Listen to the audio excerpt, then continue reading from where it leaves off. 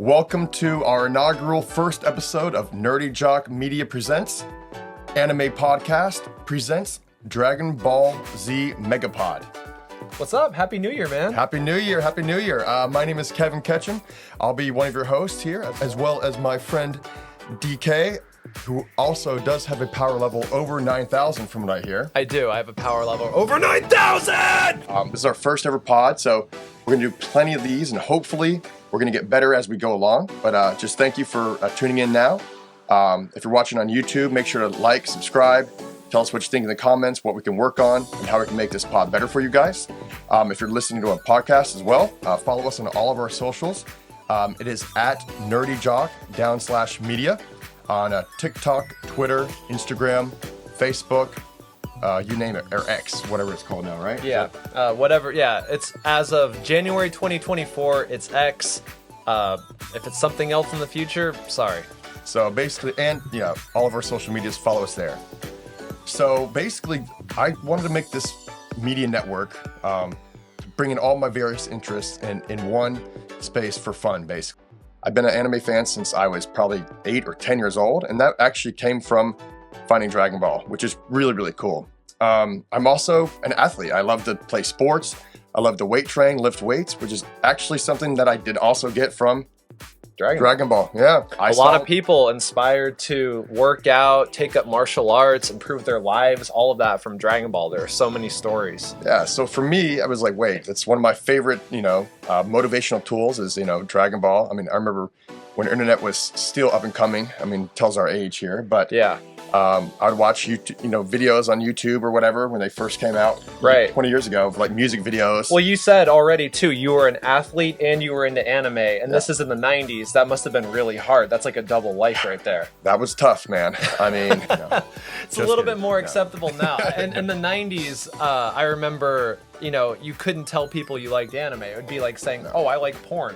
Yeah. People would be like, "What? Like, what is that? Dragon Balls?" Yeah. You get so much crap. I mean, it was not easily accessible. It was on syndication, on networks like UPN, WB, and sometimes at 5:30 in the morning. So it was not something that people were aware of. This was way before Toonami existed. So if you were into it, you were really into it. You were waking up at 5:30 to tape the episodes. And if you wanted to be cool, you could not tell anybody that you were into it. Yeah, and what you were just mentioning is actually even before the internet era. Internet is where you could load one screen at a time, and it would slowly, if it was a JPEG or a picture, it would slowly load and take maybe a couple of minutes just to load one page. So totally. We're totally dating ourselves, too. We're like the old men, like, back in my day, the dial-up internet, you could load one page at a minute. One page a day, and you'd be happy with that, and that's where the internet was. I remember when DSL first came out, and it took 10 seconds to load a page, and I was like, this is the future. Right. It's crazy. Well, it's just kind of crazy because, Dragon Ball was one of these pop culture moments and series that was really caught in between, in America at least, in between the Japan era before it was even in America, to where people heard about it, but unless you were at a specialty store in LA or maybe 1 or 3 or 4 other over the country, you would not even have access to even know what a Super Saiyan was or Goku, anything like that. Right. I mean, meanwhile, Latin America had gotten the entire thing. I mean, because GT wrapped up in 95. Right. And around 95 was when Dragon Ball hit the United States. And I believe that maybe a little while before, Canada had a separate dub called the Golden Harmony dub, where they did the entire series. Goku had a different name. His name was Zero. Korin was called Whiskers the Wonder Cat. That's a whole... We're going to get into, eventually on this pod, all the disparate and crazy dubs of Dragon Ball. But in North America, while the rest of the world had it, we didn't have it. We got it very, very late. And we were getting it in really, really tiny chunks, too. Yeah, I mean, what was your experience actually like when you were first introduced to Dragon Ball? I was introduced to it mainly through playing cards that my stepbrother had. He had these cards. I found the designs really interesting, and then I found it was on syndication, I think on WB, Sundays at 10 o'clock. And the first episode I watched was, I assume that the people watching this have already seen Dragon Ball, so right. Spoilers Spoilers good. alert coming, yeah, by the way. Very first episode I saw, Chaozu blows himself up to try to kill Nappa, fails, and then Tien or Ten Shinhan, depending on your persuasion, fires all of his energy into a tri-beam or Kikoho and tries to kill Nappa. It doesn't work and then falls down dead. And that was my introduction to the show. And I was like, what the hell is this? Because there were no other shows accessible in the 90s that had that level of stakes. It was awesome. Mine's very similar to yours, actually. Yeah, go ahead. I was hanging with my buddies. We were kids, like literally 10 years old, I think, 10 or 11, something like that. Right in that Power Ranger era, too. Big fan of that as well. But we were watching Saturday morning cartoons. That's what it was. And I think it was the Ocean dub, the Pioneer version, the first series where they really only had access to, I think it was like the first 26 episodes or something like that. Yeah, it was, oh God. I mean, I can get into when the Funimation Ocean Pioneer or Saban, whatever, that original dub came out, they would run through the entire thing, add one episode, and then start it all over again. And so you would have to wait weeks or months just to find out what the next thing was. And then at a certain point, they just stopped. It's like Goku shows up at Namek. Vegeta's like, is Kakarot a Super Saiyan? And then nothing for years. Crickets for years. For years. But not to backtrack, but to backtrack. Yeah, here. sorry. You were telling the story. Yeah. You're all about tangents here. We will go off on the road on Snake Way. We will do whatever we have to do. Come back and start over again. Okay, have to. So yeah. Go off. Don't worry about that. Yeah, go on and tell your stories. But so we started watching Dragon Ball. Like, dude, this is kind of cool. You know, like as an action movie or action show. It's like, you know, this guy named Goku and this guy named Piccolo, who, by the way, we didn't have Dragon Ball back then either, by the way. Right, yeah. So Dragon Ball Z was actually the first introduction I think most people had. And then eventually, years later with Funimation, they bought back the rights to Dragon Ball, and then they started releasing that. So no one really had a clear introduction to what it was. But I think one of the first or second episodes I saw was when Goku got killed by Piccolo, who's holding Raditz back. He gets killed, and you're like, whoa, what the hell? I think this Goku guy is the lead character in the show. Yeah. And he just died? And this is like the fourth or fifth episode of the show. In the Ocean dub, it was like episode 2 or something. So it was like you get introduced, you're like, here's the hero, here's his rival, they're gonna team up because there's a guy who's way stronger than them, and then episode 2, Goku's dead. Done. Yeah. And I was like, dude, I looked at my buddy, I was like, this is crazy. This is awesome. And number one, a side note is, you know, in anime, they have serialized shows. Right. Where cartoons in America at that point, you know, doesn't matter what it was, besides X-Men, but that was around the same era, but a little bit later.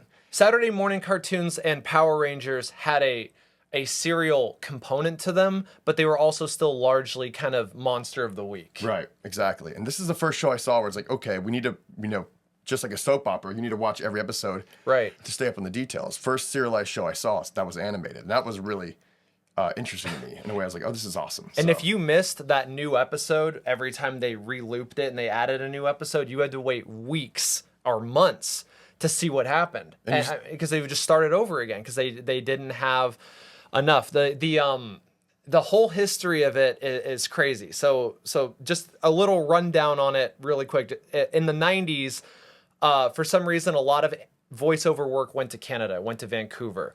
A man named Gen Fukunaga got the rights to Dragon Ball Z in Texas because he wanted to bring it to the United States because, again, it was super late. It was the 90s. Why didn't we have it yet? But the producers would fly to Vancouver to the Ocean Group to dub it, bring it back, and then it was on syndication or whatever. But that all changed when Toonami happened on Cartoon Network because it was now an after-school show. It was prime time. Kids discovered it. They loved it. And they're like, oh, we need new episodes. And they didn't have time to go back and forth to Canada. So they hired a brand new cast to try to voice match the Canadian cast so they could just pump out as many episodes as they could. And man, the Funimation cast, like in the early days, they really went through the ringer. I mean, they were working like 5 days a week. I think like 8 to 12 hours just screaming their lungs out because it had to get on TV. Like the turnaround was crazy.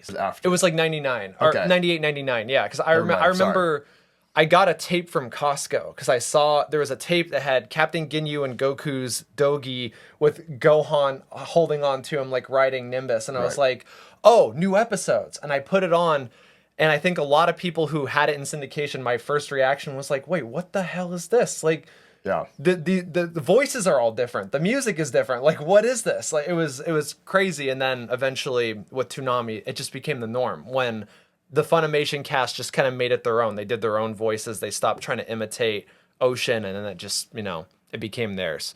Yeah. Okay. So I guess that's a pretty good breakdown of the origins, The origins, yeah. the origins and introductions to what made us super huge fans. And speaking of Dragon Ball, just in general, like what's your favorite arcs? What's your favorite series? I reread the Saiyan and Namek arcs once a year. Okay. I have them in the full color releases that Viz localized. I guess in Japan, Shueisha did a full color release of the entire series. And that's not to say I don't like the original monochrome. I love the monochrome look of manga, but the full color production on Dragon Ball, it's just so beautiful.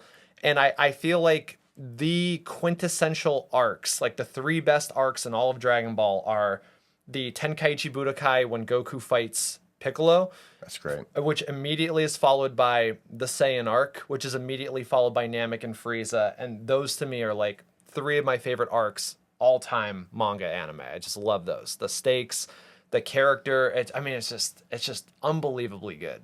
Yeah, I agree. I think the Saiyan Saga is probably one of my favorites. The Vegeta saga, and then the Frieza saga as well. Because that took a long time because everyone who loves Dragon Ball Z knows, the first time Goku goes Super Saiyan, Right. And that's just a historical moment, not even just in anime, but in pop culture in general. Yeah. I mean, like, what? Because Hedgehog? we had shirts in the 90s that showed Super Saiyan Goku. And no one knew what the hell that was. Yeah, and we then were like, what is this deal? Is this Goku? What's going on here? And then as the internet started becoming more ubiquitous, you would see content from people who had Japanese sources or Latin American sources.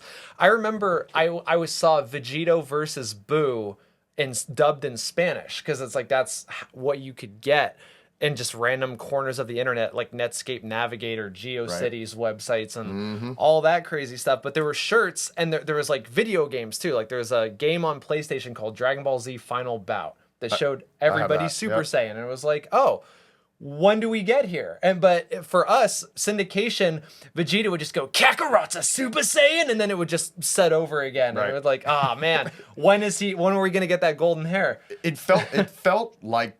I mean, I was a kid, so it felt like a century. It felt like a decade before we actually got to see him go Super Saiyan in English for the first time. I mean, I remember just trying to get a hold of any kind of material that I could see. There's a store from Memphis, shout out Memphis, and there's a store called Animax, where it's the only one in the city of Memphis that, had anime, sold anime, stuff like that. But they didn't have the tapes, but they did have manga. Oh, okay. So I would just bulk buy as much Dragon Ball manga as I could, and it was all in Japanese. I didn't have the English version. Oh, wow. It was legit just Japanese. That's all they had. And I would just look through the pages like, oh man, this is crazy. I had no idea what was going on. Right. Because I couldn't read Japanese, but I could kind of like picture stuff together. I'm like, oh man, this looks cool. Well, one of the amazing things about Toriyama as a storyteller, and other manga artists have said this about him, is that the way that he panels, you can glean 40 to 60% of the story just by how the panels move together. Right. So I was in the same boat. I had I had some Japanese manga that my neighbors had, and I would look through it and be like, what is happening here? Like Frieza stuff. I mean, I was like, why does Frieza look different? Because we only had the first form with the horns, and like he's got this smooth chrome head all of a sudden. It's like, wait, what's going on? How does this happen?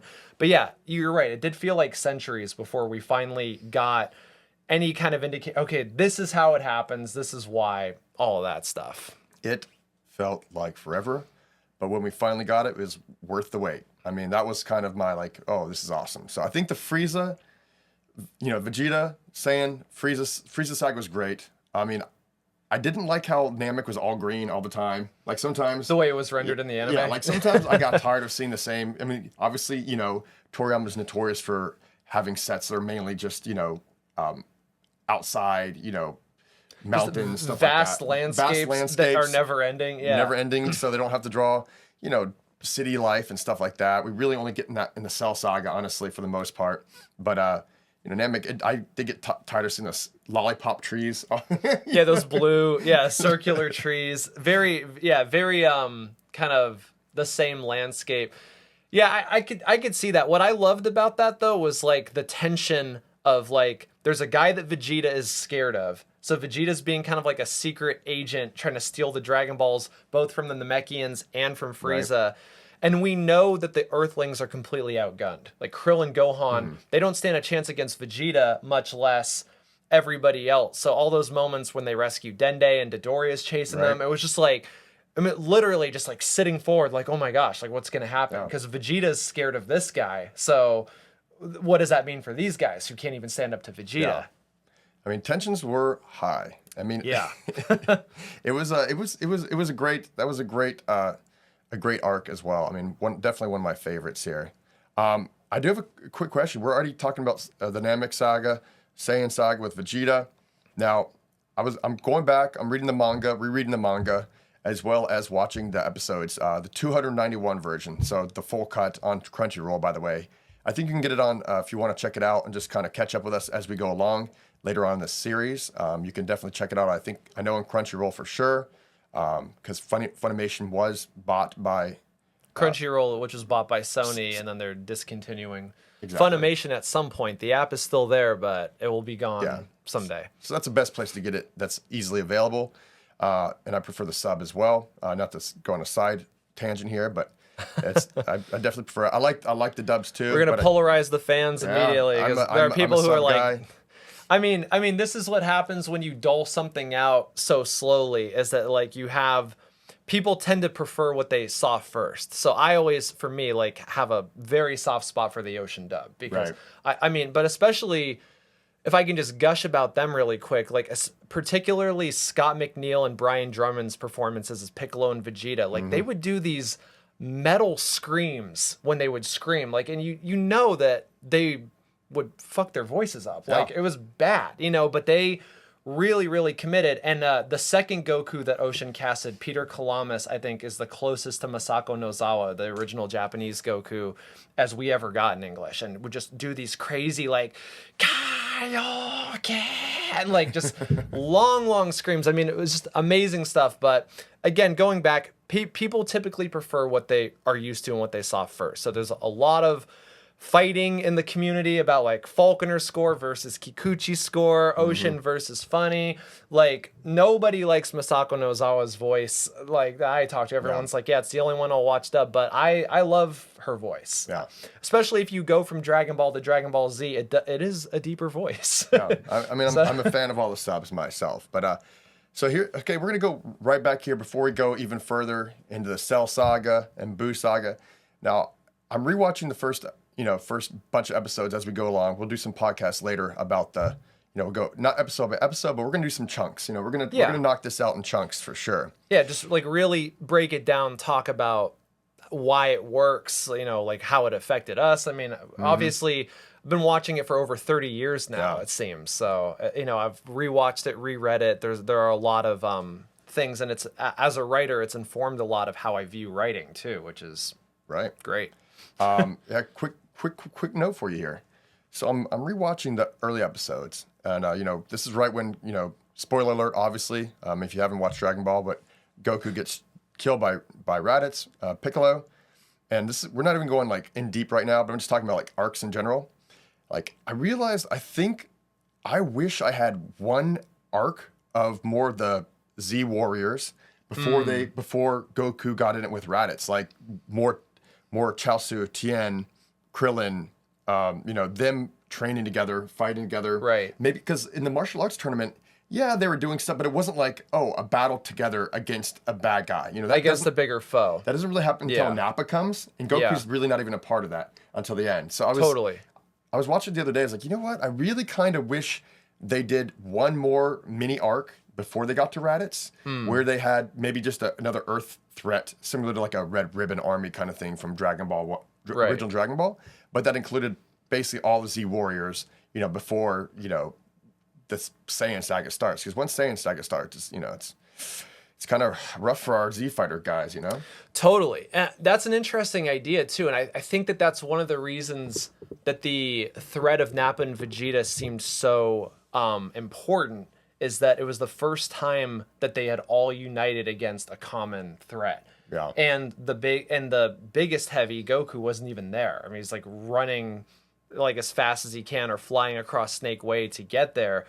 But yeah, I mean it that's one of the things I love about the original 296 cut is some of the filler is like, at least for my childhood, it's super cool. Like Yamcha, Tien Chaozu training on Kami's lookout. They go back in time and get murdered by Saiyans.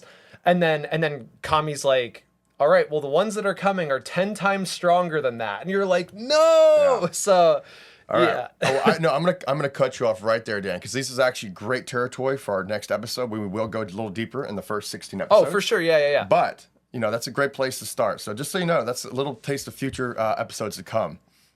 So we talked a little bit about the Saiyan Saga, talked a little bit about the Namek Saga.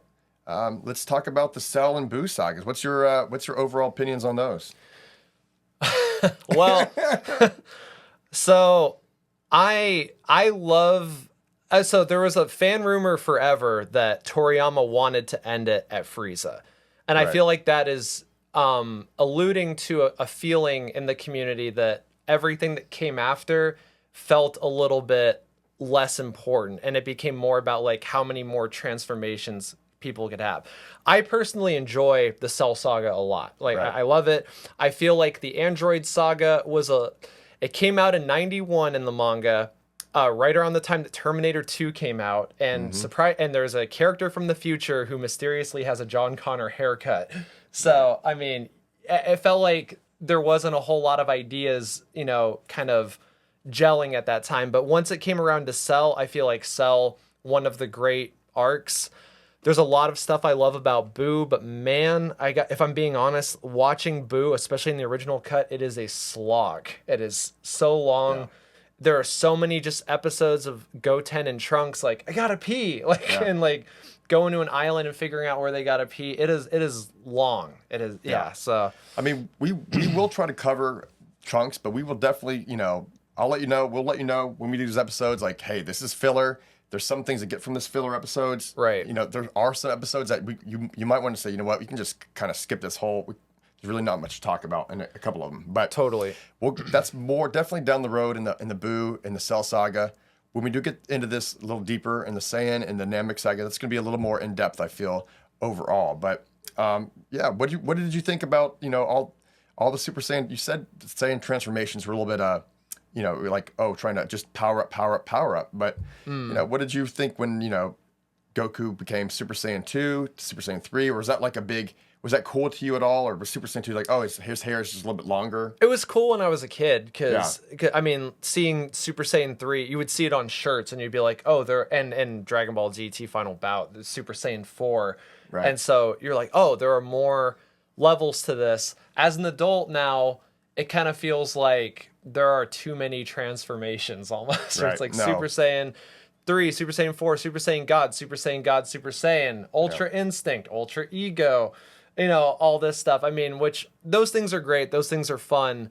But yeah, my personal favorite parts of Dragon Ball, I would say, are like from the beginning of Dragon Ball, or when he starts training with Master Roshi, all the way through the end of Namek. Like, I feel like there is a consistent powering up through those to meet higher and higher foes.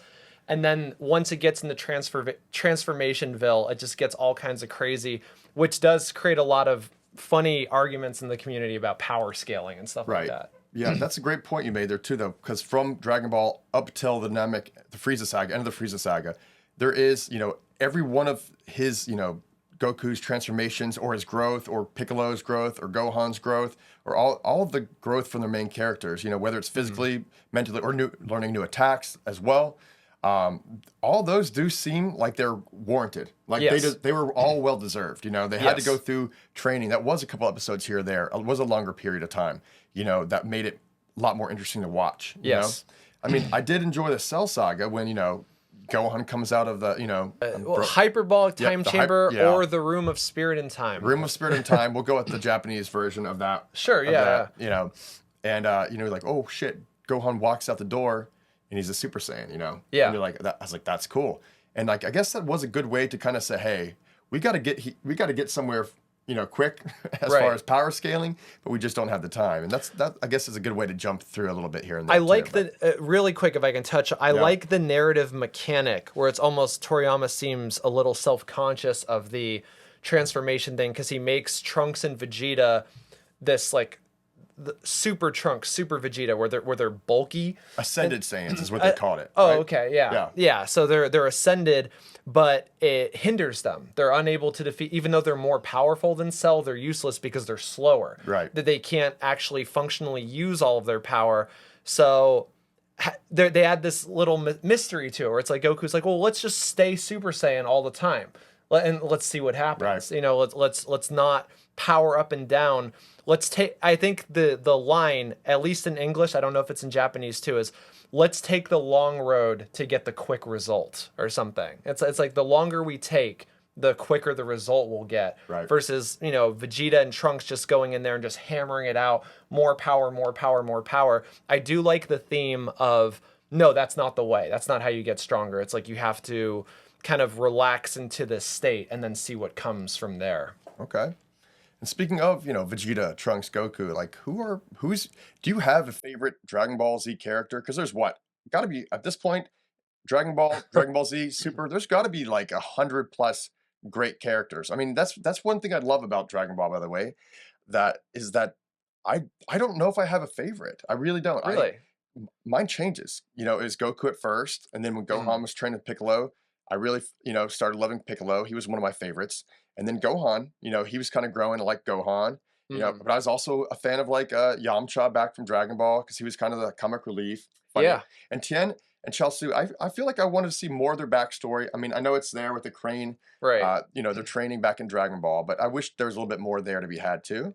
But I kind of like all the characters. Vegeta, I mean, he's an iconic character. Yeah, totally.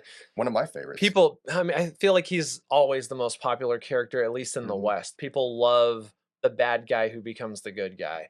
I feel like people can relate to that more. Like it's harder to relate to somebody pure that, just wants to fight stronger people and stuff like that. But people kind of see themselves. I feel like I've said this for years. People have a Vegeta complex where people feel like I should be the best at something, but I'm not. And that eventually that's what Vegeta became. Like I'm supposed to be this, but I'm not. And I feel like that's kind of a feeling that people have, versus I don't know if there's much to relate to with Goku. He's just like a fun hero that we can project ourselves onto. It's like, oh yeah, this guy is awesome. Yeah, he's an easy template to like kind of attach to. Goku is for sure. But totally.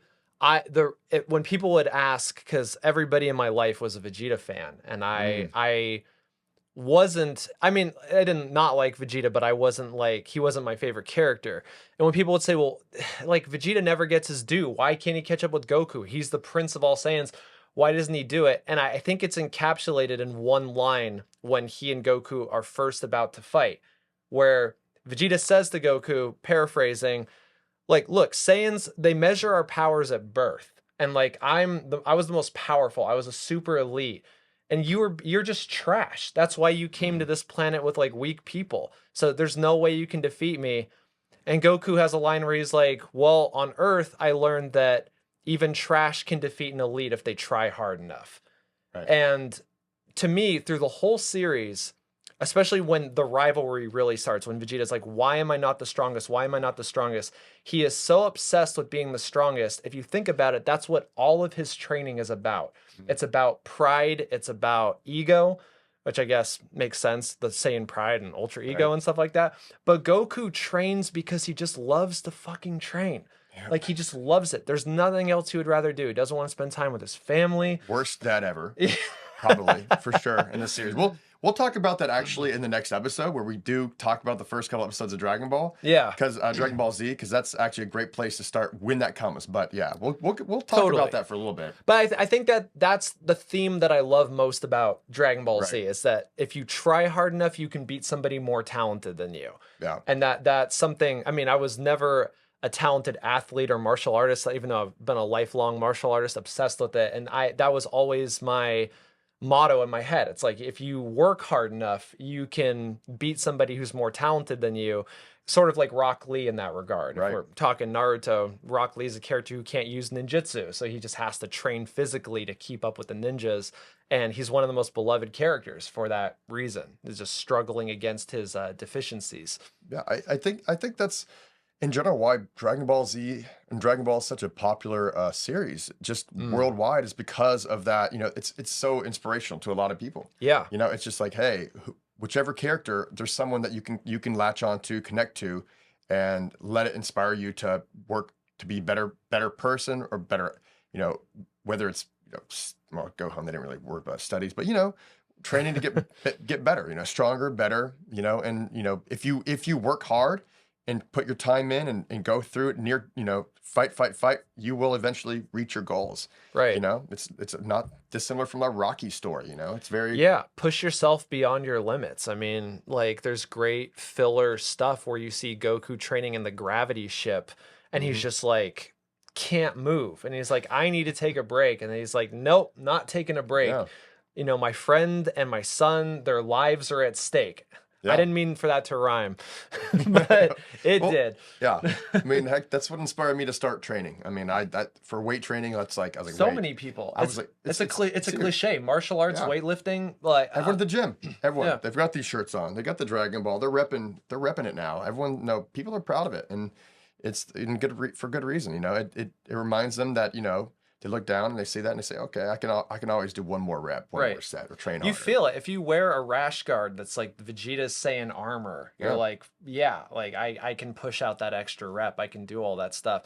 I saw a meme. I don't know if you saw it recently, where it was a picture. It was that quintessential picture of Toriyama turning around and smiling to the camera, and it said, "This man has been more responsible for people going to the gym and improving their lives than any self-help program ever made." Yeah. And I agree with that. I think that there are also a lot of people that would be the opposite. They just enjoy it to enjoy it and stuff like that. Like, the nerdy side of the NerdyJock podcast. Right.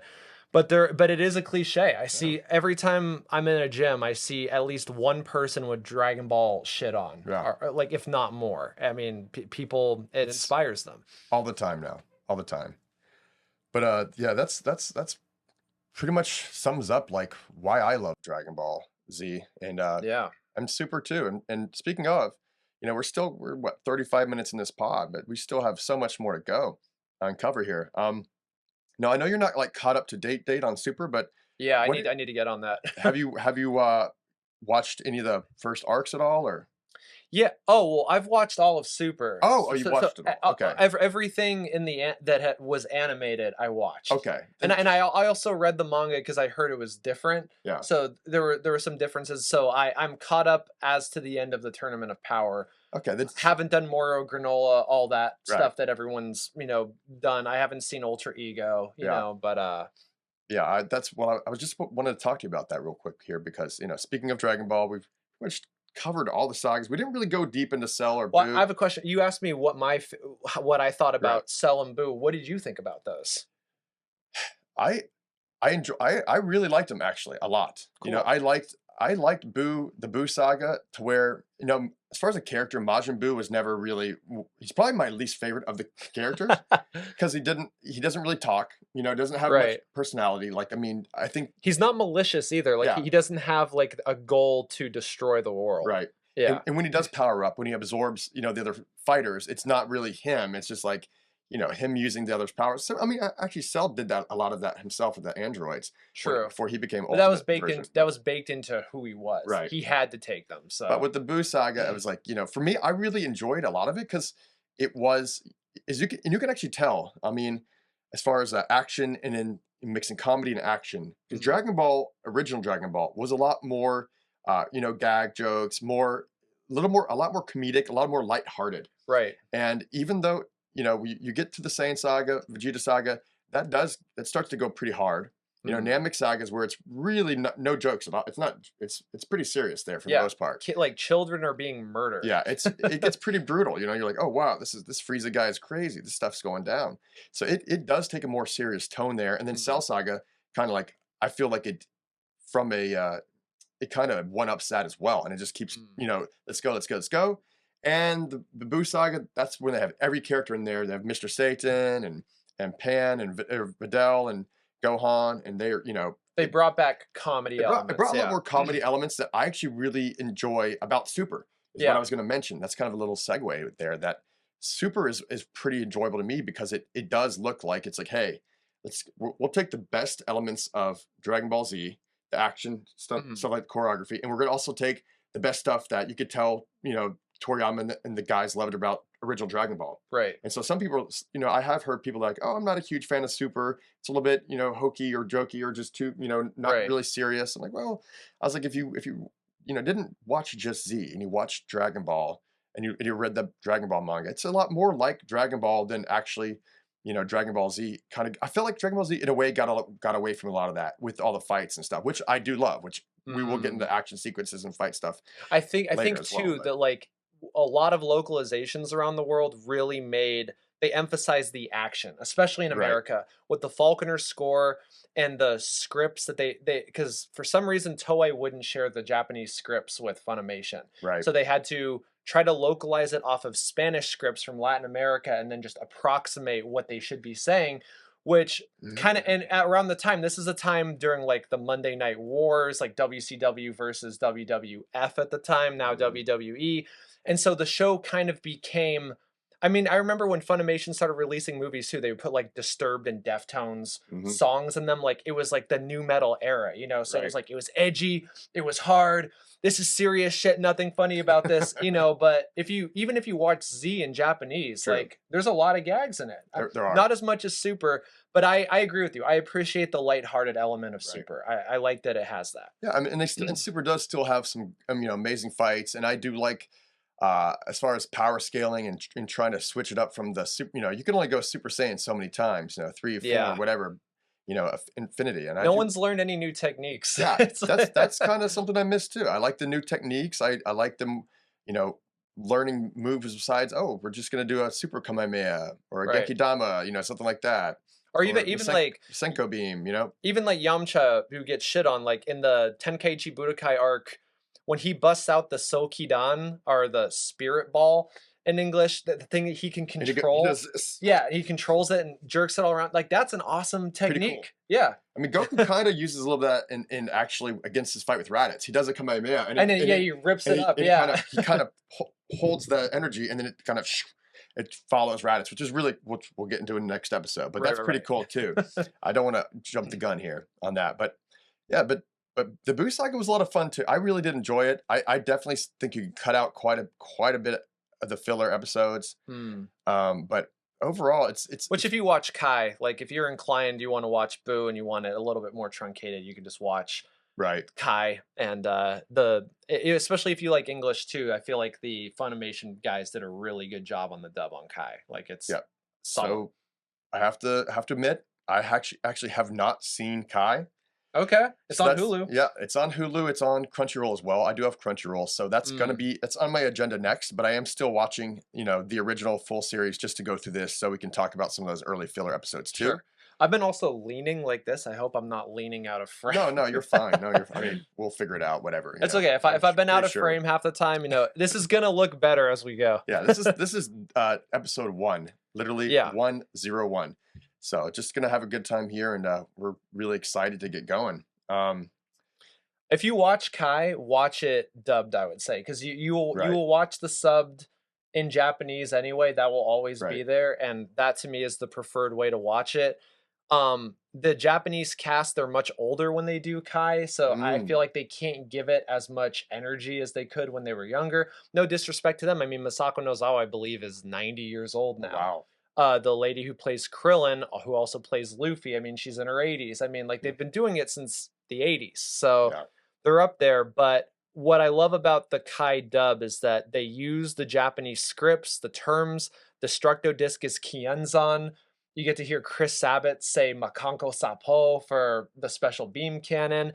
And Sean Schemmel like insisted that for the speech when he gives to Frieza that he uses the phrase "I am the Super Saiyan Son Goku," And so it's like the closest. I mean, it's just great. Like it was them. They had been doing it for 20 years already, I think, and they knew what it was, and they had really become better actors by that point. So it's just as an experience, I feel like check out the Funimation dub of Kai if you watch Kai. Okay, that's a great place to start then too. I think I'll do that as well. Oh gosh, anything else want to get into this initial podcast? Yeah. So I mean, we talked about what inspired us to watch Right. Dragon Ball and how Dragon Ball inspired us to do things, or at least you did. Right.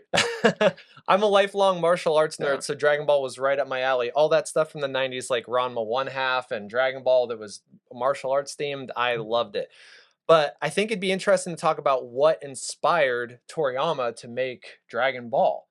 Right. Yeah, that's a great segue too. So tell me a little bit more. You are kind of our Dragon Wiki is Dan. DK is the Dragon Ball Wiki Yeah. in a way. So he has tons of amazing facts, really, really great knowledge, and you're gonna want to listen to this part too. So Toriyama, I don't remember what job he was doing, which is a great way to start a history. I don't remember the beginning. I think he was doing a graphical design job, and he saw an ad in a magazine to become a manga artist, and it was for a contest. And you could either do an action one shot or you could do a gag one shot.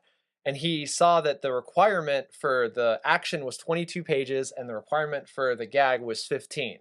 And because Toriyama was like, well, I'm lazy, so he wrote a Star Wars parody and he submitted it. And it didn't win. It didn't win. But an editor found it and looked at it. And what he thought was amazing about it was one of the cleanest submissions he had ever seen. There weren't a lot of erase lines. I mean, because Toriyama doesn't do breakdown sketches. He just perfectly renders the picture. Like just first go. And he also does such good perspective with his weird rounded shapes and stuff that the guy was like, this guy has some promise. So worked with him, developed him for a little bit. And then he created a hit manga series, a gag series called Dr. Slump. Right. Which, if you are a Dragon Ball fan, you've probably seen some crossover there actually a little bit too. Yeah, right? during the Red Ribbon Army arc, he goes to, I think, I've never seen Dr. Slump. I think it's Penguin Island. Right. Meets Arare and all the different people and meets Dr. Slump and stuff like that while he's fighting, I think, General Blue. That's correct. The blonde-haired guy. Yeah, so wildly successful series. Like hugely, hugely, hugely popular. But Toriyama doesn't want to do it anymore. Why? Going back to the lazy thing, it's really hard to write jokes like week after week. And manga artists, I think, are some of the best storytellers in the world because they have to write and draw new stories every single week forever. All the time. My favorite manga of all time is Hajime no Ippo. I believe it's been going since 1986, which with very little time off, George Morikawa, I hope I'm remembering his name correctly now that I'm under the gun. He has been drawing 22 pages of that thing for the better part of 37 years, which is insane. I mean, and we're now in an era where we're seeing monoliths of manga die before series finish, like Berserk. It happened. Togashi, the creator of Yu Yu Hakusho and Hunter x Hunter, he has health problems. So Hunter x Hunter has to go on a lot of hiatus. What's the plural of hiatus? Hiatuses? Hiatuses. Yeah, he has to take a lot of breaks. So anyway, going back to Toriyama, so he wants to get out of the Dr. Slump game because he's tired of writing gags, but he doesn't know what he wants to do. And Shonen Jump, it's like one of their biggest things. So they're like, well, we don't want this to end, like because this is popular. But eventually they see how miserable he is, and they're like, okay, if you develop one other thing that we see has potential, we'll let you end it. I believe, as the legend goes, he worked for a year trying to develop something new and just couldn't do it. Just couldn't do it. Had to keep writing gags, was suffering immensely, under the weight of his success. And finally... terrible problem to have. I know, right? And then finally, there was this moment where his wife tells his editor, my husband is very unusual for a manga artist. And the editor, well, what do you mean? She said, well, most manga artists, they listen to music when they draw and they focus on their hand. But my husband, he always just watches the same movie over and over again. He'll look up at key scenes to watch and then go back to drawing. The editor, well, what's the movie? And the movie was Drunken Master by Jackie Chan. And so the editor asked him, well, hey, why don't you do something with that? Why don't you do something kind of like that. So Toriyama develops a one-shot called Dragon Boy, which you can find on the internet. I don't encourage piracy. You can, find it however you want. Go to a bookstore. I don't even know if it's in print, but like you can find it for sure. Dragon Boy, and what you can see from it is it has the art style of Dragon Ball, but a much different character design for the main character. It looks more like a 1970s Jackie Chan, has the kind of like, I don't know, Chinese mullet of the time and stuff like that.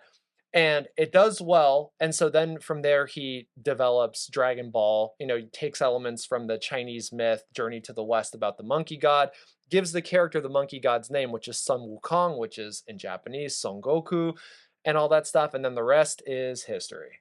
History. We probably should have opened with that piece, but that was great. Actually, Oh, great. yeah. No, it's okay. This is a tangential podcast. Exactly. Yeah, we're figuring it out. That was fantastic. So if you want to check that out, you could probably find Dragon Boy online somewhere. I do not know. This is the first time I've even heard of this, so this is pretty impressive. So I'm gonna check that out as well, just to see if I can at least see some, early artwork, or what it was, how it was spawned, and became Dragon Ball and Dragon Ball Z. So, one thing before we wrap up, Oh, yeah. we're talking about things, just going back to things that we've already talked about, because you mentioned you weren't the biggest fan of Boo as a villain, not as exciting because he didn't have an agenda. right. He was kind of like weird and crazy, and he got his power from absorbing other people, and that Toriyama didn't like Vegeta. Are you aware that a lot of the villains that Toriyama created throughout Dragon Ball were based on his editors that he didn't like? No, Yeah. what? Yeah. He went through a number of editors, and he didn't like being told what to do. I'm sure the editors weren't bad people, but I mean, you have to understand, Dragon Ball is the hugest thing ever at this time. Oh yeah. It's a huge moneymaker, and so they need to do stuff with it. They need to make sure that all the trains are running on time and stuff like that. Toriyama has said in the past he's lazy, probably doesn't want to be under the gun like that, so he designed his villains based on his editor. So somewhere out there is an editor that Fat Boo was based on.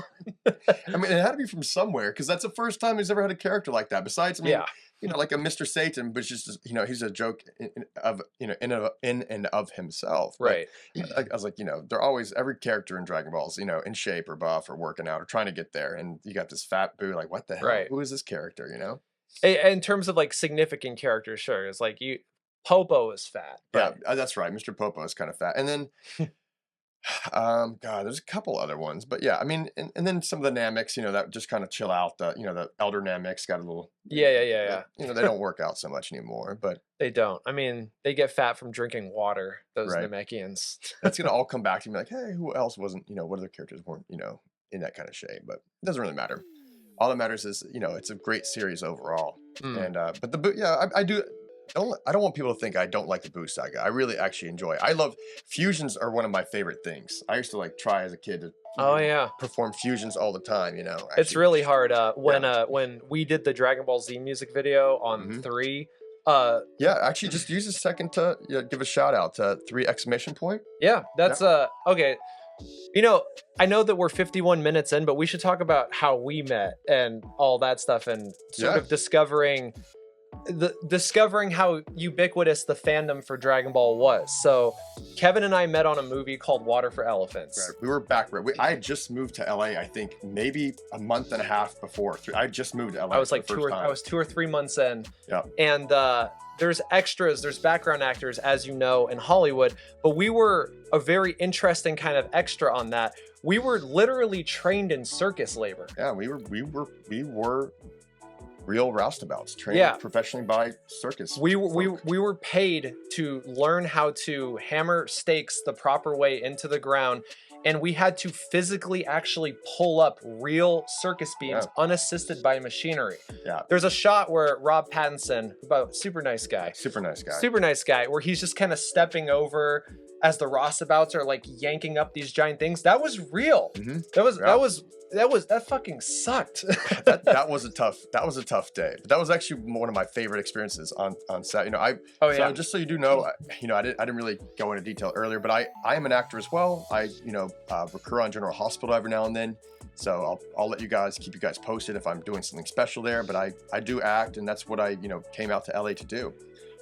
This is my side hobby / love / passion right here. Totally. But and you start, if you want to get into SAG and become an actor, you kind of have to go through background or try to get your SAG card, maybe make a couple indie films. But I found it to be a little bit easier for me, at least, to just go through that. We got lucky. I mean, I got 30 SAG vouchers as a non-union person, being a core Benzini Rostabout. Yeah, and that's how we met. I think we met, and I was doing that. I loved it. I was like, dude, this is the best life ever. I get to come to set. And honestly, my best experience doing extra work. Right. Like I mean, it was long freezing cold nights. Yeah. Lots of hard work. I mean, I think we did like 20 takes on that pulling those giant beams up thing. It was gnarly, and it was hot. It was the middle of the summer, but it was also like in the plains, so like the temperature just dropped at night. Right.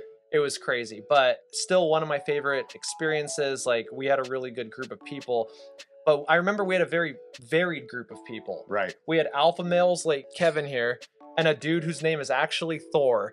Thor. Yeah. He was like, shout out to Thor. Yeah, jacked Otto. I think Thor was in Rebel Moon recently, just released on Netflix. No way. Yeah, maybe I'll contact Thor, and maybe he'll come on the podcast, because he is a nerdy jock himself. I know he loves fantasy novels. He's a big fantasy guy. He loves to do D&D, play board games as well. So that's awesome. We'll have to try to get him on the pod for a future time. But so yeah, a varied group of people. I remember one day we're all sitting and holding, which we were all sitting on like hay bales, and people were just talking about things that they like, TV shows. I don't even remember how it came up, because I remember there was a dude, Skylar, shout out to Skylar, who was reading a fantasy novel, and Thor came up and he's like, oh yeah, I've read that whole series. And then everyone was talking about sort of things that they liked. And I made some dumb flippant comment like, I learned everything I learned from life from Dragon Ball Z. And I thought that I was going to get clowned on. I thought, because that was like the nature. It was like a boys club. Everyone was making fun of each other all the time. But everybody got real, like, yeah, like everyone just nodded like, oh yeah. And then people were just talking about Dragon Ball and what it meant to them in their childhood. Yeah.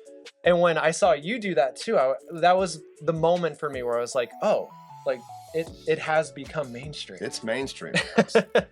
we can get out of that anime closet now. It's 2024. It's mainstream. Yeah. It is. It's a growing market, guys. Anime is like, I think they said projected the next 5 to 10 years to be a $50 billion industry, like maybe even like up to gaming and bigger than cinema. Everybody watches it. Yeah. I mean, every 13 weeks, there's 200 new shows that come out in Japan. 200. Like, it's insane. And I remember my current girlfriend, when we went on our first date, we were having a conversation, like she was talking about how she watches Demon Slayer. Yeah. And I remember thinking like, oh yeah, people just have the thing that they watch, because she's not, I wouldn't call her like a weeb or an otaku, but she loves Demon Slayer.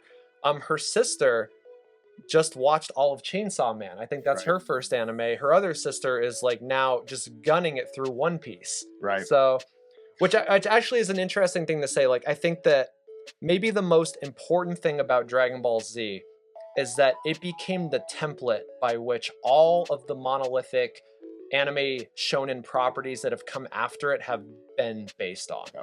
Naruto for sure. Naruto, One Piece, like to a Hunter to a degree, because before Dragon Ball, there were basically 3 types of shonen manga. There was gag manga, there was sports manga, and then there was like Fist of the North Star, right? Like super serious action, Berserk level, that yeah, kind of. or in mecha too, I should say. Like, there's a lot more. There's gonna be stuff that escapes me, but Dragon Ball was the first shonen manga ever that combined the growth element from sports manga, the martial arts element of like Fist of the North Star type stuff, and the gag stuff from gag manga. Right. It was the perfect Venn diagram point for all of that stuff. And it's been a formula that works. Yes. It's been a formula that has worked fantastically forever. You can still to this day, all of the stuff I'm reading Blue Lock, all the stuff, you can feel the shadow of Dragon Ball looming over it. It really set the stage. Yeah, it's iconic, and that's why we're going to be doing that. Also, just on another side note here, we're going to try to cover a lot more. We're talking about Demon Slayer, Hunter x Hunter, One Piece, One Punch Man, Chainsaw, Chainsaw Man. Oh yeah. Yeah. Yeah. We'll be doing more anime stuff than Dragon Ball Z, but Dragon Ball is going to be our focus for right now. But if we get 10 episodes in and we've covered 100 episodes, maybe we might need to take a break from Dragon Ball. We're going to filter in some other cool stuff.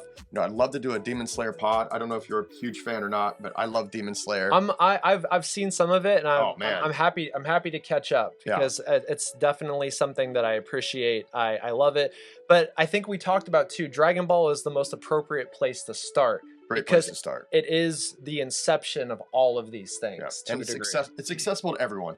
Yes. It's easy. You can jump on.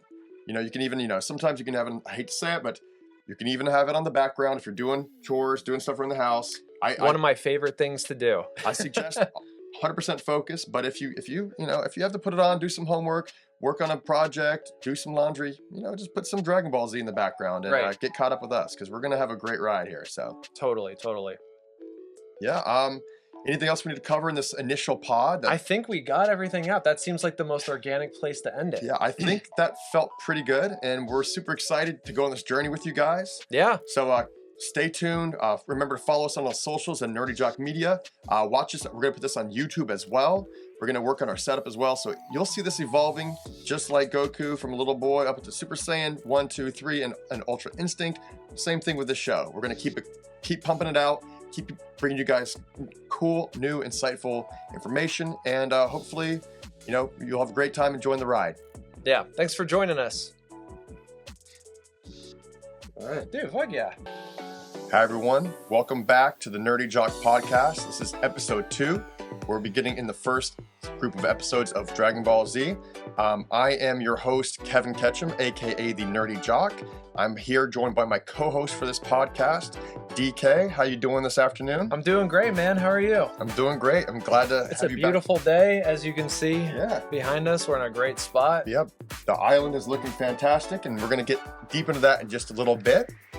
But before we get started on today's episode, guys, I want to give you a quick breakdown. On NerdyJock Media, not only we're going to have this Dragon Ball Z anime podcast, we're going to do other podcasts on different feeds.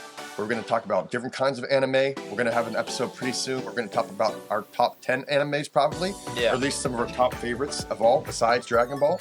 So that way you guys will get a better look into, the kind of anime that we like to watch and the manga we like to read as well. And the stuff that was just really formative. Because we talked about how we got into Dragon Ball in the 90s, but then anime in the 90s, that's a whole other conversation. Tons. So we're going to have a lot more feeds like that too.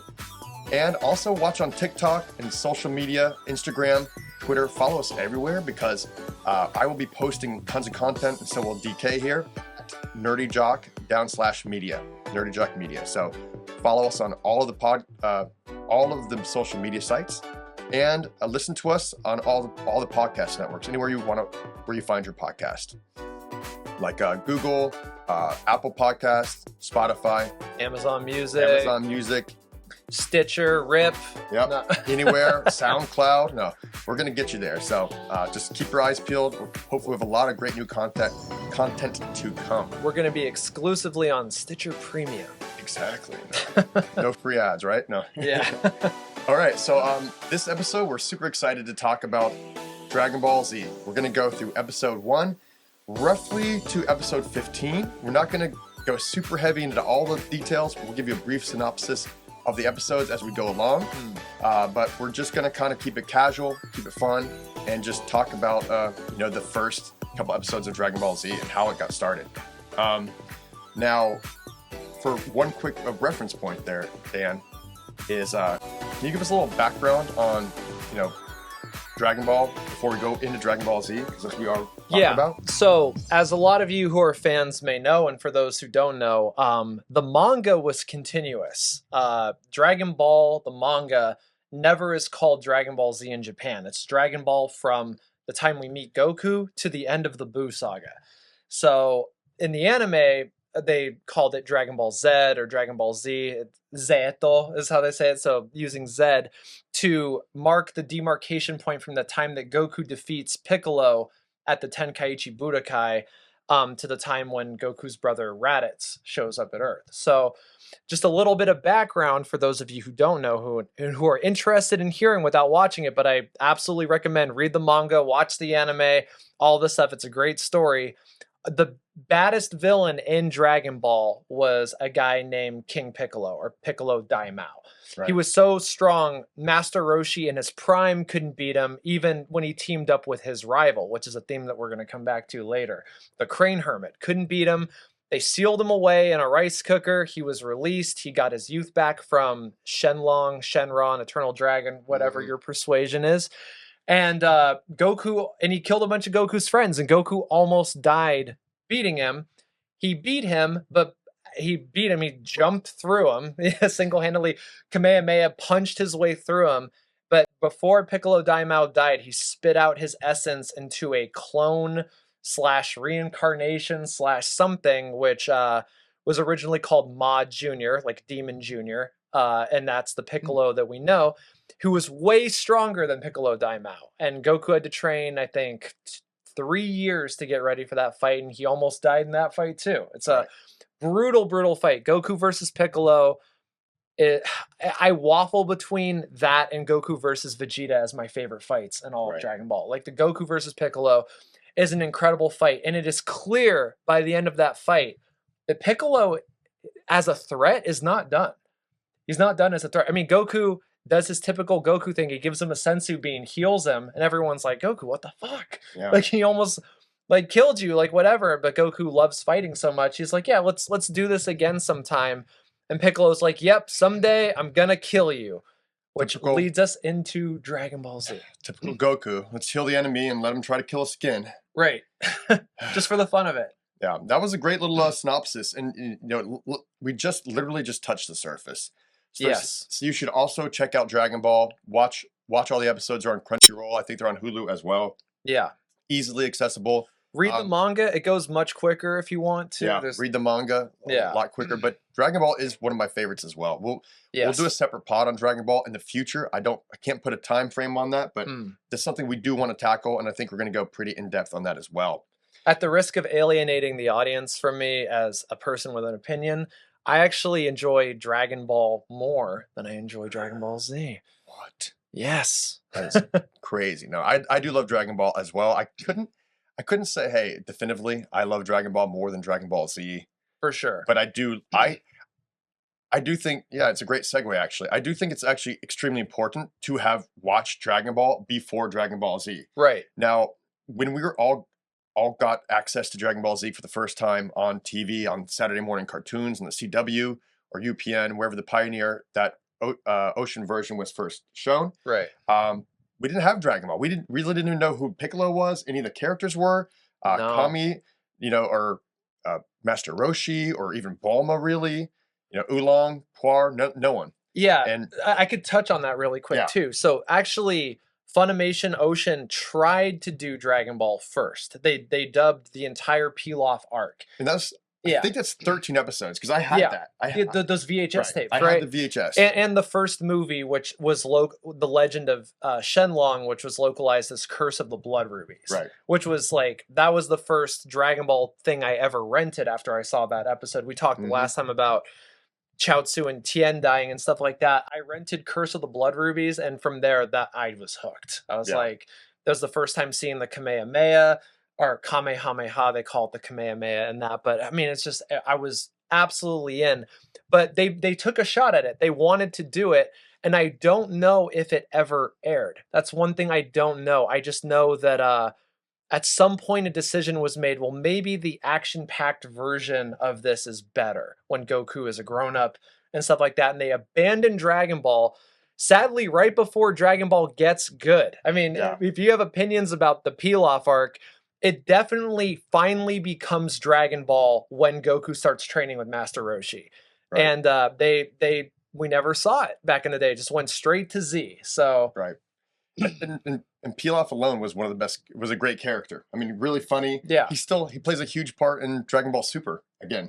They brought him, Mai, and Shu back. Yeah, they always bring people back, but I don't mind the Pilaf because I enjoyed he's pretty funny. It's comical. Yeah. His gags are great. It's a good lighthearted moment if it ever gets too serious. He's very thin-skinned. He has a petty wish, Yeah. which is a running gag through all of Dragon Ball, where like there are villains with just like really petty wishes, like the general of the Red Ribbon Army just wants Right. to be tall, Yeah. or something, because he's got a short man complex or something. So yeah, I don't mind it either, but I do feel like once you get to Roshi, that's when Dragon Ball becomes Dragon Ball. Right. It's about training, getting stronger, and then competing against strong people. So But that's where we're stopping there. We're going to skip all the way past the Red Ribbon Saga, right. the Piccolo Saga, which we talked about as well, and the Tenkaichi Budokai, and go straight into Dragon Ball Z. Now, I'm going to give you a quick breakdown here of episode 1, and we've got to talk a little bit about this situation here before we go too deep. But basically, Dragon Ball Z episode 1, it's called, the Funimation subtitle was A New Threat.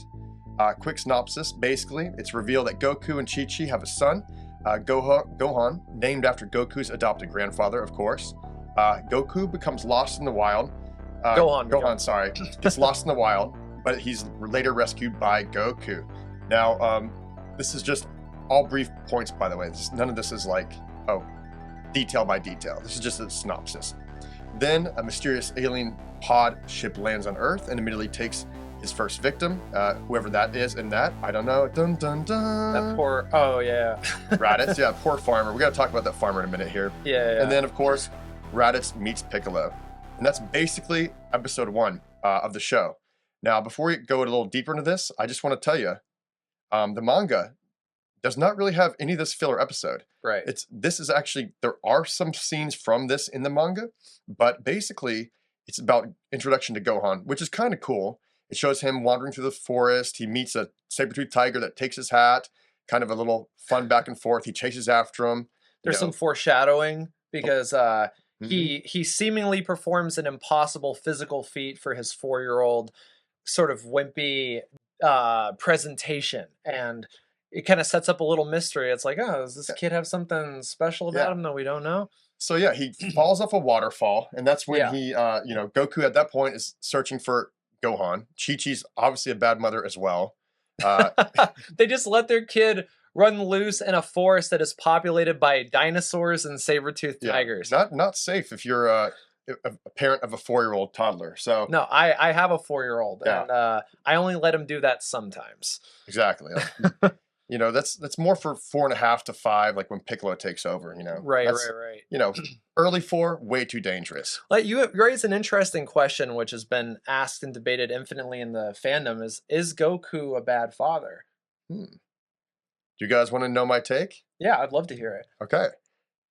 I, for one, think Goku is a terrible father. Oh, he's a loving. He has love in his heart, but he does not really care about parenting. Not at all. I mean, you look at Gohan, his first son there, who he loses literally the first episode of the series. So that's a little foreshadowing plot right there. It's like, hey, keep track of your son. Can't do that. Thank God Gohan has special abilities and it was able to like fly up and catch a tree branch so he didn't fall off a deadly waterfall. But whatever, not judging you, Goku. And then, he has, he dies later on. As we know, he dies. He wants to go train with King Kai in heaven. Doesn't really want to come back to Earth so quick. Actually, same thing in the Cell Saga. So he has Gohan. And then he has Goten as well. And poor Goten is a toddler, is a young kid when he dies for the second time, right? Right. Yeah. Well, he's dead when Goten is born. He's dead when Goten is born, and he could have been revived. And he says, "Nah, I think I'm just going to chill up here and train in heaven." I forgot about that. Does he actually say that he doesn't want to come back, or can Shenlong not bring him back because he's been brought back too many times?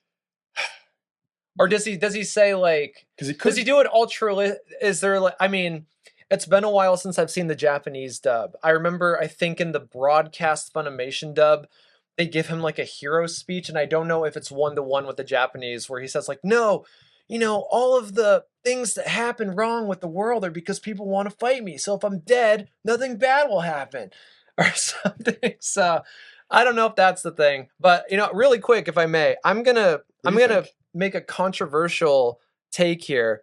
I'm gonna contradict the fandom and all the memes. I don't think Goku is a terrible father. I'm gonna give you the points why. First, you mentioned that he loses Gohan in the first episode. Chi-Chi is just as much to blame for that as he is. And I feel like that's a reflection actually of Japanese culture, where Japan is so safe. 4-year-olds wander around in the city by themselves and take subways great distances to get to school. Like True. they're very self-sufficient. So I mean, it's like this is just kind of mapping that onto this fantasy weird world where there are dinosaurs and stuff like that. But in terms of the danger present near their home, which they should be aware of, Chi-Chi's just as much his fault as he is. 2, him dying was to save his son. He went to save Gohan, and the only way to kill Raditz was to hold on to him while Piccolo shot Makanko Sapo at him. And if he hadn't done that, he wouldn't have died. He got the train to King Kai. He didn't not want to come back. He was on a time limit. He's like, I have to train and come back to life in a year. He tells them specifically, like, wait a year to wish me back because I need to get stronger. Otherwise, what's going to happen? The other Saiyans are going to destroy the world. I'm not going to jump too far ahead there. But then the other thing, my last point is that when he finally comes back after the whole, I will concede that him not letting them wish him back to Earth after Namek was a little strange, and also kind of, I didn't know that Shenlong could not grant a wish if the person was unwilling. So Shenlong believes in consent for wishes, I guess. That's what we know there. But after he comes back, he spends 3 quality years with his son training and like getting ready for the androids and living and like eating, and like they have a real good time those 3 years. And then the next time he dies saving the world again. So that was actually a really touching episode. Well, I can't wait to get into that one. I love the double Kamehameha between Gohan. Oh yeah. Well, he's already dead at that point, and Goku. Such an iconic image. Yes, iconic image. But and then replicated in all the movies too. Like I love all the father-son Kamehamehas, even the one where it's like Goku's ghost, Gohan, and Goten fighting Broly in the second Broly movie. That was fun. Yeah. But let's be real.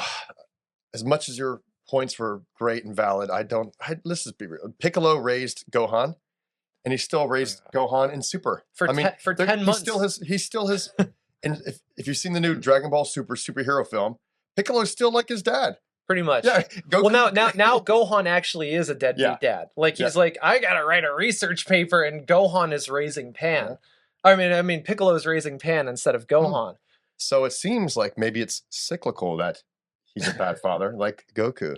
Piccolo raised Gohan for 10 months in order to fight the Saiyan threat. But let me tell you this though. I mean, that's when they became attached. But look, right. Goku loses Gohan. Episode 1, a new threat. Piccolo is there every night watching over Gohan when he doesn't know he's there. So he gives him apples, he feeds him, he takes care of him. Goku's like, I'm just not here. He's like, good luck. You know, until Piccolo does, like 6 months in, he does say, okay, if you can survive on your own, whatever. He's lying. He's there the whole time. That's what's a cute thing about it. He cares. No, I don't think it's because he cares. I think it's because he's breeding a cock to fight. He's like, this kid was stronger than Raditz for 3 seconds, which we'll get into. Yeah. I need to make sure this kid survives to fight the Saiyans and stuff like that. I mean, yeah, there is a change. Eventually, he does develop love for Gohan. They do develop a bond that lasts throughout the entire series. But him giving him apples and stuff like that, he's just like, fuck, this kid's going to kill himself unless I literally feed him like a hamster.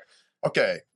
Let us know what you think. Yeah, tell us what you know. Because we could argue for an hour about this, but we need to get into the meat of it. Yeah. But let us know in the comments, is Goku a bad father? Is he a great father? Or somewhere in the middle? We want to know what your opinions are, because you know what ours are. So right. If there's anything we missed, please let us know too. I mean, obviously we only covered a certain portion of it, but yeah. Obviously, yeah. We'll come back to that. Okay, so first episode. What do you think? What do you remember that's so interesting to you or memorable? What's memorable about this for me is that the first time I saw it, it was in a combined box, like a golden VHS box called Arrival. That was what it was called when it was dubbed by Ocean and produced by Funimation. It was called Arrival. Do you remember this? I have that. It's a clamshell. Yeah. It was like a clamshell, it was black and then gold around the thing. It was a clamshell. Where they combined the first 7 episodes into just one like 40-minute mega episode. Right. And that was like my biggest memory of this. And then until the DVD releases started coming out and I actually got to see the actual, like this whole thing of Gohan getting lost and the saber-toothed tiger and all this stuff. I mean, this is both a reflection of sort of what you can do strength-wise and the weaknesses of having a year-round production schedule. We're now in an era where anime is coming out in seasons. They very much adopted the Western model. It's like we're going to release 10 at a time, unless you're One Piece. One Piece is following that Dragon Ball model where it's like we need to have a new episode every week, year-round, the year-round release. And you could already feel at the end of Dragon Ball in the anime that they were catching up to the manga a little too quickly. Like there's a bunch of filler arcs where like Chi-Chi and Goku go and like do something with a dinosaur, I think, if I'm remembering correctly. Like there's a lot of that stuff. But this episode, I feel like the strengths of it is, like I said, foreshadowing that something is special about Gohan. Right. And setting up a good mystery, because we don't know who Raditz is, and he's hell-bent on finding somebody named Kakarot. Right. We don't know what Kakarot is. And he's like, who is he? And the first person he runs into is the biggest, baddest dude we've ever seen in Dragon Ball so far. And the first expression we see on his face is sheer terror. When he feels Raditz coming, he's like, oh God. And we've never seen terror on Piccolo's face. Piccolo, like, should be able to kill Goku in Piccolo's mind. So the fact that he is so scared, it's perfect visual storytelling where you're like, oh shit, now I know I'm supposed to be afraid of this guy. And then of course Piccolo attacks him and can't do anything to him. Nothing. So, it's like he does a energy attack. There's no name to that one. He just does an energy attack, and Reddit says something about like, oh, he's like, you just try to blow dust in my face, basically. Yeah. So I was like, so that's a cool way to break it in and get them ready for the next few episodes or for the whole Raditz arc, which is amazing because it's only 6 episodes. Yeah. Which I actually kind of really appreciate is that they didn't really waste too much besides this opening episode until the death of Raditz. It's just boom, boom, boom. Let's go. Let's reintroduce the characters. Let's go have some fun. Right. They had a 26 episode order, and they were going to make sure that they hit everything in those 26 episodes. Right. So that's basically episode 1. Yep. Nothing else there. Let's go on to episode 2. It's called Reunions. This one is Goku reveals to Bulma, Master Roshi, and Krillin that he has a son. So this is actually when they first go to Kami Island or Kami House on Master Roshi's island for the first time in Dragon Ball Z. It's kind of a cool throwback episode because if you did watch Dragon Ball, that Kami House, that island, played a huge part in Goku's early history when he and Krillin were training under Master Roshi. So that's a pretty cool point there. Gohan is revealed he's named after his grandfather, Goku's dad, which is kind of cool. Which in that clamshell arrival, because we didn't have all of this material in Dragon Ball in the United States in the 90s, that was a huge reveal. It's like you didn't know, like, oh, Goku's grandpa that died in the first episode had a name, and it was Gohan. He named him after that. That was super cool. Oh, really cool, really cool. And then Raditz reveals that Goku's birth name is Kakarot. That's a cool little factoid right there. And explains his Saiyan heritage and reasons for being on Earth. And Raditz defeats Goku and kidnaps Gohan on the beach. So this episode 2, that was in a nutshell. It's actually quite a huge episode. Yeah. Because this actually sets up not only just the Vegeta Saiyan arc, it really kind of sets up who Goku is. The whole history of Dragon Ball and Dragon Ball Z for the future is dependent on this episode. It really opens up the whole thing to, wait, they're a warrior race from outer space. It sets up Frieza. Yeah. Without setting up Frieza, implying that they're sort of like pirates that wipe out life on planets and then sell planets to rich other aliens and stuff like that. That's the Frieza Force. That's Frieza's entire operation. So this one reveal puts us on a track that we do not get off until the end of the Frieza arc. Yeah. But even more so, that's a great point. But it goes further just to show that, hey, Goku's actually an alien. We didn't even know that. So now it's like, oh, they're aliens from outer space, and they have I mean, like, in Raditz mentions too, like explains the tail. The tail. I mean, because that's always been a mystery. Goku had a tail. Full moon, he turns into an Ozaru and like just wreaks fucking havoc and stuff like that. And Raditz has a tail.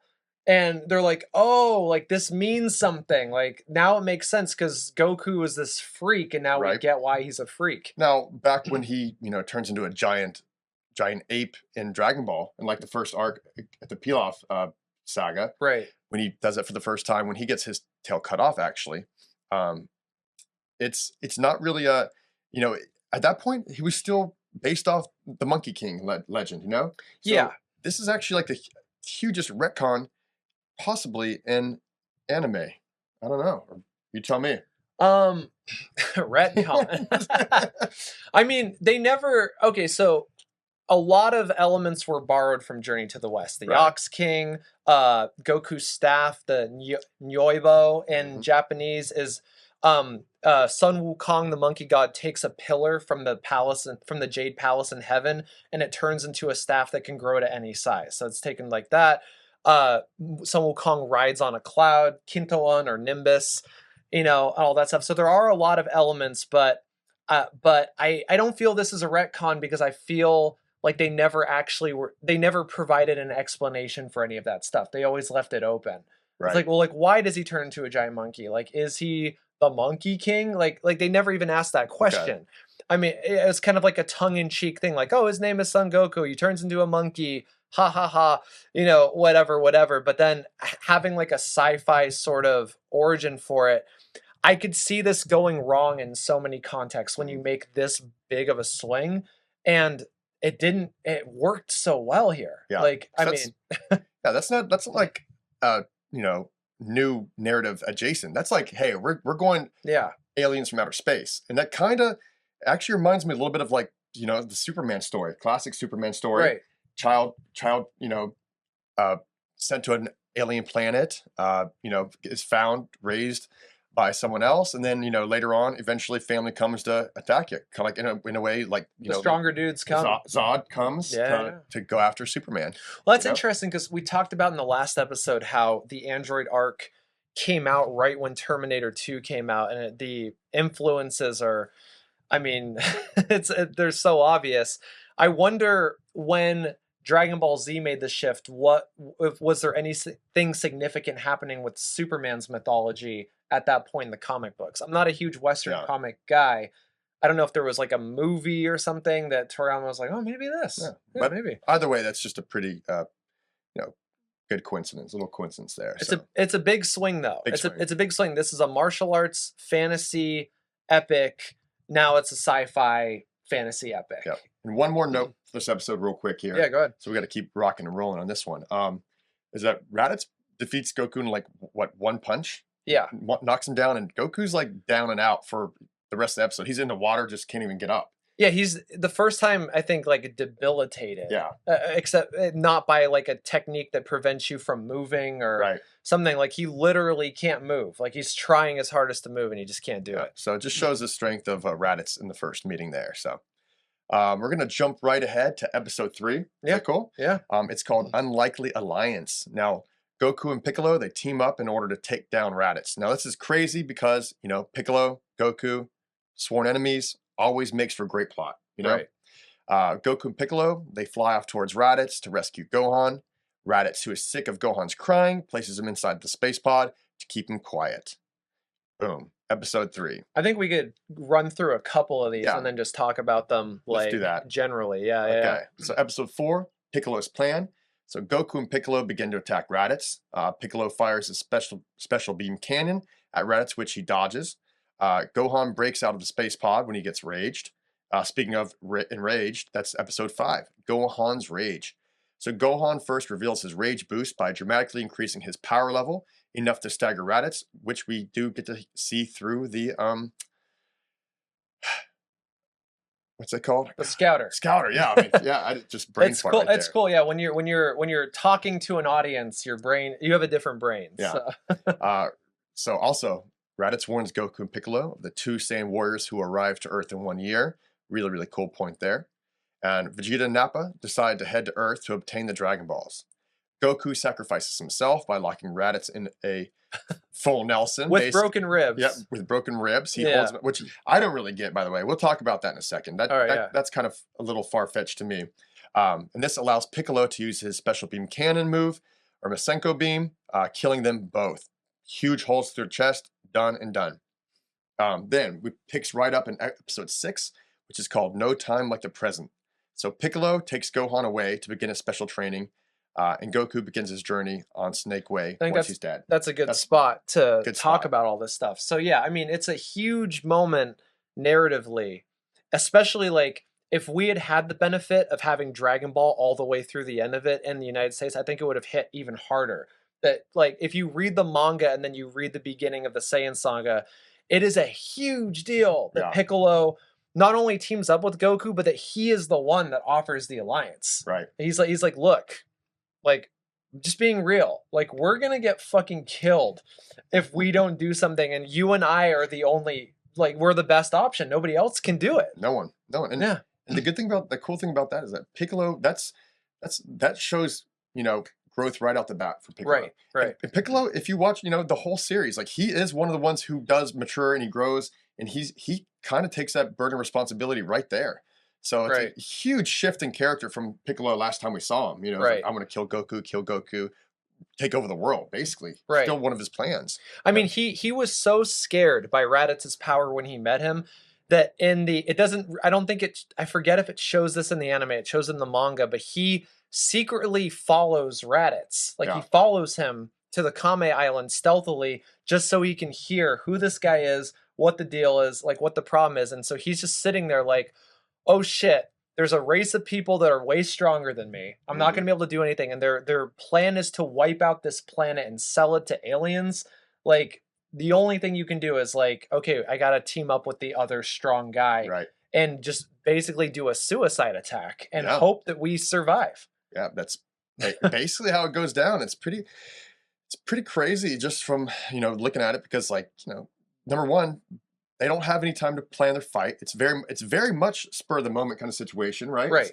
It's let's go save Gohan and let's try to defeat this guy who we both know we have a 1% chance, or like less than 1% chance of actually destroying. Right. But before they even get there, that's when we get that first look at Gohan's power. Right. Because Raditz detects that there is somebody even stronger than Piccolo and Goku nearby, and then sees that it's Gohan.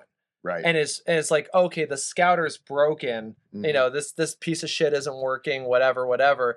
But then it's validated by the fact that Piccolo and Goku show up together, and then he realizes like, oh shit, well if they're here, that means that the kid actually does have this insanely high power level. Right. And it's like, oh, like what is this gonna be? Really cool foreshadowing moment for Gohan. And this is actually just to, take a second off of the episode. This is actually great because, they were intentionally, Toriyama, from what I know, is that he was planning on Gohan being the next protagonist for Dragon Ball Z.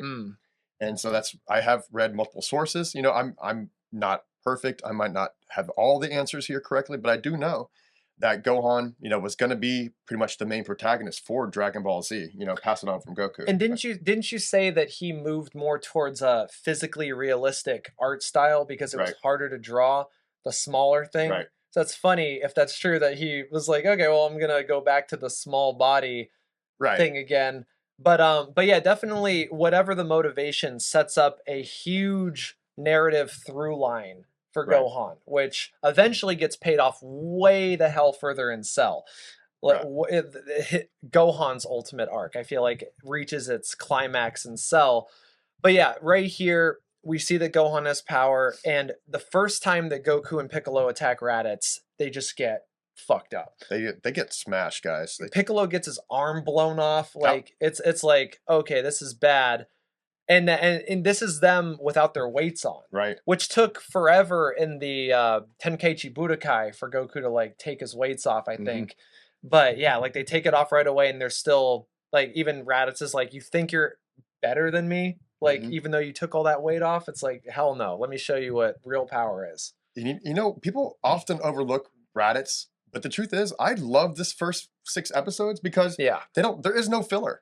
He's like, dude, this is just straight up plot, besides the intro where they have the Gohan scenes. And the scenes where like Bulma and Krillin and Master Roshi are like in a helicopter or something. Well, that's just that's just like that doesn't really count. But I'm saying, like, as far as like overall plot comparatively with later the Namek, even Namek, and then you go to Cell, of course, and then of course Majin Buu, where it's like filler before any kind of fight happens. There's Or so they're- much in Namek, or- like fake Namek and Yes. all that or, shit. or, Yeah. or they have to go through more extensive training before they go for it. These are like, hey, we're the strongest people we know here. Go on, your son's in danger. If we don't do this now, we could all be dead. Yeah. And so that's kind of cool because this is the first and last time you really see that. You know, from the Vegeta fight, Nappa fight, they're training for the Nappa fight. Right. Vegeta for Goku, same thing. And then same thing goes for the Frieza saga. They're definitely training, and then it's gonna be all about training the rest of the way. This is the first like, hey, Right. we're just thrown in the ring. We're gonna try to do this. If not, we could die, which 50% of them do. Right. Raditz is one of my favorite villains in Yeah. Dragon Ball Z. Like I think that we have a feeling like we're not supposed to feel that way because Vegeta and Nappa show up and they're like, well, Raditz was a weakling and you Yeah. couldn't beat him and stuff like that. But everything in its own context, narratively, Raditz is such a scary dude when he shows up. Yeah. And absolutely, Goku and Piccolo are no match for him. Yeah. It takes Goku literally dying to defeat him. And also Gohan's power awakening. Like we have that Zenkai moment where Gohan busts out of the shell and or the little pod and cracks him. Yeah. So let's talk about that right now, actually. So Yeah. So Raditz, awesome. Like I'm a fan. I think we see him in Hell and later on, don't we? Once. Oh, and one of the fillers. I see one of the filler episodes. I think we do see Raditz. I have to go back and watch those again. It's like he crushes Goku and Piccolo. He crushes their best attacks. The Kamehameha doesn't do shit to him. Nothing. Maybe Piccolo's first attack was a Masenko or like just a quick Masenko or something, but nothing they do is good enough. Like they can't do anything. Like Piccolo has to charge his new attack, which isn't even finished yet. It takes 5 minutes for him to build up the amount of ki that he needs to do it. And even still, Raditz can dodge it. It has a weakness. Raditz can just sidestep it. Boom. He's good. Yeah. Done. Yep. Not Just getting slip it. It's like, Not oh, getting me. you got my armor. Yep. Cool. Armor. Literally, Little scratch. I Good mean, to go. one of the only villains in all of Dragon Ball Z that truly feels hopeless. And this is what we're talking about when we got introduced to the show. Mm-hmm. The main character dies in the first. For me, it was like the clamshell. Like it was the first episode. It's like, this is Goku. Oh, I remember him. I remember him from Curse of the Blood Rubies and the kid. He's an adult now. Oh, cute. He has a son. Oh shit. There's this guy stronger than him. Oh fuck. He's dead. Dead. Yeah, just dead. Yeah, like the hero of the story. First clamshell, couple of episodes, he's done. Yeah, and that's a huge shocker. And I remember it made me tear up. Like I'm such a fucking nerd, but like it made me tear up the performance of the Ocean dub actor who played Krillin when Goku dies and he like screams his name in agony, and it's because it's like they don't shy away from it. It's like Goku is dead. Yeah, no, I was just about to talk literally about what you just mentioned is that when he dies and then Krillin's like looking at Goku, and this is why Dragon Ball is so important, by the way, to watch first, because that dramatic tension and that release when Krillin's like, no, Goku, Son Goku, and he just dies. And it's like, it's a huge moment if you've seen Dragon Ball and everything they went through as like best friends. It was a really big moment. I watched it just the other day recently just to catch up again, to do a refresh myself, and and that moment still hits pretty hard. He disappears and goes to Kami's lookout, but he has this little smile on his face and he dies, and then it's this really crazy shot. I don't know if you ever remember it. It's a static shot of just like Goku like dead, and it was like, wow, it's like a brown and red. It was pretty impactful. Right. And a lot of people will criticize because there's a problem sort of, I feel like, in modern storytelling where people are very tempted to bring dead people back to life, which takes the stakes away. Like it takes the stakes away. Goku having the ability to come back to life does not take the stakes away here, because we're told that there are two stronger dudes. As Raditz dies, he's like, well, I've been broadcasting. There are my two companions are way stronger than me, and they're about a year away. They're going to be here in about a year. And so what can you do? I mean, it really feels like there's no amount of preparation you can do for that level of a threat. And Goku's dead, so it's like, what's he going to be able to do? Well, he has to train again, which is what Dragon Ball is all about. It's all about growth. It's about getting better, overcoming challenges and stuff like that. So it works perfectly for Dragon Ball. I don't think it's super convenient narratively, because I would argue, and we'll get there when we get there, despite all the training Goku does, he's still not stronger than Vegeta. No, Yeah. and we'll definitely get the Kaioken in a little bit too, but not on this episode today. Yeah. So that's like the first. That's it. That's like the first 6 episodes. A really cool short arc. I mean, I consider it still part of the Vegeta saga, the Saiyan saga. Yeah. But the Funimation. If you look at the Dragon Wiki, by the way, check that out. Shout out to Dragon Wiki. They're a great resource for everything Dragon Ball. I mean, literally everything. So if you want to check them out because they are a great source for information. If you're curious about the history, the chapters, the manga, the anime, how it relates, the cuts, the Kai, the Funimation, Ocean dubs, everything, they have it. So it's a great site. Definitely check it out if you want to do a little more in-depth research yourself as well.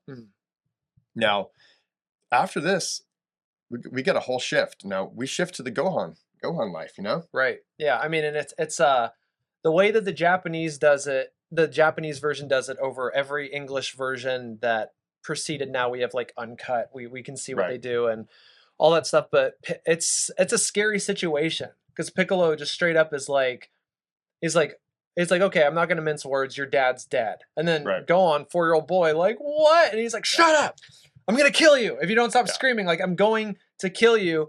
And then he tells him like, you're strong, all right? Like you're stronger than all of us. And Gohan's like, no, I'm not. And then let me interrupt real quick here. Yeah. So this is episode 6. We're basically talking about 6 and 7. Right. So basically, episode 6. Gohan's still unconscious, basically. So, when Piccolo gets Gohan, I think he's still passed out, and basically wakes up. Yeah. And it's like, hey, he just drops him in water. Yeah, drops him in water. Makes him like asphyxiate a little bit, and just like, ugh.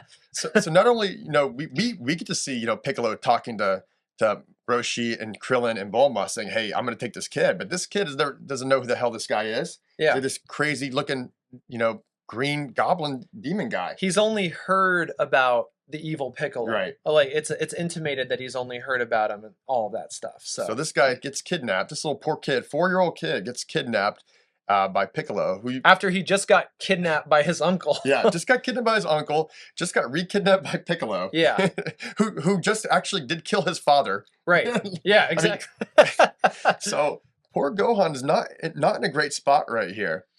He is absolutely. This is a core memory. I mean, I feel like he recovers later in life pretty well, despite this, because the way that Piccolo proves to him that he's strong is just like, which is a total just gamble. It's a coin flip. He's like, all right. He picks him up and just throws him at a mountain. Yes, like full force. So if he was wrong, if Gohan had just splatted against the mountain, they would have been fucked. He's just like. It's like, whoops. He's like, well, we're going to use the Dragon Balls for Goku or Gohan. Maybe I should have learned how to positively motivate people. He said, no, we're just going to throw you against the mountain. Hopefully you released your true potential. What's more fucked up about that is that when Gohan blasts the mountain apart, Piccolo looks surprised. Oh, so yeah. It's like he didn't even know if it was going to work. He did the whole, oh. Yeah. It's just like, oh, shit, that actually worked. Wow. My God, Gohan's got power. And then I love, like, for a character thing, it's in the Japanese version. I don't know if I haven't watched the dub of Dragon Ball Z in years, and this wasn't in the Ocean dub because this scene was in Arrival. It was in that clamshell thing. But he says, like, I don't know if it was in Arrival. I don't remember, but he says, like, he has like regrets for a second, where he's like, like this is a dilemma. Like this kid could be my biggest threat someday. And I'm about to train him to fight. Like, fuck, you know, it's a great dilemma.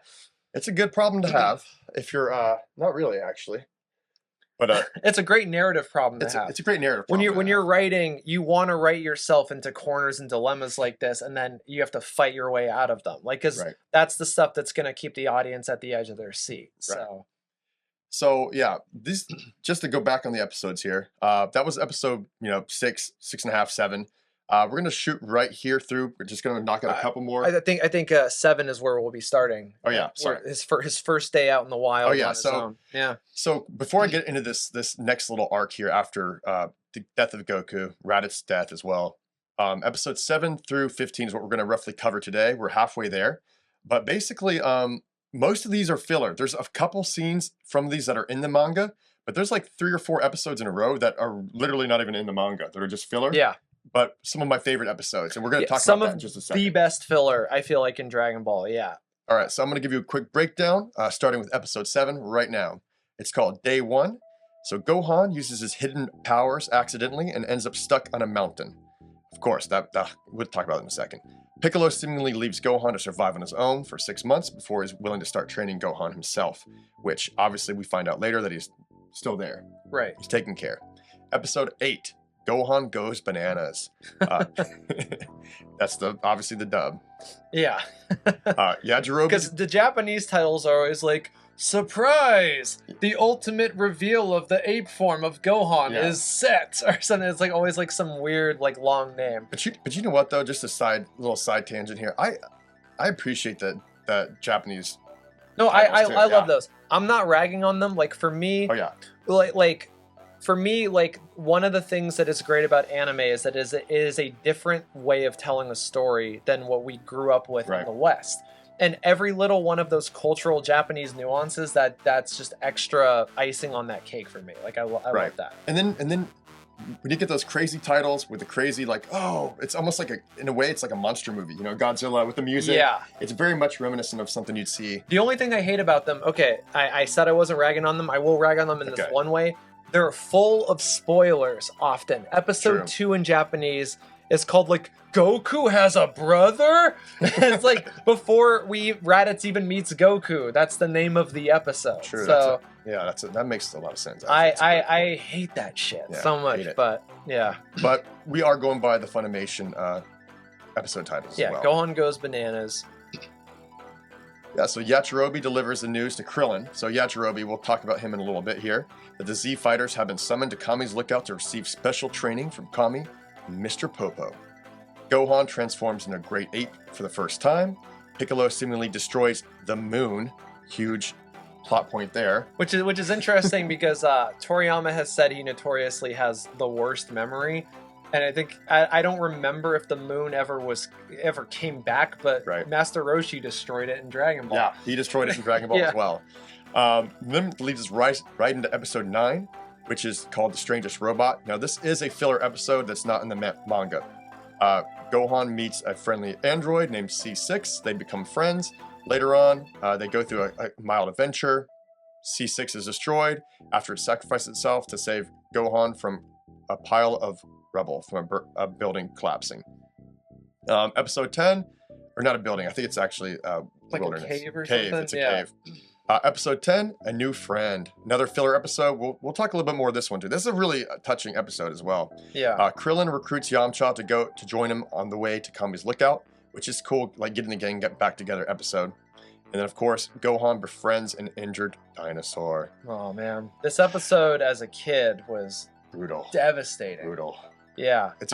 This kid, again, his father is dead. He's been kidnapped twice in a row. He's seemingly been left alone in the wilderness to survive on his own by a guy who wants to kill him, allegedly. And then in the first 2 moments that we see him by himself, he makes a friend with a robot that dies. He makes a friend with a dinosaur that gets eaten. Super cute dinosaur, too. Yeah. Great plushie. He'd make a great plushie. Yeah, if you like brachiosaurs, it'd make a great. It's got evil eyes too. I love it. Like it kind of has angry eyes. But it was messed up. But it's like such a part of my childhood. Like this all of these fillers. You know? And Gohan's asleep. He's friends with the Brontosaurus, Brachiosaurus, and he wakes up and it's just bones. Well, he gets knocked out, right? He gets knocked out. Yeah. Then the dinosaur is killed by a carnivorous T-Rex. Which this is one of the reasons I like this filler is that this carnivorous T-Rex, even in the manga, has like an arc where it's like he's a big threat. Like even in the head Chala opening, he's like chasing Gohan and stuff like that. This is the biggest threat. Like this 4-year-old kid is running from a T-Rex like thing in the wilderness, but then by the end, Gohan is just basically farming it for meat. Yeah, if you think the Saiyans have a problem with their tails, wait till you see what happens with this T-Rex, because that poor guy loses his tail every episode, which is kind of cool. It's a little like, hey, it's a growth. It's a showing a little plot growth for Gohan, or his maturing into, I'm able to take care of myself. And it's also, hey, getting a little sweet revenge on a T-Rex that killed his buddy. Totally. Next episode 11, Trouble on Arlia. One of my favorite filler episodes ever. Really? Yeah. Okay. When I was a kid, like I loved this episode so much. Yeah, this one is a great episode because it's actually, hey, we're taking a step off of Earth. We're going to go spend some time with Nappa and Vegeta. Going to kill up the big bads. And also the Arlians, which are these insect bug-like creatures. Right. Right. So on this episode... And they like let themselves get captured, Yeah. like just to have fun. Like they're just like, yeah, let's just stretch our legs, Yeah. you know? Like, let's Like I mean, the Saiyan space pod is so poorly designed. It's like you're basically like this inside of it and stuff like that. So they're like, God, I need to like stretch out a little bit. Let's just go let these bug people imprison us and then let's just have some fun with them. Yeah, I mean, we can get on space pods. Like I actually do. They are poorly designed, but I kind of dig those space pods. No, like, I think they're pretty cool looking. I like them aesthetically, Yeah. ergonomically. That's what I mean. But I mean, like I think Apple would probably be making those kind of space pods. If you're like, hey, right. Apple, make me a spaceship. It's probably gonna look a lot like that space pod. you know, when my son was born, I wanted so badly to find a Saiyan space pod that he could fit in and put a little tail on him and take pictures and stuff like that. Have you seen it on Instagram and YouTube? All these, especially in Latin America, they have like the little 3-year-old birthday parties, and they build these, No, space pods. I haven't seen those. Oh, it's all. I'll send you some. I thought I had an original idea. It's a cute idea. So they dress Stealing from the Latin Americans. They dress their kids as little Gohans with with the hat and everything. Cute outfit. Put them in a space pod, and they kind of carry the space pod into the birthday party, and they jump out. It's like a big Dragon Ball Z birthday party. Oh, all that's at sweet. least, I mean, in my threads, because I follow on Dragon Ball content, but they have it on, Instagram, TikTok, stuff like that. So I got you. really pretty cool. But yeah, not original. Damn. Yeah, not original. Dan is my name. No, But just kidding. but yeah, this episode, the ocean dub of it was hilarious when I was a kid. There were so many classic lines where like Nappa's like, saving a stupid looking cricket thing, and Vegeta's like, Nappa, like kind of like chastising him lightly. It was a fun time. Yeah, I'll never forget the ending of this episode. Yeah. Like, this is like another big one. We thought Gohan had a lot of cool filler episode moments before, which he did. But when Trouble on Arlia, when that couple, I can't remember the name, but it's the pink one. Oh yeah, it's like a love story. The pink one and the one they were in prison with. Yeah. The king stole his wife or girl, yeah. prima nocta on Arlia, and Right. they're like running towards each other to embrace, and then At the very end, they get, he gets out and they meet each other, oh, my love, or whatever kind of deal, and they run towards each other, and Vegeta's like, nope, boom, and he just blows up the whole planet. Yeah. Well, this to me too was like one of the things, because it was not lost on me as a kid. That's like, wait, the people that are coming have the ability to blow up a planet. Yep. It's like, how are you going to face that threat? So, but it is like, it's very, very funny, dark humor that these two bug people, as they finally reunite, they're just, annihilated with the rest of their species. And by the way, this whole time, Goku's on Snake Way. Do you want to get into Snake Way a little bit before we get deeper in? Well, let's because I mean, again, Toriyama borrows a lot from a lot of like Chinese and Japanese like traditional like Buddhist and other themes. Like Journey to the West is a Buddhist story. It's about bringing Buddhism to the West, right, and all that stuff. And in some sects of Buddhism, there is you always see like the Buddhist wheel of life, and there's a big monster biting it. That's Enma. And I don't know his significance, if he's like a deity that's supposed to represent hell, which is just like the other world or whatever. But Enma is in Dragon Ball. It's like localized as King Yama. Yep. And he is like a big dude, but he's only just wearing a horn hat, and he's kind of like just doing busy work. Right, He's just like he's like the judge, the ultimate bureaucrat. So that's a funny little like Toriyama touch. It's like, take this big Buddhist concept, and Goku gets special permission to keep his body because he's saved the world now twice.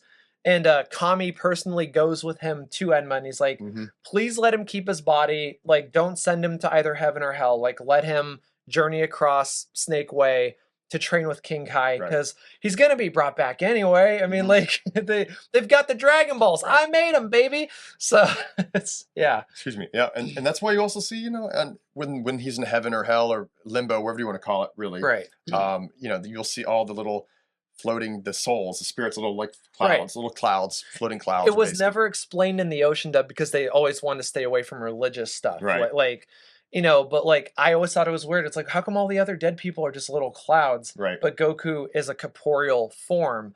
And but they explain in Japanese, like, yeah, he gets to keep his body. So, Right. I mean, even so, I think they have, you know, some of them wear hats. In an episode here, it says like HFIL on the hat, which is there's like a hell. family like taking pictures, like they're on vacation or something. Yeah. And I mean, so basically, it's like hell. I mean, he falls. Well, it is hell. Yeah. I mean, And home for infinite losers. Yeah, and the Japanese was just at hell, but they changed it to Home for Infinite Losers for the American version because, you know, they don't want to see your lead protagonist go to hell in American versions of the show. Which I know we're not there yet, but one of those two dudes, the two Oni that are in hell, that like the blue and the red guy, I forget their names, like, but one of them is like a pun on like a Japanese saying. There's a saying Oni ni kanabo, like, so Oni is like the ogre demon, and then ni is like, in this case, like with, and kanabo is a giant like staff weapon with a bunch of like metal balls sticking in it. It's like a very destructive, hurtful weapon. And I believe I was taught that Oni ni kanabo means like if you say somebody is like, if you see like a figure skater who like wakes up at 4 a.m. every day and they're on the ice and they're practicing and they're really going for it and they're like going for the Olympics, you would say like Oni ni kanabo. Like that's an Oni with a kanabo. Like that's how that's how fierce they are, how much of a force they are. It's like this huge thing with this huge weapon. And one of those Oni has a kanabo. So fun little. I did not know that either, actually. So cool little fact there too. Okay, back at it. Sorry. No. Tangents, that was a great tangent to go down to. It's good that's why you're here.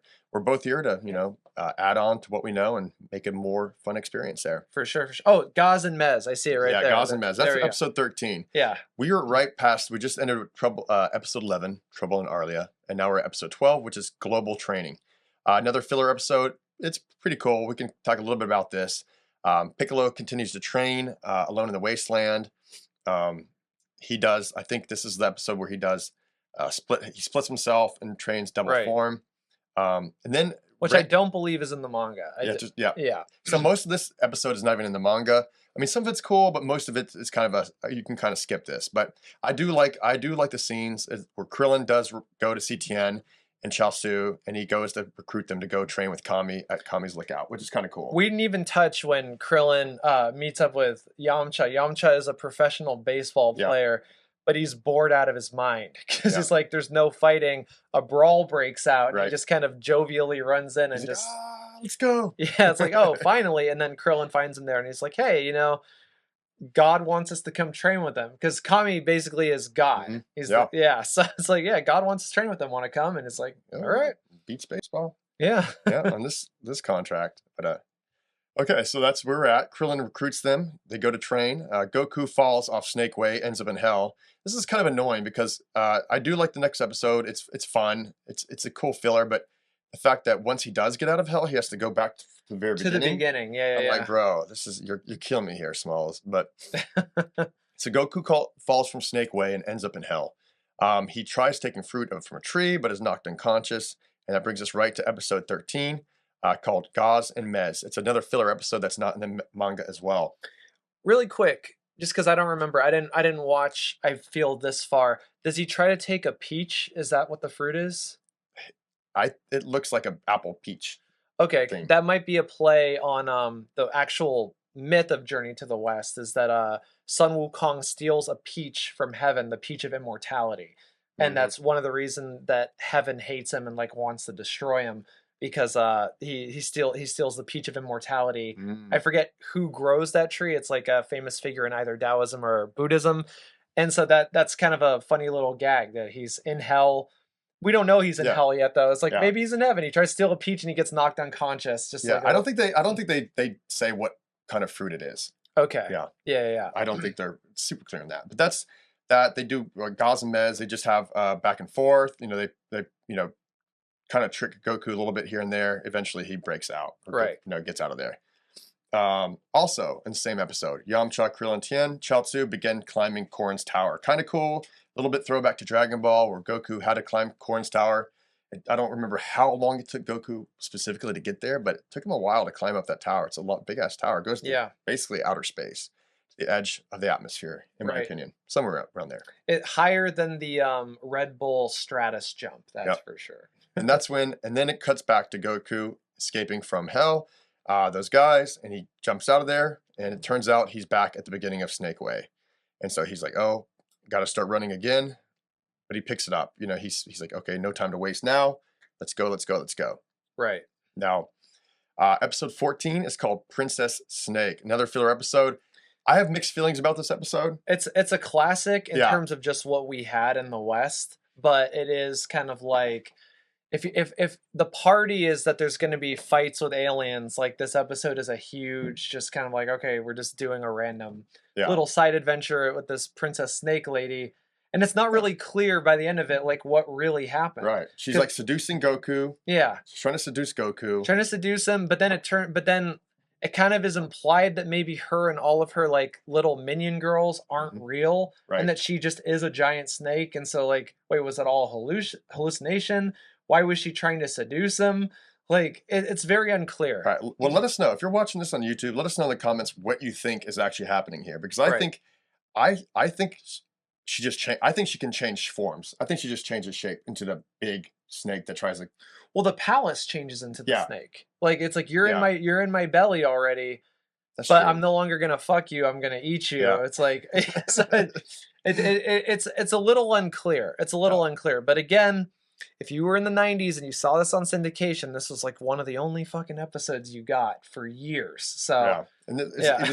it's one that you've seen it many times. You've seen it. It's like, I like it. I'm glad I saw it, but I could probably skip that myself personally. I mean, eventually I might force my girlfriend to watch Dragon Ball, and I will probably just show her Kai. I'll be like, yeah, you don't have to watch this shit. That might be easier. I mean, some of it's great. Some of the Gohan Yeah. stuff from earlier is pretty great too. Okay, I was wrong. I got a correction right here. I said Piccolo starts training episode 12 against himself. That's not till episode 15, which is actually literally called Dueling Piccolos. So that's where he, it could be a play on words because, it's a musical. Piccolo is also a musical instrument. Right. Like dueling banjolos, dueling piccolos. I doubt they even meant that, but it's literally and figuratively, Piccolo splits himself into another form so he can fight himself for training purposes. You bring up a point that I was wondering when we would be able to touch on it. I guess we could briefly touch on it here. All of the names being puns for things. Right. So when we first introduced the King Piccolo, him and his band, they all, no pun intended, they all have instrument names. There's like tambourine, piccolo, etc., etc. All of the Saiyans are named after vegetables. Or yeah, like plays on the word vegetable. So like Vegeta or Vegeta. Nappa is a type of cabbage. Raditz is radish. Yeah, Kakarot, carrot. Bulma's whole family are named after like articles of clothing, like Bloomer, Mr. Trunks, Dr. Briefs, all that stuff. Yeah. My favorite though is the Ginyu Force, which is all named after milk products, because in Japanese milk is gyunyu, so Ginyu very close to that. Rikum or Rakum in English is cream, kurimu, but backwards or like mixed up. Then there's Gerd, which is like curd or whatever. There's Butta, which I mean his name in Japanese is Butta. But then it becomes Birder. And then Geese is obviously similar to cheese. Right. So yeah, it's like the milk force. Yeah, so that's because it's a lot of times it's hard to like, if you're a writer, you write. It's hard to, sometimes think of names for characters and stuff. And I think he just likes to have fun. I think he has a good. Toriyama's kind of a scamp. I'm not saying he's not like, I definitely think he does it for fun. Totally. It's cool because, we are, the language barrier is so different from Japanese to English that that these names to all people, like, I didn't really realize it was that kind of, they were naming, Goku and off vegetables and stuff like that too. Right. Japanese. In the beginning, you're just like Kakarot's a cool sounding. That's a pretty cool name. And then you realize like every single group of every character, whatever arc, is named after a specific something or a group of things, which is pretty cool. Which Gohan also is the word for rice or meal in Japanese. So I don't know what Kuririn, that's Krillin's Japanese name, Kuririn. I don't know what that is. I should have looked that up, but maybe kimchi. I'm just kidding. No, I don't know. I'll have to look that up as well. If you guys know, let us know in the comments below. Episode 16. This is one of my favorite fillers. I love this one. Yeah. Let's talk about this. Okay, so episode 16 is called Plight of the Children. This is the big orphan episode. I'll let Dan give you the breakdown because this is near and dear to his heart as well. And yeah, as a kid, you know, like I feel like they made Gohan live an entire lifetime in these fillers preparing for the Saiyans, which also I feel like weakens his position when the Saiyans actually show up, because in the manga he doesn't do a lot of growth. He just gets stronger training with Piccolo, but he as a person does not grow because he doesn't have the life experiences that he has in these fillers, so when he is confronted with conflict, he doesn't know what to do. And we'll get there. Like we'll get to that point eventually. But in this one, I mean, he meets a group of orphans, kind of like joins them because he runs away from where he's training with Piccolo, and he's trying to save them, you know, ostensibly from these like malicious and evil adults or something like that. But by the end of the episode, he realizes, like, wait a minute, like these adults are trying to help these kids, and these kids might not know what is in their best interest, which is like I guess it thematically echoes Piccolo, and so he abandons them, lets them get captured by the adults, and goes right back to Piccolo. Yeah. Well, at the very end of that episode, which is really, really a really touching moment, which is why I love like a lot of fillers I'm not a fan of. Like later on, when it's just like, hey, I'm going to power up for 3 episodes. Right. That's kind of ridiculous. But I do appreciate the Gohan fillers because a lot of them are nice little life lessons, or showing like, you know, courage or bravery, or even showing, hey, you know, that he's growing up and maturing as a character. I mean, just, you know, this is episode 16. On episode 6, he was, you know, crying, whimpering, you know, toddler. Now he's like growing up and say, oh, wow, I have responsibilities now. So like at the very end, he's actually back near his house. You know, he looks out, he sees, at the very end of this episode, he finally finds his way back to his home mountain, and he sees his house, and he's like, man, I could literally just walk in the door. I got goosebumps. Yeah, just walk in the door and be back home with his mom. But he knows he's got to train. If he wants to see his mom and save the world in the future, he's going to have to go back and continue his training. You know, fillers, you know, it's a stereotype, and it's often true that fillers usually don't just tell filler stories, they tell bad stories. Where it's like the character doesn't experience anything. It could totally be done away with. But I love this idea that Gohan has to make the choice. Where it's not like, it's no longer I'm kidnapped, I'm being forced into doing this. I have to save the world.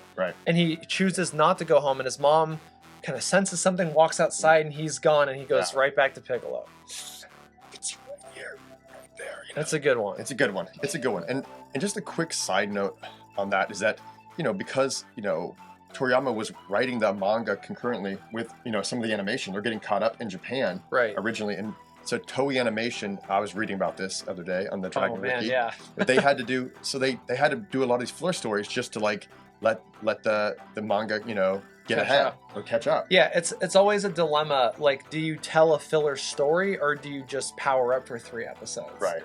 For me, if you're going to do a year-round model, I would say tell a filler story. Like, it's much better. I would rather see that than see the actual story in agonizing slow motion. I think, you know, I'm going to watch Kai because that's probably a better version of that. But I can deal with like your girlfriend Kai. I will. I'll see what she thinks. But yeah, I'm going to force her.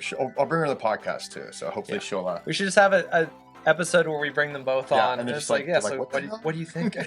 Well, because I'm sure you did the same thing. I took my girlfriend to see Dragon Ball Superhero. She had no context for anything. It was just like, what the fuck is happening? What does any of this mean? So I mean, hey, I finally, on a side note, I got my girl watched my favorite anime is Neon Genesis Evangelion.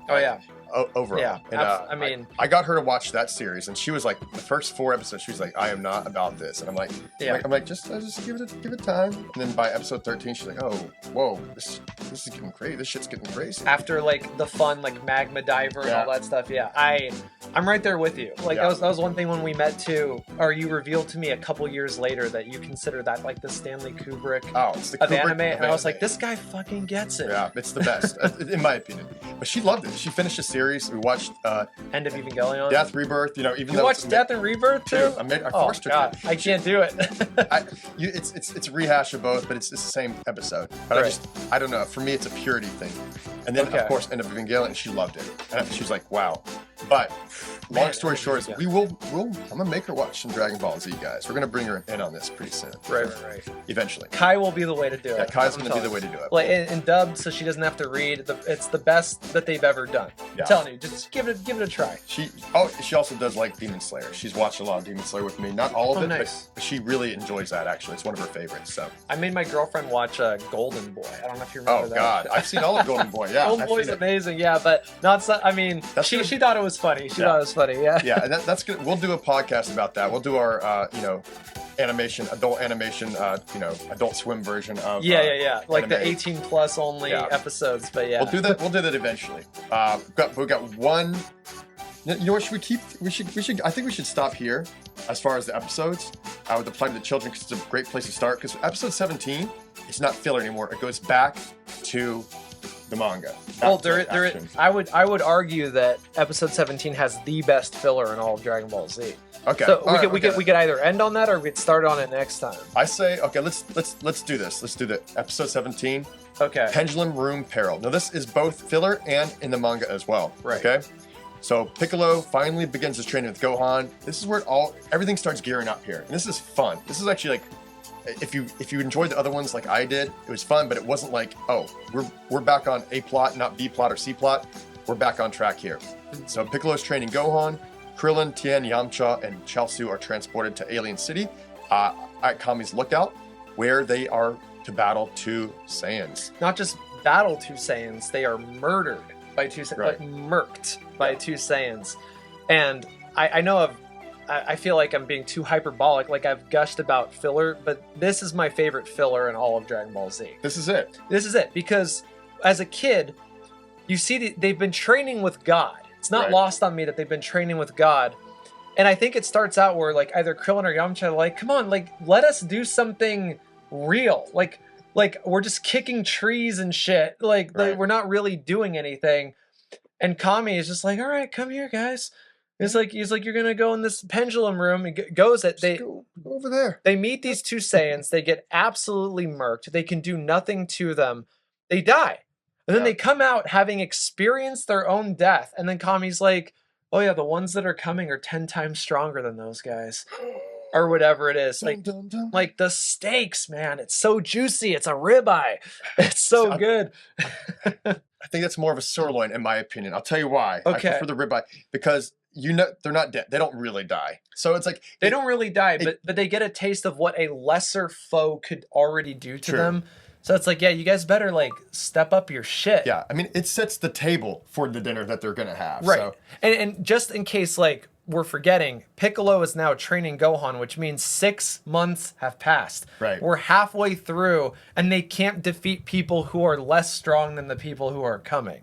Yeah. So, ooh man, I They're gonna have love to do it. the cliff notes of training here if they're gonna get to where they need to be. Which Well, honestly, like spoiler. this is like we talked about whether Goku or Chi-Chi are bad parents. Is Kami like a bad teacher? Because we never see Goku's training in Dragon Ball that he does, but he gets a lot stronger, sure. And he gets the Bukujitsu, Right. which is the ability to fly and stuff. But like for these guys in particular, he does not do shit. He's just like Yeah. leaves them alone to do stuff that they would have done otherwise, like wear weighted clothes and punch trees and shit like that. Yeah. Did he really make a difference? That's why I think some of the filler makes the actual story later a little bit weaker sometimes. Because Okay. if the training is in the gutter, like it's just in our head, like, oh, what kind of training did they go through? They got so much stronger. Like Krillin becomes a badass after the training, like a total badass. So we haven't even talked. We'll talk about that later. I'm a huge Krillin fan. Huge Krillin fan. he was my first favorite character ever. Everyone hates on him. Love Krillin. But I mean, like he was the one who survived the Yeah. Saiyans, and like so I was like, dude, I love this guy. Yeah, Krillin is. Yeah. Spoiler alert, by the way. Evidently, Kami's training isn't that great. Yeah, that's my position. If you disagree, let us know. Let me know.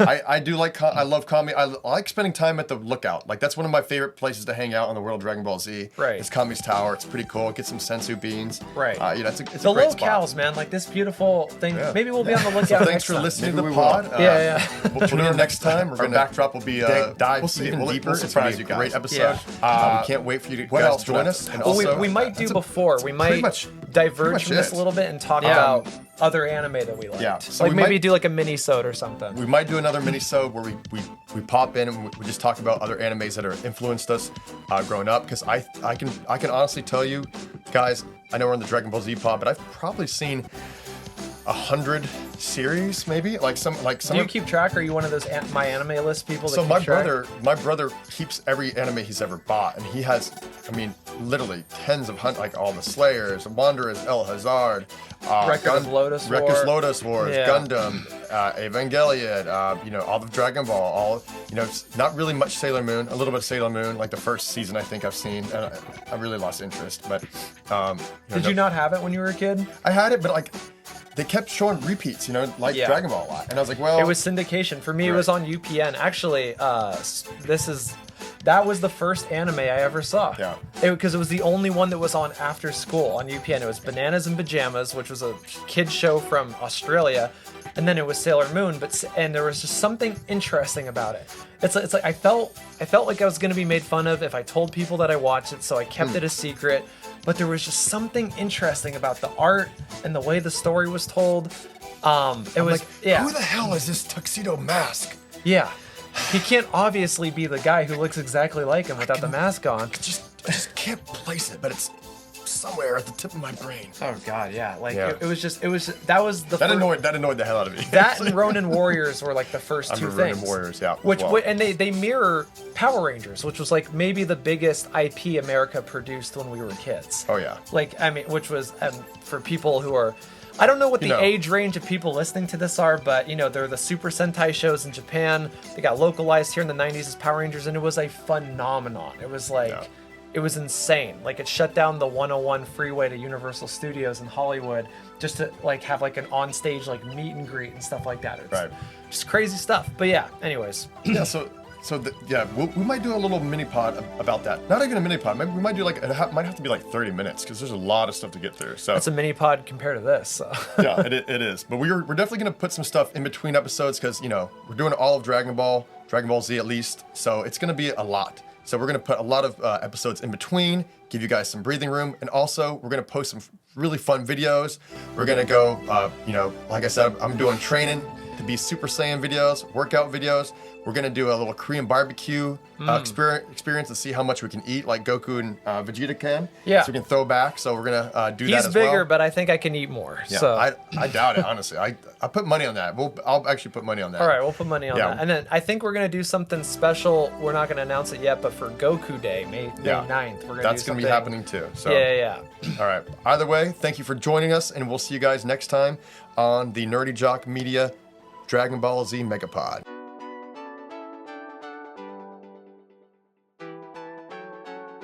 Everyone, welcome back to another episode of NerdyJock Media Presents Dragon Ball Z Megapod. This is my co-host DK. What's up, everybody? Yeah, how you doing, DK? And I'm Kevin Ketcham. Welcome back. This is gonna be a great episode. But before we get started and jump right in, I gotta say, you look a little bit different.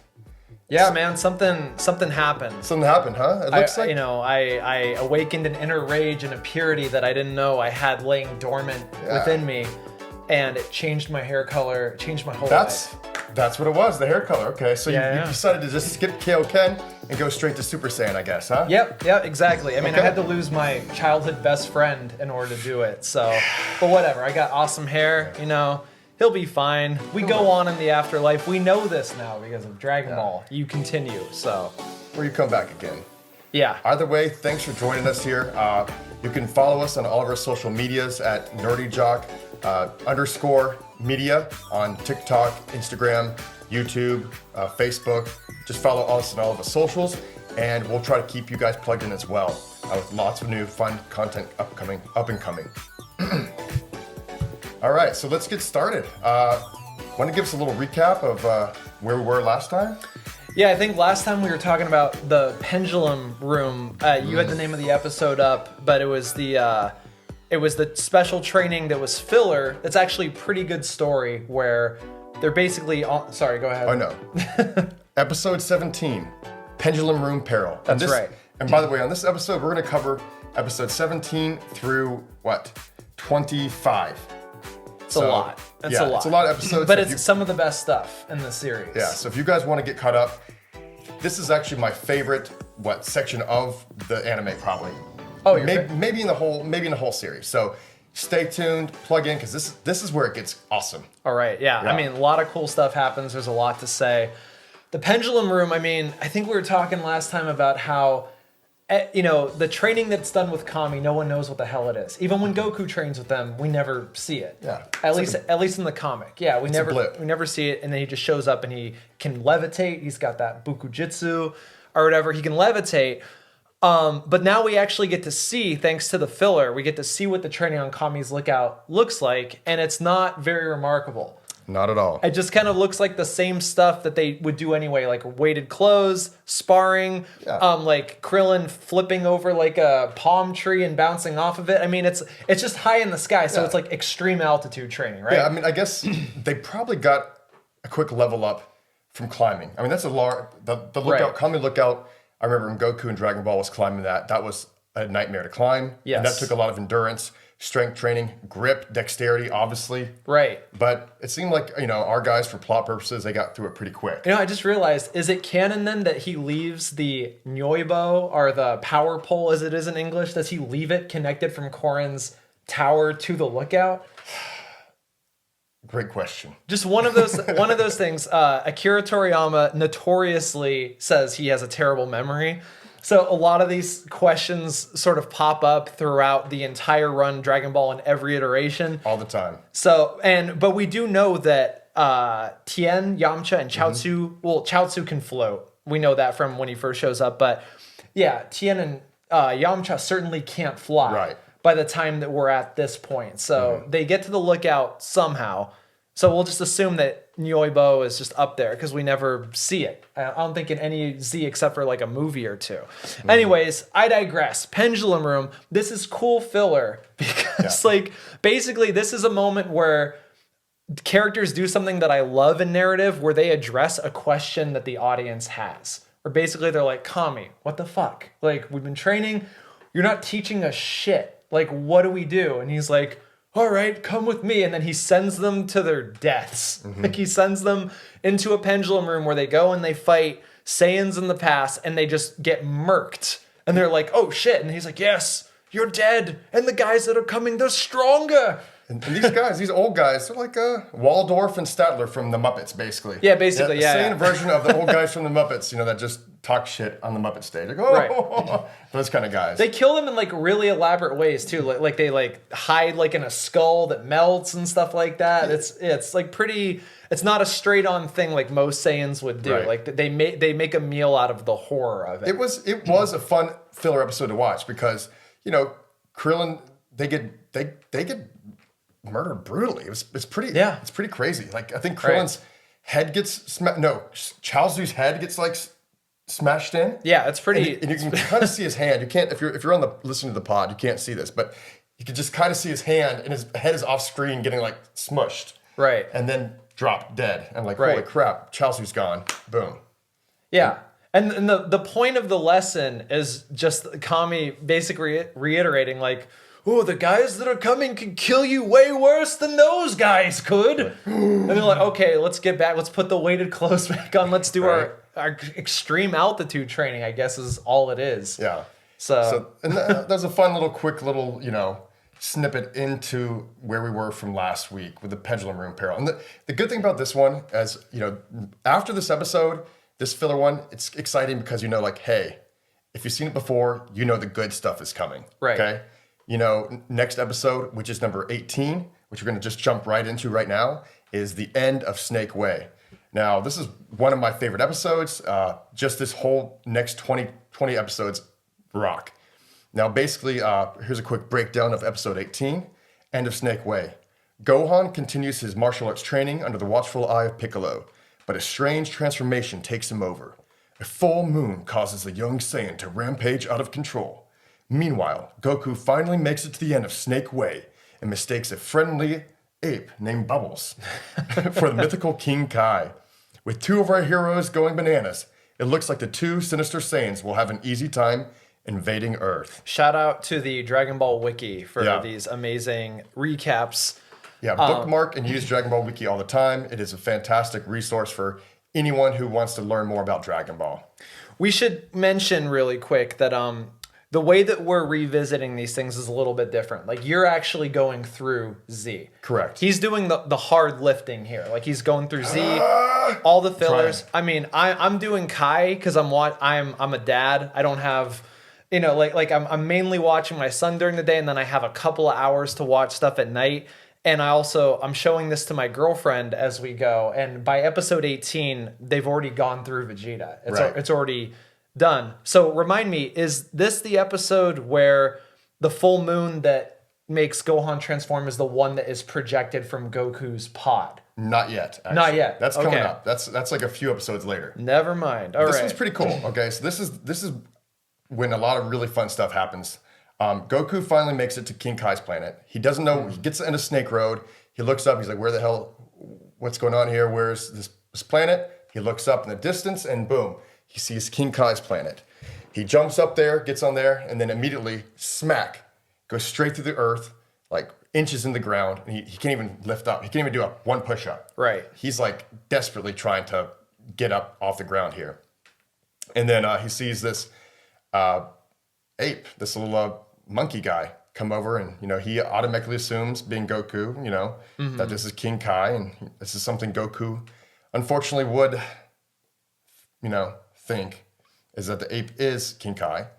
But he asks him for training, and he just kind of follows him around until he does find King Kai. It's a cool little thing too. The misunderstanding is he begs him to train him, and then Bubbles just starts doing like this little movement, and Goku's like, "Oh, that makes sense because you'd have to be really strong to do that here." Right. And Goku will do anything. He just loves training, so he's like, "Yeah, totally." Just starts doing the Bubbles dance. He's like, "Let's go for it," and he starts doing the Bubbles dance. King Kai pops up, introduces himself, and then boom. First introduction to King Kai. Huge part of Dragon Ball Z for the future till the very end. And one point I should make real quick about King Kai is that when Dragon Ball, when this first Vegeta Saga arc came out, we didn't know that the Kais were going to play such a big part. Even later on down the road in the Buu Saga, if you're just watching this for the first time or reading the manga for the first time, you're like, okay, Kais, okay, cool. There's the great King Yama, on Snake on Serpentine Road, and in Heaven, and you're like, who's this King Kai guy? And the Kais play a huge part all the way down from the Buu Saga, even into Super, They get extra, it's like they level up. And so this is like, King Kai was like the very early, like, hey, we're going to level up. We're going to show you guys an expanded universe that we haven't even knocked into yet, which is kind of cool. So maybe they retconned that and said, hey, we'll do more King Kai stuff or, Kaioshin stuff later, but it's a great place to start. Totally, yeah. And I think even in some of the fan-loved filler later, like where you have not just King Kai, but you have the King Kais of the other quadrants of the universe. It's like the universe is divided into 4 or whatever, and it's like, this is the Kai of the northern galaxy, the eastern, the southern, the western, and all that stuff, and they each have their own champions. And even though that stuff is filler, it also kind of sets the table for canon stuff that happens in Super, where there are different versions of Kaioshin and Destroyer gods and all the different universes. And they have champions that are the strongest there that they want to pit against the other universes. So it is kind of a cool concept. And we start here with this guy. Right. And we're not even really sure who he is. I remember in the original run, all we know is that I think that the guy who drives Goku to Snake Way says, only one person who has ever made it to King Kai, and that was King Yama. Or Yama, whatever version you're watching and stuff. And he made it centuries ago. And we already know that Yama is this Buddhist deity who's also like a bureaucrat who presides over everything and stuff like that. So yeah, it's a cool little thing. I mean, I even think at this point in the show, if I'm trying to view it through virginal eyes, I don't know how significant King Kai is to the universe. It's just like, he's just like this, I guess, strong dude who lives at the end of a snake. Right. Yeah. So that's kind of a cool little precursor to the future of Dragon Ball Z and Super ahead. Totally. Okay, let's continue on here. Now, next episode. Anything else we want to talk about that episode? Or? I think this is the one with Goku's ship. It does say it right there a little bit, like wake up Kakarot and all this stuff. So one thing I just want to touch on really quick with Got to retcon my previous statement. Yeah. No, all good, all good. Yeah, one thing. So the filler does some stuff that later kind of fucks the canon just a little bit. Yeah. And this is one of those things because later, as we know, Goku's ship becomes an important part of the going to Namek thing. For those who are, watching this who have never seen it, I don't want to go too much into that, even though I guess we're way into spoiler country already. But yeah, so this whole thing where this does two things that kind of retcon ideas. Raditz tells Goku, like, this planet was chosen because it has a full moon every month. Like, that's incredible. So even a baby could just become an Ozaru once a month, and then the world would be wiped out in about 2 months or like a year or 2 years or something like that. But then now we have this thing where it's like, no, his ship can project the full moon, which, I mean, the whole description that Vegeta says about the sun reflecting light and the Zenos and all that stuff triggering that reaction within them, it undoes so much of the canon. And you could tell that they were just hurting for space. They really didn't want to catch up. So they're like, oh, what if we just have another episode where Gohan transforms into an ape? Sounds a lot like a little bit of Star Wars prequel Metachlorian situation there. Yeah, a little bit. Yeah, a little bit very similar. Like, oh, we can... Or even the post-sequel where it's like the idea that anybody can have the Force, and then it's like, no, it's just bloodlines. It's like you're a Skywalker or a Palpatine, you're just good with the Force, and that's it. Yeah, anyone. Yeah, but but yeah, the one thing fun in this episode though, which was not in the manga, which I loved as a kid, was Piccolo dividing himself and and fighting himself as a training exercise, which is pretty cool, and we'll see that multiple times as well, actually. Yeah, that comes back, and not just Piccolo with that technique. Krillin picks up pretty quick, too. We'll get to that in a second here, too. One more great point I want to make that you had just touched on was that I was wondering, I watched this episode, and I'm like, wait, if Kakarot or Goku and all the other lower-level Saiyans, not the super elites, are sent as children, right? Right. And they can't control their ape form. Yeah. Like Vegeta. Like when Vegeta turns to his ape form in a few episodes later on, we'll get to that in a minute, but Vegeta, if you've seen it, Vegeta can talk, he can, make sound decisions in his ape form. Right. So it's like, if you're setting these children to come harvest this planet to get it ready for you, how do they know when to stop destroying the planet? Right. Especially if we have to imagine that canonically Goku was left here alone for 20 years. Right, 20 years. Or so. Like, he's left alone. There's a full moon every month. And the amount of destruction that they do on just one full moon is an insane amount. And even Vegeta says later to Nappa, when Nappa just takes out a city, it's like, hey, don't destroy too much. We still have to sell this planet eventually, dude. Like, we can't have it looking like shit. But obviously they just left Goku here, for 20 years, and if he had never forgotten his mission, if he had just become an Ozaru, there would have been two problems. One, the Earth would look like shit by the time Raditz showed up. Well, it's like, he would have the opposite problem. It's like, well, it looks like Kakarot didn't fail us, but now this planet is screwed. But also, Goku would just be dead, because there would be no vegetation or life to eat. No meat, no vegetables, nothing. Like, he would have just committed a mass genocide of everything on the planet, and then he would have died himself. It would be like Judgment Day. I mean, it would be like T2 Judgment Day, something like that. It would be over. I'm like, okay. So totally. I wish they had an explanation for that, but that was just a random thought I had the other day. But great talking point. You let us know, guys. Put in the comments, what do you think? How is that possible? How do they know to stop killing? I don't know. Right. But we'll see. I was like, there's a lot of full moons, and someone would have figured out, maybe, like Roshi in the manga and Dragon Ball blows up the moon with a Kamehameha. He might have figured out, like, oh, the ape monster comes out on a full moon and just blows it up, and then no problem. The world is saved. Exactly. All right. Okay, so we're gonna move right on. Great points on the last episode here. We're going to move on to the next episode. It's called Defying Gravity. Gohan's training with Piccolo continues to intensify, but it's Goku who faces the biggest challenge. Goku begins his training, but it is unlike anything he ever experienced before. The intense gravity of King Kai's planet make training difficult, but when he learns that the Saiyans are used to extreme fighting conditions, Goku is inspired to give it his all. But will it be enough? Okay. And the training, because it's a little obtuse here, the training is he has to catch bubbles. Right. He has to adjust to the gravity, so he has to catch this monkey who's used to it, and wear weighted clothing eventually in order to do that. So yeah. A couple of notes about this episode, Defying Gravity. This is a great episode for Gohan and Piccolo. I love it. I was cracking up the whole time. I don't know if that's a good or a bad thing, because Piccolo was a savage to Gohan in this episode. Yeah. Here's just a list of things he did to Gohan in this episode. He does a point blank to his face ki blast of energy that looks pretty damn strong. Mm-hmm. He kicks him into a mountain, literally kicks him into a mountain, and then later on in the episode, after he bitch smacks him in the face, gets a huge wad on Gohan's face. Gohan, they're about like on a 400-foot mountaintop, and this is before Gohan's even, he's still just little Gohan, He's a 4-year-old boy. Yeah, he's a 4-year-old boy that hasn't been through any training. This is like day 1, day 2 of training. Yeah. And he goes up to him. Poor Gohan is literally hanging off the side of a cliff. And then Piccolo scars him from like Lion King. He just says, Yeah, he's like, Piccolo, help me. And he just steps on his fingers and he falls off the cliff. Yeah. I'm like, dude, Piccolo, you are a savage.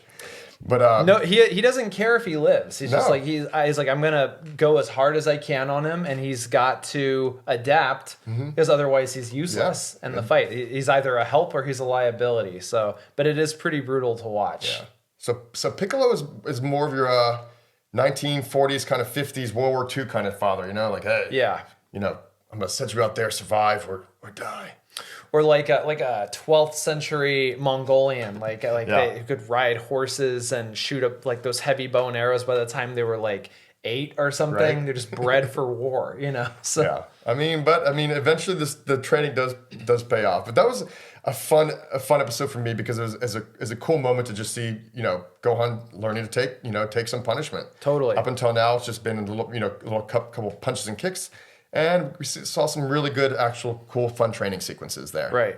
As well. And there's a line somewhere. I don't know if it was in an episode that's already passed or if it's coming up, but King Kai mentions that, I think it was in this episode or the last one, where King Kai says that Saiyans inherently have an instinct to fight. That like part of their instinct is to fight, which kind of makes sense where Gohan, his form and, the way he punches and kicks looks pretty good, even though he's had no formal training or martial arts training of any kind, really. But it looks pretty good. But again, 4-year-old boy and just getting beat up by this guy who, up till now, we assumed was a demon. So it's crazy. Piccolo Daimo, yeah. Yeah. And one other cool moment is Gohan and Piccolo kind of share a tender-ish moment around the campfire. Oh, this is such a great scene, yeah. And then Gohan's like, oh, you're not so bad. You're just like my big green uncle Piccolo. And then Piccolo's like, oh, kid.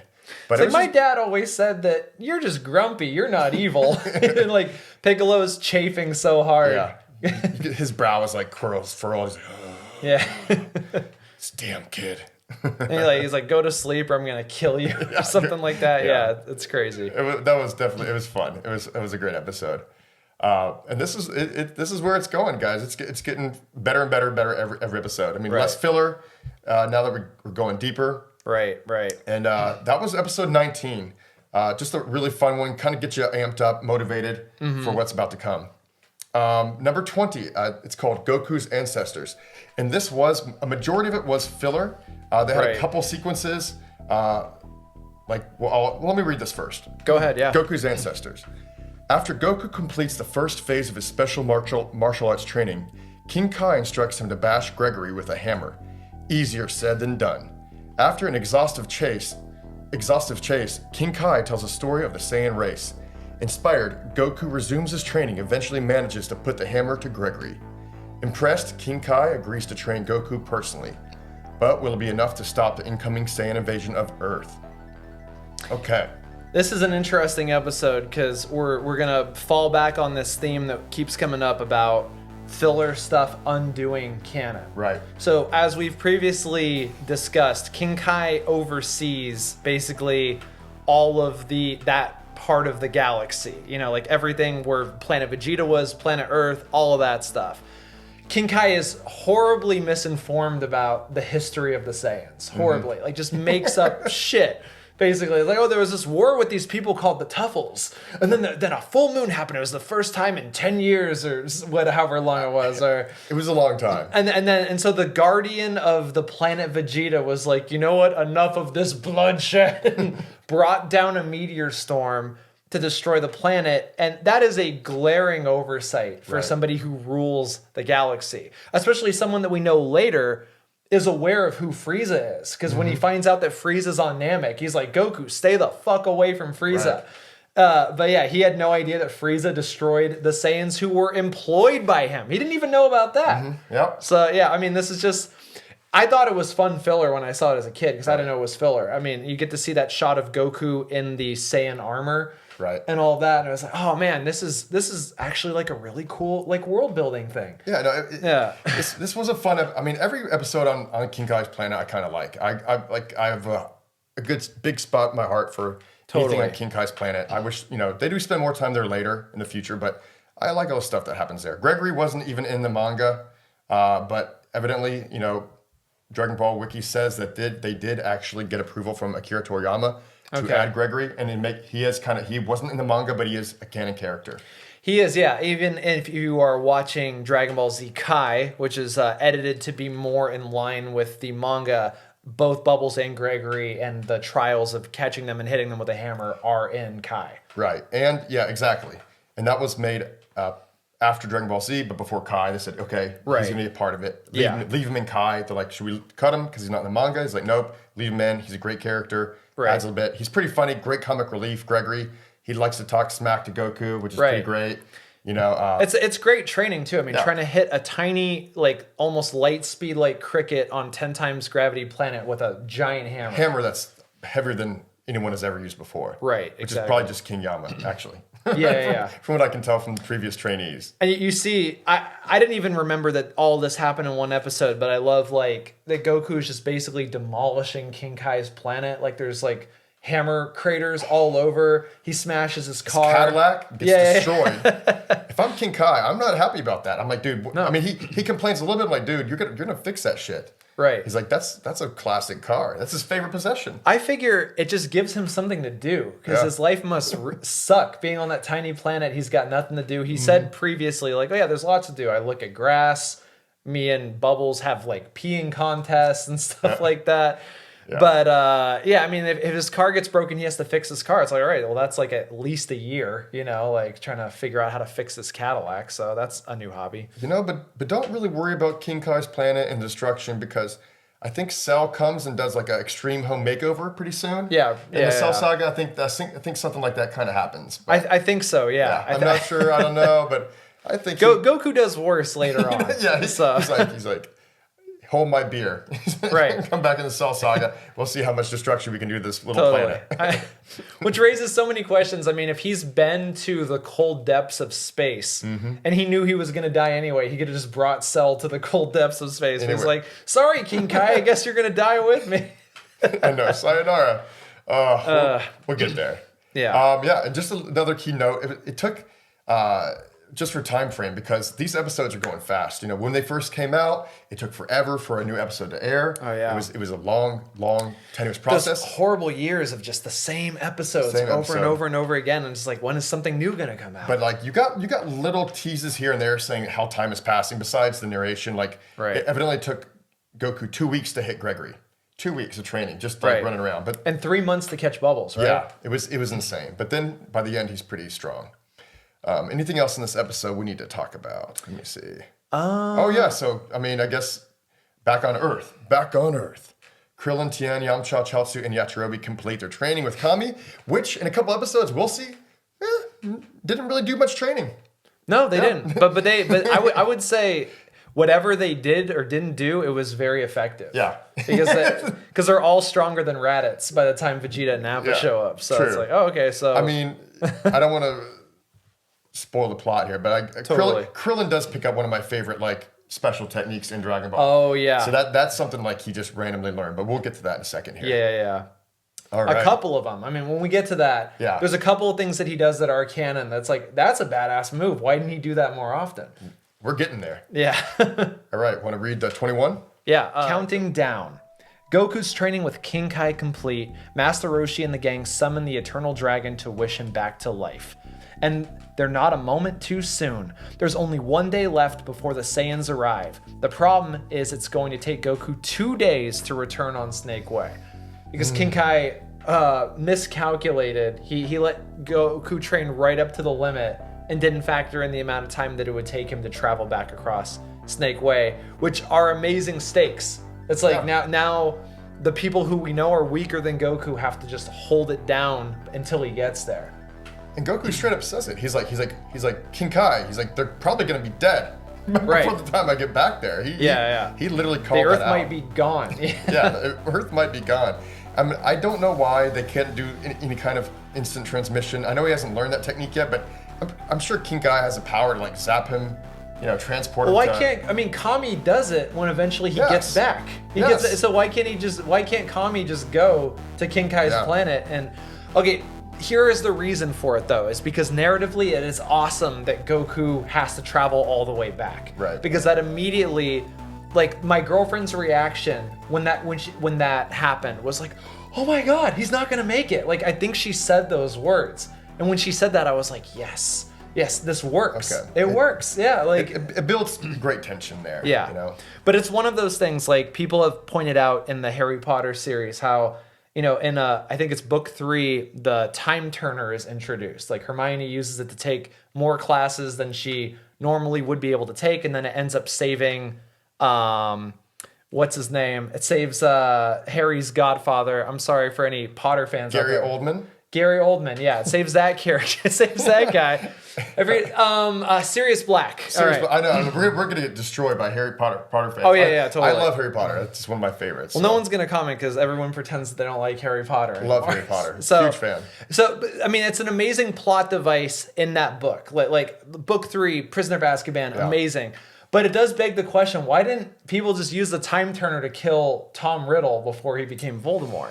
So this might be one of those things. It's like, well, I mean, maybe there are rules that we don't know about. Kami can't go past Yama's palace because he can't leave. I don't know. Maybe there's just let's just assume there's powers beyond his control, which there are good stakes. And speaking of powers beyond his control, we learned something about that in this episode. If you want to talk about that, exactly. So this is a cool little recap episode. Not a recap; it's a pre-cap actually, in a way. So Goku's finished his training. His clothes are ragged, destroyed. King Kai gives him a little nice upgrade, which is always fun in Dragon Ball. It's one of the key things you'll see going on and on and on.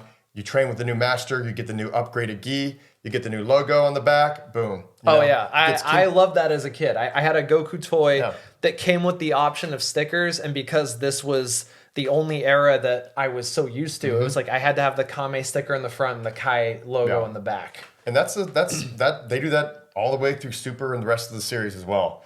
But something cool here is that Goku has to show off his new powers in training. It's a quick way to say, okay, what has he accomplished? And King Kai says to him, he shows off the moves.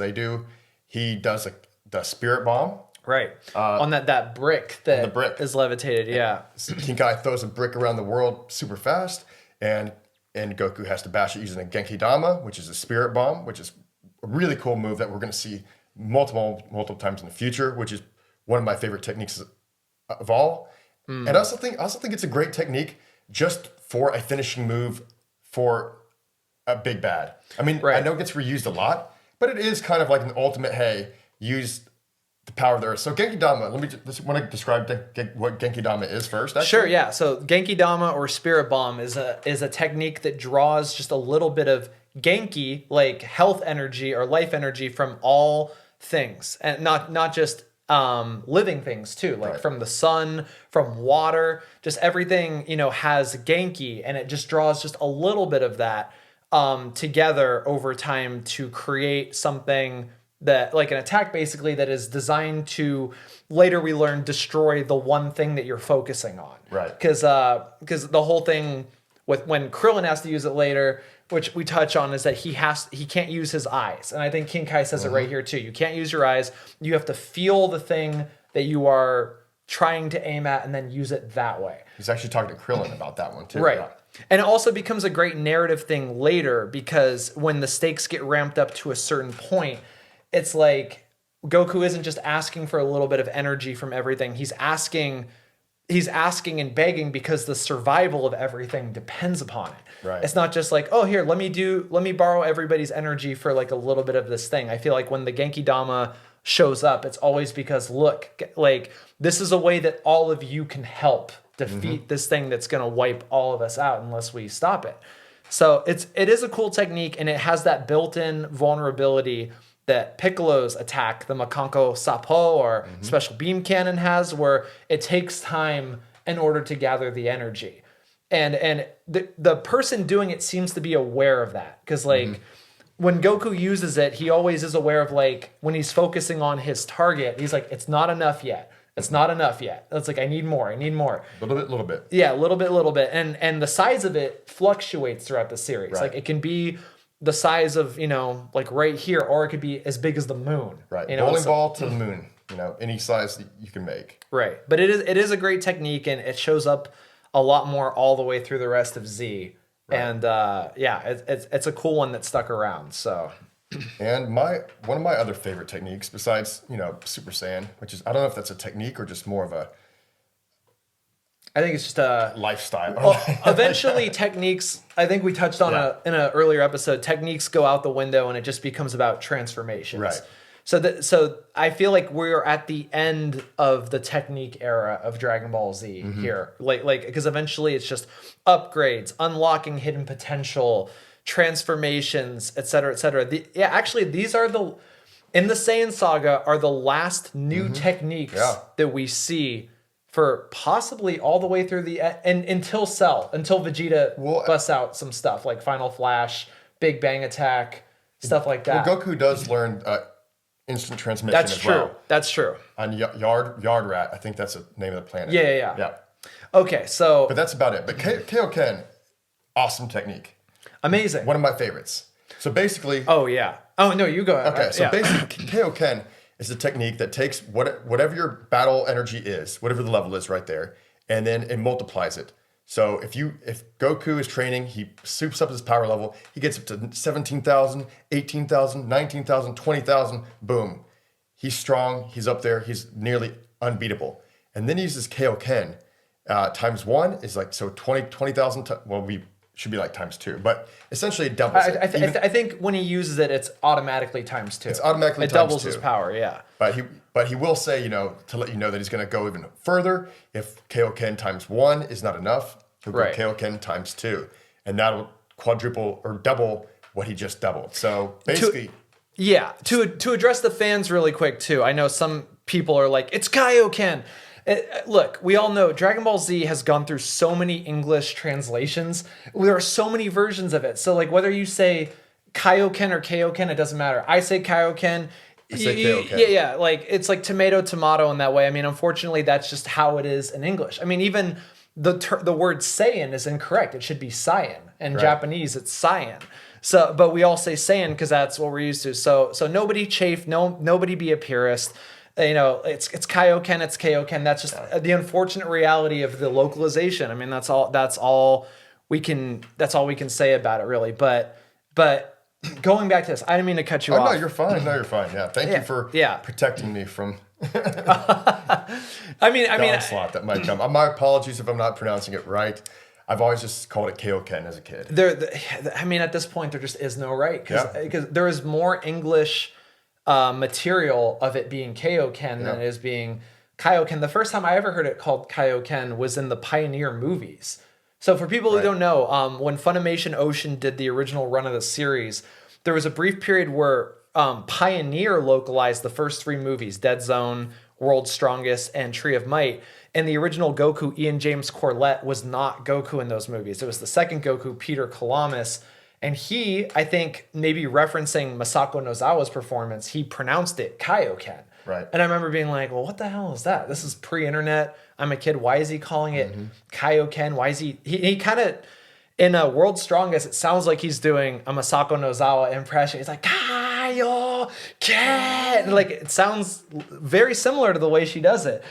And then when I learned later that, you know, it's Kaio-sama, like in the Japanese for like Kinkai and stuff like that, I was like, oh, I get it. It's because Ken is like fist, you know, or like style. So it's like, it's the fist of Kaioken. Okay. But it was Kaioken forever. And if you buy the season sets now, you know, like that's how it is if you watch it in English. So whatever. Anyways, this is a long digression about pronunciation. We're gonna pronounce things differently as we go. I mean, all the time. Yeah. So it's all good. But to nail down this technique, I fucking love this technique so much.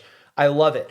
And there's stuff that's gonna happen later that's gonna be a better jumping off point to talk about why this is such a great technique. So let's just put a bookmark in it for now. Except for the fact that we don't even know yet. We don't even know what this is. We'll be back. Yeah, we'll be back with this. Dun, dun, dun. Okay, yeah. Okay, and also another major event that does happen in this episode is the Goku is brought back to life. The Earth crew, Bulma and the gang, Roshi, they collect all the Dragon Balls, have a drink, have a cheers, summon Shenron, Eternal Dragon, whatever you want to call him. Yeah. Summon him, bring Goku back to life. Boom, Halo's gone. Let's do this. Right. And then to touch on an earlier point that we brought up too, Kami's limitations. Because I think the first thing that happens is Oolong is like, hey, like ask for him to kill the Saiyans before they get here. Right. And they're like, wait, you just want to leave Goku dead? And Oolong, again, serving as the voice of the audience, it's like, guys, we could just wish him back in a year. Like, who cares? Like, why don't we just skip the fight? And Shenlong says, I can't do that because I was created by Kami and I can't grant a wish that is, you know, supersedes his abilities. Right. Which, I mean, it's like you can't just blow up their ships and make them suffocate in space or whatever. But whatever, it doesn't matter. It doesn't matter. Doesn't matter. Yeah. Yeah. Just can't be sticking on this. That's the major, big, major, minor, big plot points that are. Here's the thing about manga writing, guys, is that they have to write and draw 22 pages a week. It's not always going to be crystal perfect, but it's some of the best storytelling in the world. Like the fact that this guy pulled off Piccolo Jr., the Saiyans, and Namek back to back in a row, which took years, and it just ratcheted the stakes. It just got better and better, and every single week there was 22 new pages to read. I mean, that's hard. Like, no Hollywood writer has a job that hard. No, and I'm not shitting on Hollywood writers at all. I have a lot of friends who write in this town and all that. I mean, I know we're not in Hollywood right now. We're taking a little vacation. Yep. Which we all know where we are. We can see it. I know where this is. We will know soon enough. But yeah, I mean, it's just a Herculean task. Yeah. Plotting and drawing Dragon Ball every single week. So okay, so I think on this pod we should just officially give grace and love and forgiveness for this. This is going to happen a lot.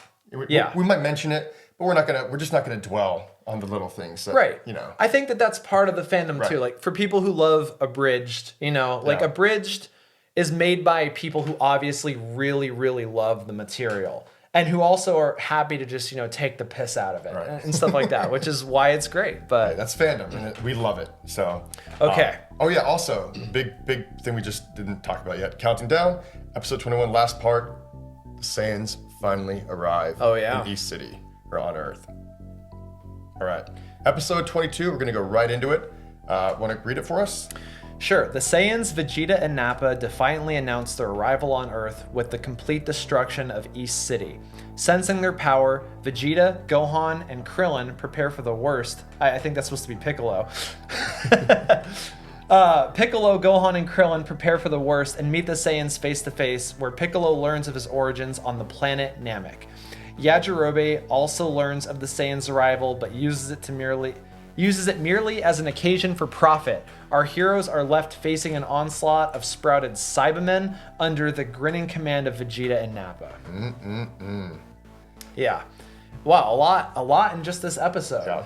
Yeah. This is a dense episode as well. All these from here on out, actually, everything's pretty dense, pretty cool though. Every episode here is awesome. Right. Cybermen, pretty much like your Cell Juniors. We're not there yet, obviously, but it's a little bit of a taste of things to come. Right. And 2 more sagas down the road. But Goku basically right now he's running down Snake Way. He's flying actually right now. He's not even running. He's flying. Which we all remember. It took him 6 months. To get there. Half a year. Yeah. And I think, don't quote me. No, we should quote me on this one. I think at the end of this episode, he's like halfway back. I think he passes Princess Snake. Oh, really? Oh, okay. I think, or it might be the next one, but we'll figure that out as well. But he's flying back down Snake Way, and the pressure is high, everything's intense, and we got to figure out what's going on here. So, right. Nappa is just going nuts. He's like, I want to destroy this whole town. Let's go. We see them for the first time on Earth. Vegeta's sitting quiet, really not saying much, but Nappa's this big brutish guy. One of the only Saiyan that's like bald, by the way. Yeah. So that's a first. So I don't know. Is it a choice? Is it male pattern baldness? Who knows? If he goes Super Saiyan, does his like beard and eyebrows go blonde or like, right? I think that question was answered by a lot of fans on GeoCities 20 years ago. all the fan art there too. And by the way, just the designs of Vegeta and Nappa, great designs because Vegeta is very small. He doesn't say a lot. Nappa looks bigger and stronger than any foe we have seen in Dragon Ball so far, yet Nappa has deference bordering on fear towards Vegeta. When Vegeta scolds him like, what if the Dragon Balls had been in the city? There goes our wish for eternal life. And Nappa, this big strong dude, is like a coward. He's like, I'm sorry, Prince Vegeta. And he might not say prince yet. I don't know if we know that Vegeta is a prince at this point, but. Right. He's like, oh, sorry, Vegeta. He's very deferential and scared of him, which puts in our mind, it's like, okay, well, how the fuck strong is Vegeta? Right. If this guy can just hydrogen bomb a city with 2 fingers, it's like, how strong is Vegeta? Which is great design, great narrative device. It's awesome. It's pretty cool. Pretty darn cool. Okay, so Nappa, Vegeta, they use their scouters, and they try to look for the highest powers, and they find, obviously, Piccolo, Krillin, and Gohan. And they go to meet the Saiyans, actually. They kind of meet them up there themselves. They sense the power levels close by, which ends up being Krillin. And then they chat. The Earthlings all go, and Vegeta and Nappa arrive at Paprika Wasteland. Okay, so, and I'm kind of going to recaps here, too. Now, recognizing Piccolo's voice, I think Vegeta's one, he determines that he was the one who killed Raditz. Right. And then, Piccolo then finds out from the 2 of them that he's in fact a Namekian from planet Namek. Right. Which is huge, kind of a throwaway line in this episode, actually. Yeah. It's huge, but like they don't overplay it, they don't overstate it. Vegeta's basically like, hey, if he's a Namekian and he's, his people are responsible for the Dragon Balls, I didn't know that it was real. I thought it was just a legend. He's like, let's see. It's like we've heard that some of them have magical powers and can do weird tricks. Right, but I think he says, old wives' tale. But now they're realizing, okay, maybe there's something to this, and maybe there's more Dragon Balls on planet Namek. Right. So a little bit of foreshadowing there as well. And Kami also learns of his origin. Yeah. He's just like, wow, I never knew I was an alien.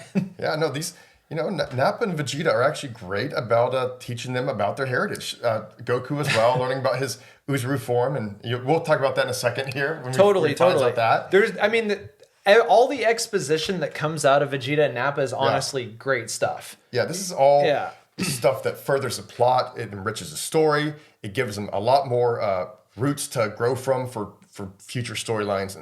Totally. In the next couple sagas as well. Right. Now, basically, they're squaring off. This is kind of like getting ready for the big battle. Nappa takes out a small container. They're talking trash, like, oh, we'll destroy you. And like, you know what? Let's have some fun. He pulls out his Cybermen. And basically, these 6 Cybermen emerge, ready to battle. And I guess they had to, plot-wise, they had to bring the Cybermen involved, bring them into the series because, had to have someone fight Yamcha, Chaozu, Right. You can just have Nappa start, because we've already established that it's going to take Goku a while to get back, and Nappa could just murk everybody if he wanted to. But there's another great narrative moment here where Vegeta tells Nappa, just take off your scouters. They're useless to us. Because unlike us, who have a set battle power, that, you know, like it stays the same unless we're like tired, you know, like unless we've battled too much, it drops a little bit or whatever. Earthlings are weird. They can raise their battle power at will, which Raditz discovered when Goku did his Kamehameha and Piccolo did the Makanko Sappo. It's just like, these guys can change their power at will. Up to a certain point, but yeah. Right, and it wasn't just that they could change their power up. It was also that they were able to, you know, like it's not just special attacks. Like when he does a Kamehameha, that's going to exponentially raise the power level, but also the humans who train on Earth, they can kind of hide their power levels and they can raise it on their own key as well as a special attack. Right. So it's not just like, a special attack raises power. No. They can lower and raise their attack power at will. Right. And, you know, powering up, one of the biggest parts of Dragon Ball Z. So yeah, totally. It gives them an excuse to scream and have fire come around them eventually. Okay, anything else in this episode that we need to touch on here?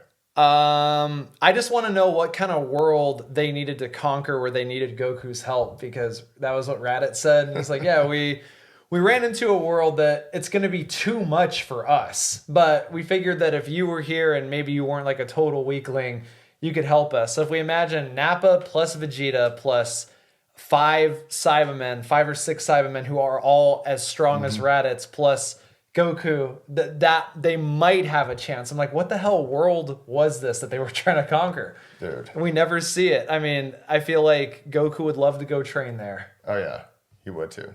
All right, so that's basically getting us ready for this next episode, which is episode 23. Saibong Journey to Earth. The two sinister Saiyans made their presence known with explosive style. Now Krillin, Piccolo, and Gohan stand face to face with these Saiyan monsters and the diabolical henchmen they brought with them. Can they hold out until Goku arrives? Dun dun dun. All right. Cyberman attack. Want to talk about this one a little bit first, or want me to just? Yeah, I mean, if you want to tee it up. So now, you know, Gohan, Krillin, and Piccolo have been standing here. The Cybermen hatch, and now coincidentally Yamcha, Tien, Chaozu show up. So now there's an equal amount of Cybermen per Z fighter. Z fighters. Yeah. And so Vegeta is like, hey, let's just play a little game. How about we have like a little contest where it's like one of you versus each of the Cybermen. Which Piccolo hates because he's like, we're not fighting on your terms, asshole. Right. Like, we're not going to do this. But Krillin is, you know, more of a tactician, not so hot-headed. He's like, you know, actually, this is a good idea because it buys us some time because we don't have to fight them right now. We can just fight these guys. And it gives Goku more time to get back there as well. Right. Yeah, exactly. And so Tien goes first, does extremely well. Does it. And then Vegeta ends up killing it because it's cheap, right? Yeah. Like it does a cheap little attack on him or something. Or it runs away. It runs away. It gets scared, runs away because Tien's kicking its ass, and then Vegeta just destroys it. Yeah. Okay, next up is Yamcha, right? There's a cool little thing when Yamcha starts fighting where we get a little world building into how people can watch people fight so quickly. Because Gohan is kind of like, I can't see anything that's going on. Like, where are they? They disappeared. And Piccolo is like, no, you have to sense them. Like, notice everybody else. And he looks over and Chaozu and Krillin are following them. It's like you have to find their energy and just lock onto them, and then you'll be able to see them. And I always thought that was a super cool little world building thing there. Super cool point. I remember that when Gohan starts to learn how to follow ki instead of just watching with his eyes. Great spot there. Okay, so continued on. Yamcha battles the Cybermen and apparently defeats it with a Kamehameha, which is pretty cool. He then becomes cocky enough to challenge the remaining 4 Cybermen by himself, but the beaten Cybermen wake up and catch them by surprise. So Yamcha does a little work on these guys, knocks them down. He thinks he does pretty good. He does pretty good. He gets shit on, but he does pretty good. He just didn't know that it wasn't finished off. Yeah. I like Yamcha. I've always been a Yamcha fan. I know he's like one of the weaker Earthlings, but I think he's pretty cool. I always like him in Dragon Ball. He's kind of, you know, he's my guy, and he got a little too cocky himself, you know. Right. You know, that's what happens when you're playing the big leagues baseball. And when this happened, I mean, like, it's a joke now in the fandom, but when this happened, it was devastating. The Cybermen that we were like, oh yeah, Yamcha's good. He dominated this thing, but it wasn't dead. So it kamikazes itself. It grabs onto him and just blows up. Latches on, boom, blows him up, kills him.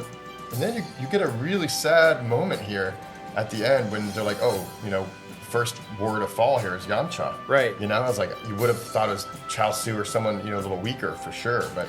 This is one of the first people, period, that we met in Dragon Ball. Yeah. It was Bulma, Oolong, and then Yamcha. And he's been with us all that time. A desert bandit. I've said before, he has one of my favorite attacks, the Sokidan, which he can control. It's so awesome. But... I mean, and then, like, he's also Bulma's boyfriend. Yeah. I mean, on again, off again. But, like, it was a tragedy, like, as a kid watching this.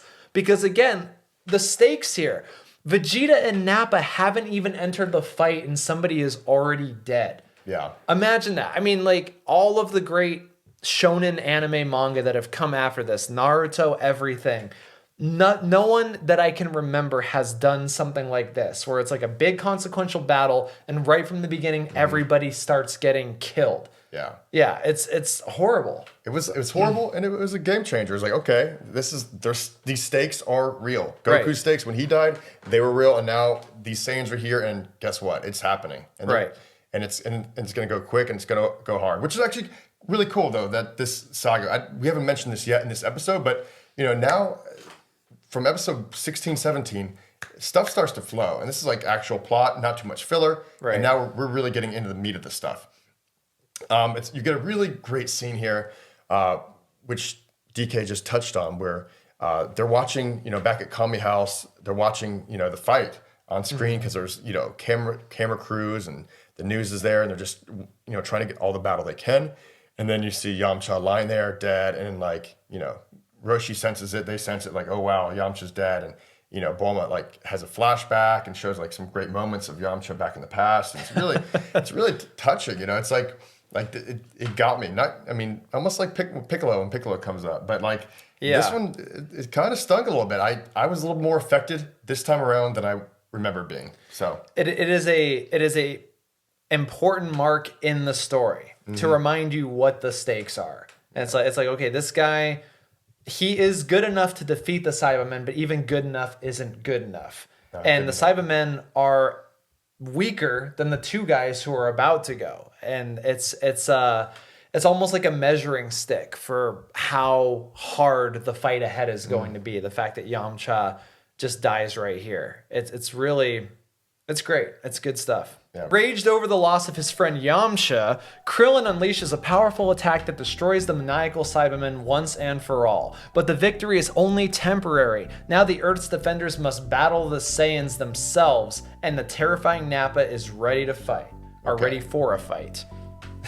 Yeah, this episode rocks. Yeah.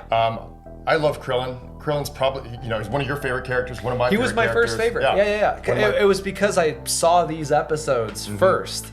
And Krillin, you know, later he's kind of like, he develops his personality. He's like, I can't do it. I've never even had a girlfriend before.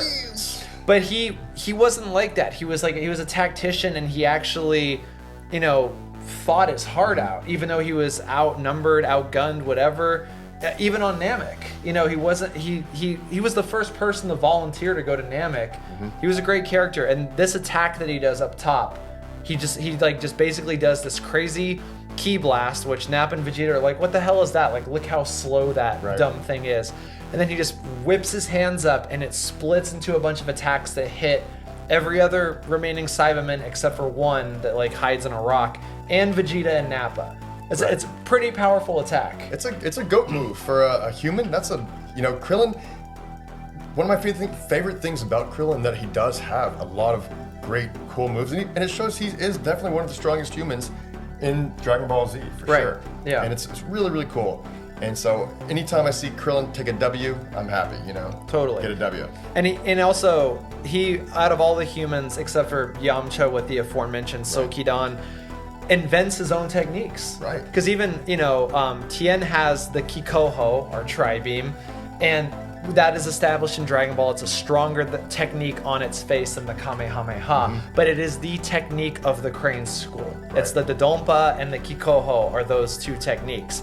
But this technique, this is something that he invented, and the technique that he does coming up, which we'll get into when we get there, which is one of the most iconic techniques in all of Dragon Ball Z, that's also something that he just invents right here. And it's honestly, like, he could murk a lot more people if he combined that with the Kaioken or solar flare. Right. If he just Kaioken people and did this technique, he probably win a lot more fights than he does. But I mean, he's very innovative as a character. Yeah, he's good.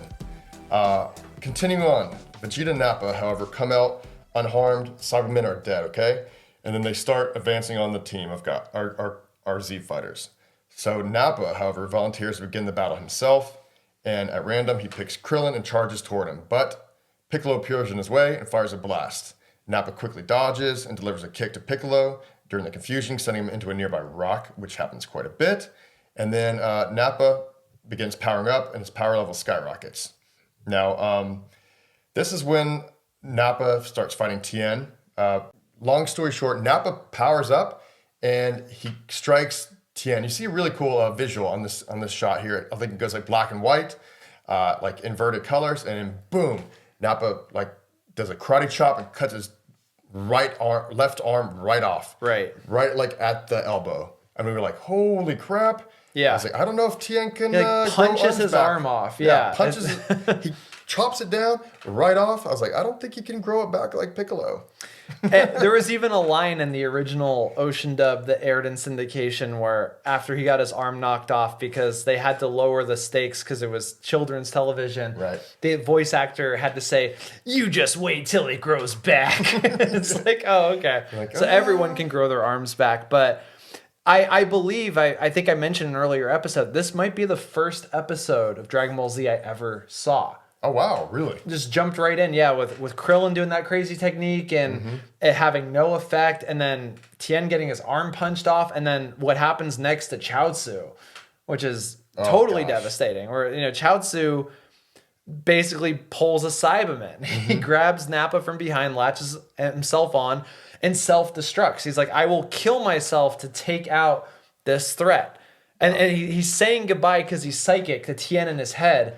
And you can see Tien just going like, wait, what are you talking about? Like, why are you doing this? And then he blows up, and then it means nothing.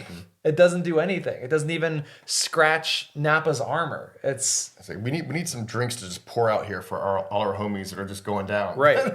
Just episode to episode. Episode to episode. This is like, that's what I'm saying. Now there is these are not filler. I mean, this is just, it is getting down and dirty. And, they're going down. Chaozu has a really great moment with Tien, as we just talked about. He just said, basically said, thanks for everything. He's like, I missed you, but, you're worth dying for, buddy, Was there a montage in the original thing? So there is a montage. There's a montage. It goes back to Dragon Ball, shows the Crane School, shows him at the Tenkaichi Budokai, actually shows Chaozu's dead body when he does die in Dragon Ball, coming back to life. And then it shows him getting revived by the dragon. And this is a really big moment, not just because Chaozu dies, but this is a big moment because Chaozu dies again. Right. Yeah. And so the Eternal Dragon can only grant, it can't grant the same wish twice. So it can't bring a person back from the dead twice. It can't bring a person back from the dead twice.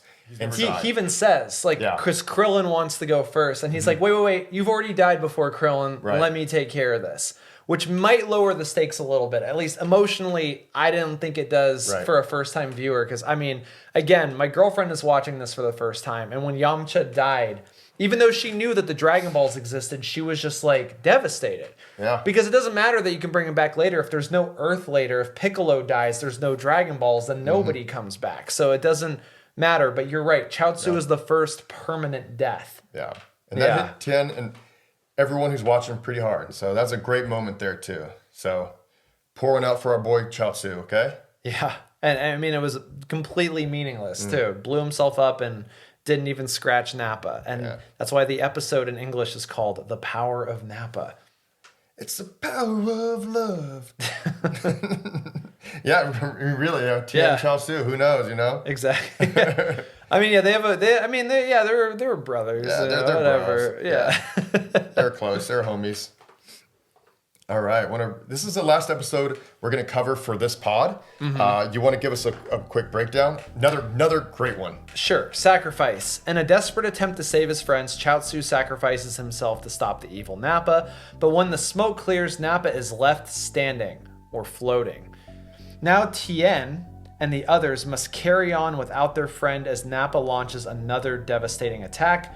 And though his body is broken, Tien has one trick left that can put the diabolical Saiyan, and then the page refresh, so I'm just going to say, put him in the ground. Put him in the ground, yes. Yeah.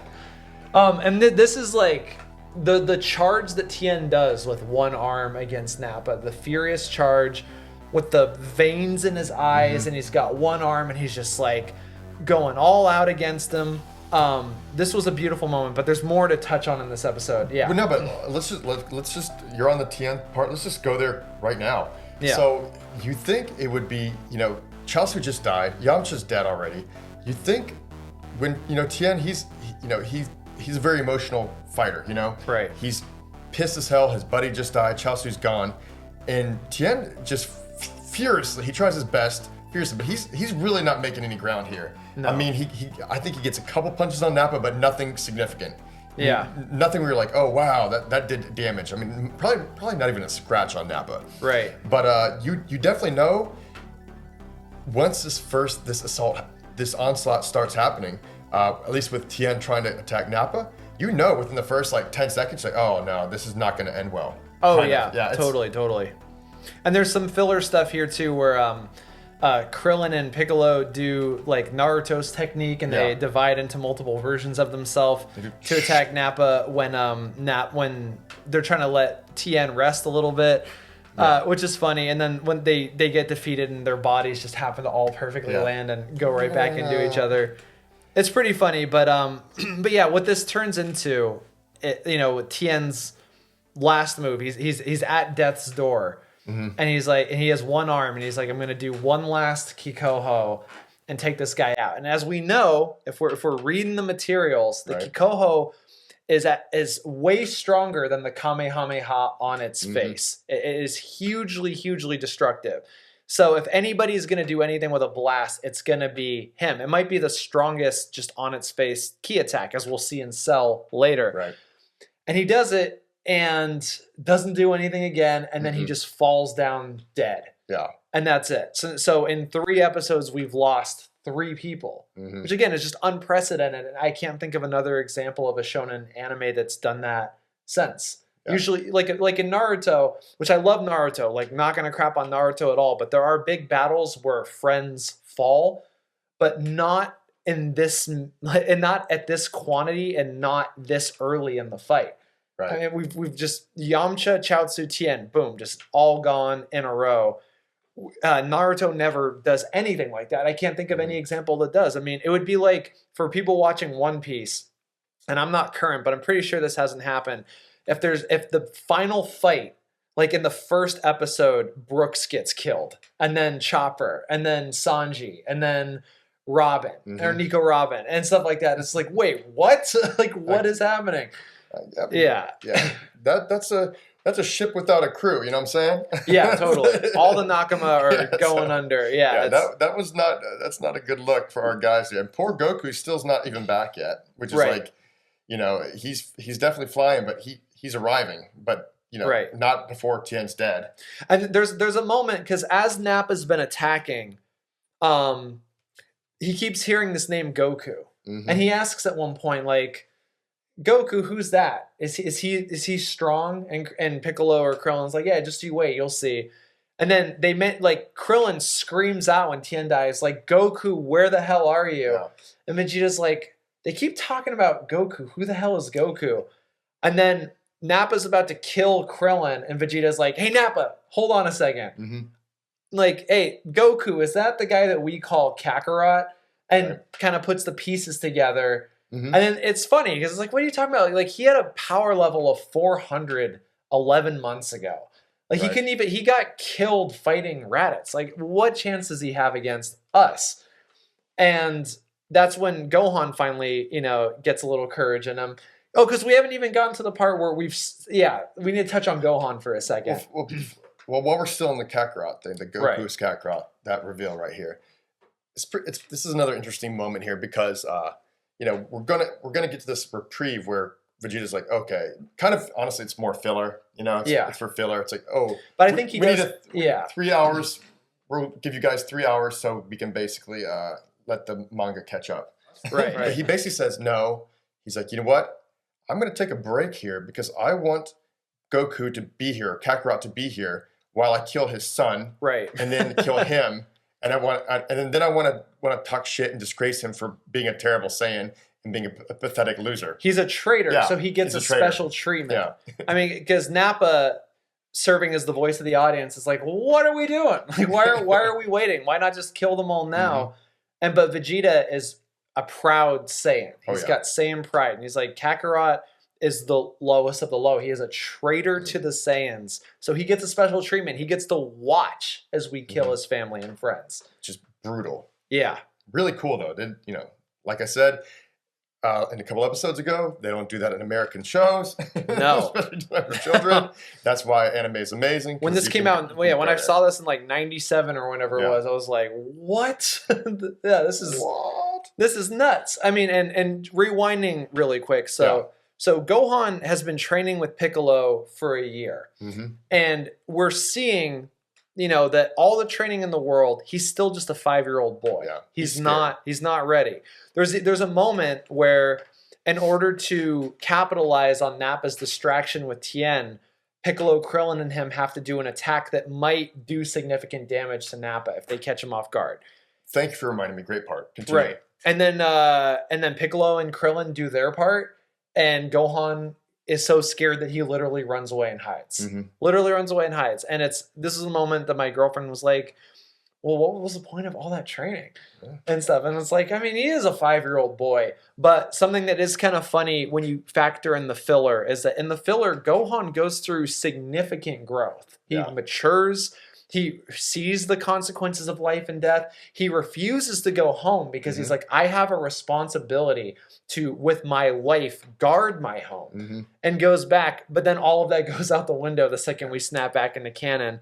But it is important right here that he is scared for the narrative and what comes later. So I mean, I can't really fault Gohan, guys. He's 5 years old at this point. No, yeah, he's 5 years old. 1 year after he started training at age 4. He's traumatized. He was, he's traumatized. For 6 months, he was outrunning dinosaurs, like with no training, and then for 4 months after that, he was just getting his ass kicked. Yeah, I mean, even in an earlier episode, just to go back. Gohan couldn't watch. I don't know if it was Chelsea or Tien or someone was getting just their ass kicked by Nappa. And then Gohan was looking away. He's like, I can't watch this. And Piccolo says, no. He's like, you need to watch this because this is what real fighting is. Right. Maybe it's Krillin. But someone got just knocked down. And Piccolo made him, Gohan watch to see. But, that's an important part to know because, like, later on, it does come back in a few more episodes when, it does give a little more emotional heft and significance when Gohan gets a little limelight in a couple episodes. I mean, it is important for his character that later he has to make the decision to fight, even though he is afraid. Because we can empathize. He's a 5-year-old kid. He hasn't had a great year. He's watched somebody get murdered by a kamikaze explosion immediately, and then saw one of his friends or allies kamikaze themselves to no avail. So what the hell is he going to be able to do? He's terrified. And so to cap this episode off, we have this reprieve, and this is the second time that we see just how strong Vegeta is, just in terms of how he relates to Nappa. There is no such thing as character. Character is only what people do. I think it's David Mamet that said that. Yeah. Right. Character is only what people do. And what we have here is Nappa is itching to fight. His Saiyan blood is boiling. He's like, fuck waiting. I'm attacking. And then Vegeta's like, are you defying me? Are you literally defying me? And Nappa again becomes a coward. And then Piccolo and Krillin even comment like, what the hell? Like, how strong is this guy? You see how scared of him that is? And that's great character writing right there. It's so simple, but it works so effectively. Yeah. So I guess that's it. It's a good stretch. Good stretch, long, a lot of episodes. Remember to follow us if you're still tuned in right now. Thank you for staying. Hit like, subscribe if you're watching on YouTube. If you're listening to the podcast, give us 5 stars and write a nice review. It'll help us keep this thing going. And until next time, Os. Sayonara. See you next time.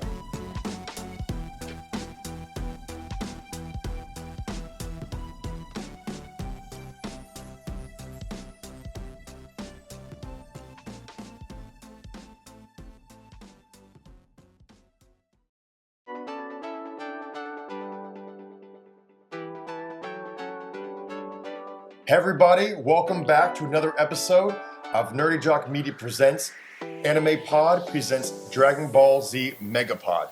I'm here with my co-host DK, who is also, evidently he's still a Super Saiyan, so he's been training in the room of time up at Kami's Lookout. That's right. I decided to stay this way to conserve energy, but even as a Super Saiyan, I'm still just a white belt in Brazilian Jiu-Jitsu, which is a testament to just how hard that martial art is to learn. I don't want to fight you. And I am Kevin Ketcham, your other host. Welcome back. We are so excited today because we have a fantastic episode. This is quite possibly my favorite stretch of episodes that we're going to cover in Dragon Ball Z fandom. This is it. This is the meat and potatoes, and we're coming at you live on scene at the Paprika Wasteland. Yeah, a lot of great fighting goes down here, as you can see. A lot of great rocks that are going to lose their form and be destroyed. So a lot of damage is going to be happening there, but just a really, really great episode. We're going to be covering episodes 26, Nappa's Rampage, all the way up to Mercy, 35. So we're going to finish the Vegeta Saga today. But before we even go deeper into the episodes, recap one by one, DK wants to take over and do a little bit of insight here because in the last couple episodes, if you guys noticed, the animation style started to get better, a little more refined. And you're like, wait, what's going on here? Like I asked DK, I texted him like, why specifically does, Vegeta's hair and his whole look and his outlook change from the lines and animation style from episode to episode? So what exactly happened here, Dan, to improve this animation so much? The short answer to that question is budget. Obviously, everyone knew this was the most important part of the season. So they saved all of their heavy hitters for this moment. But What does that mean? What does saving your heavy hitters for this moment mean? I don't know. You tell me. To answer that question, we have to understand how anime gets made and how it's different from Western animation. Particularly, we'll use Disney as the comparison. So if you look at a movie like Aladdin, you have an animator for Aladdin, you have an animator for the genie, you have an animator for Jasmine. Every individual character has its own animator, and then there are separate animators for the other people in the background, for the backgrounds themselves, etc., etc. It's a very amazing, intricate process, which is why Disney animation is so smooth and it's at that 24 frame level. That's why it's so good. Anime doesn't work that way. They're on a really, really severe time crunch. I mean, especially a show like this that has to air year-round. It's not in seasons. There has to be a new episode every week with a few holiday exceptions all year round. And so they have we're talking weeks, like 2 to 4 to 6 weeks, depending on the episode of a production schedule to get this out. And quick interruption here. And how long would in general, like a Simpsons or a Family Guy or an American episode of television, how long would that take for an animated series in USA? So the pipeline for US television animation is interesting because you have your writers, you have somebody who storyboards basically every tiny little movement in every episode of The Simpsons, and then it's shipped overseas where it's completed by an animation team, usually in South Korea somewhere, and it's returned with the finished animation 6 months later. 6 months. So you're telling me a show, USA show, animated series, could take 6 months for one episode to be produced, and anime has to do it in what? 2 to 6 weeks, usually. 2 to 6 weeks. Yeah, depending on the episode. And also, too, with a fraction of the budget. There's a cliche in Hollywood that you can't do something fast, cheap, and good. You can only have 2 of those things at once. You can have fast and cheap, good and cheap, or fast and good, but it won't be cheap. It'll be expensive. Right. With anime, so for an episode of The Simpsons, that's actually great. Right. An episode of The Simpsons, I'm thinking that's like around, conservatively, $3 to $5 million per episode. A little bit less, maybe. We'll call it $2 million, if not for the star power of that very established cast. But that's a pretty standard budget for a 22 episode animated sitcom in the United States. An episode of Dragon Ball Z, probably $200,000 to $300,000 to produce. Everything. I'm talking everything. Animation, voice acting, writing, everything. I mean, they're adapting, so that's a little bit easier. Right. So what ends up happening, going back to the animation thing, is that they have key animators. And if you really want to learn the process of animation, just how crazy it is, there's a great manga called Animeta out that actually Studio Trigger, the people behind Kill la Kill, Darling in the Franxx, and the Edge Runners cyberpunk show on Netflix, like amazing studio founded by Hiroyuki Imaishi. I don't know. I hope I got his name right there. I'm just spitting off the cuff here. But actually, it is required reading to work at that studio because it details just how insane the animation process is in there. So basically, there's a team of key animators, Ganga artists, and they all have their each individual style. And there's an animation director and a character designer, and they try to be as on model as possible, but they're given huge chunks of the episode to animate, like a whole fight. Like any time you see like that thing we talked about earlier, Tien versus Nappa, one person animated that entire thing. I shouldn't say one person, because you also have your doga artists. Those are your in-betweeners. And you have your cleanup person who basically has to redraw all of the keyframes, all of the in-betweens, everything. It gets drawn and redrawn 100 times. And then if you're an animation director like Tadayoshi Yamamuro, who we'll touch on later, he did a lot of Z and he did a lot of Super too. I think he did all of Super as animation director. You might redraw everything yourself because you want it corrected to your specific style. So that's how animation is produced. You have key animators that do key sequences, and you have fandoms that spring up around just these animators. If you want to see an example, if any of you are familiar with Cowboy Bebop, or if you watch My Hero Academia, which is big right now. Both. Well, Bebop was done by Sunrise, but later branched off. That team became Bones. If you look up the name Yutaka Nakamura on YouTube and look up the name and put the word mad next to it, you will see a reel of all of the battle sequences he did just by himself. To name a few, Spike versus Asimov, episode 1 of Cowboy Bebop. Right. Spike versus Vincent on the train in Cowboy Bebop the movie. A very beautiful movie that Bones did called Sword of the Stranger. Lots of amazing animation in My Hero Academia. These people do these entire sequences by themselves, and productions often save the bulk of their budget for that. So we're in the era of Dragon Ball Z here, where Minoru Maeda is the character designer and animator. And he was there since Dragon Ball. And even if you read the manga, there's still, at this point, kind of a Dragon Ball feel. Like there's more rounded shapes. But Toriyama is making a concerted effort to do more realistic anatomy, to bring it out of that softer look, more hard edges, more, just make it look a little bit more real. Yeah, when he's going Kaioken, he's gonna look jacked, Exactly. Yeah, I mean, the anatomy has to be perfect. It's got to look swole. really, really good. And you can tell that Toei, when they did this, they saved all of their best people for this. For people listening, we're gonna put images in the show notes where you can see the difference between the different animators, because there are so many amazing animators like Sato. God, all the names escape me because I'm thinking too fast right now. We'll put the graphic, you can see it. Yeah. And who do really, iconic scenes by themselves. If you want to do a much deeper dive with somebody much more knowledgeable than me about the animation at Toei and all the talent over there, I recommend the YouTube channel Anime AJ. That guy is fucking on it. That guy, he put into words things that I had noticed my whole life and I just never even knew. I didn't know there was fandoms around animation until I discovered his channel. So do a deep dive on that. You can also find out who the bad studios were, because I mean, a show that works year round, you have to outsource. You have to outsource to other studios, and you have directors like I don't want to shit on anybody, but Ebisawa. Anytime you see the character models like get stretched out and wonky, that's Ebisawa shit. Or Studio Live. There's a lot of really bad animation. There's just as much bad animation in Dragon Ball Z as there is good animation, because it's just a bunch of different teams working and just drawing everything themselves under the most insane crunch you can possibly imagine. Yeah. We talked about how hard it is to make manga, but anime just as hard in a totally different way. So, and a short and abbreviated time span as well. That's really great breakdown there. Thank you, DK, for that one. We, check out Anime AJ. Anime AJ, yeah, Anime spelled out AJ on YouTube. AJAY.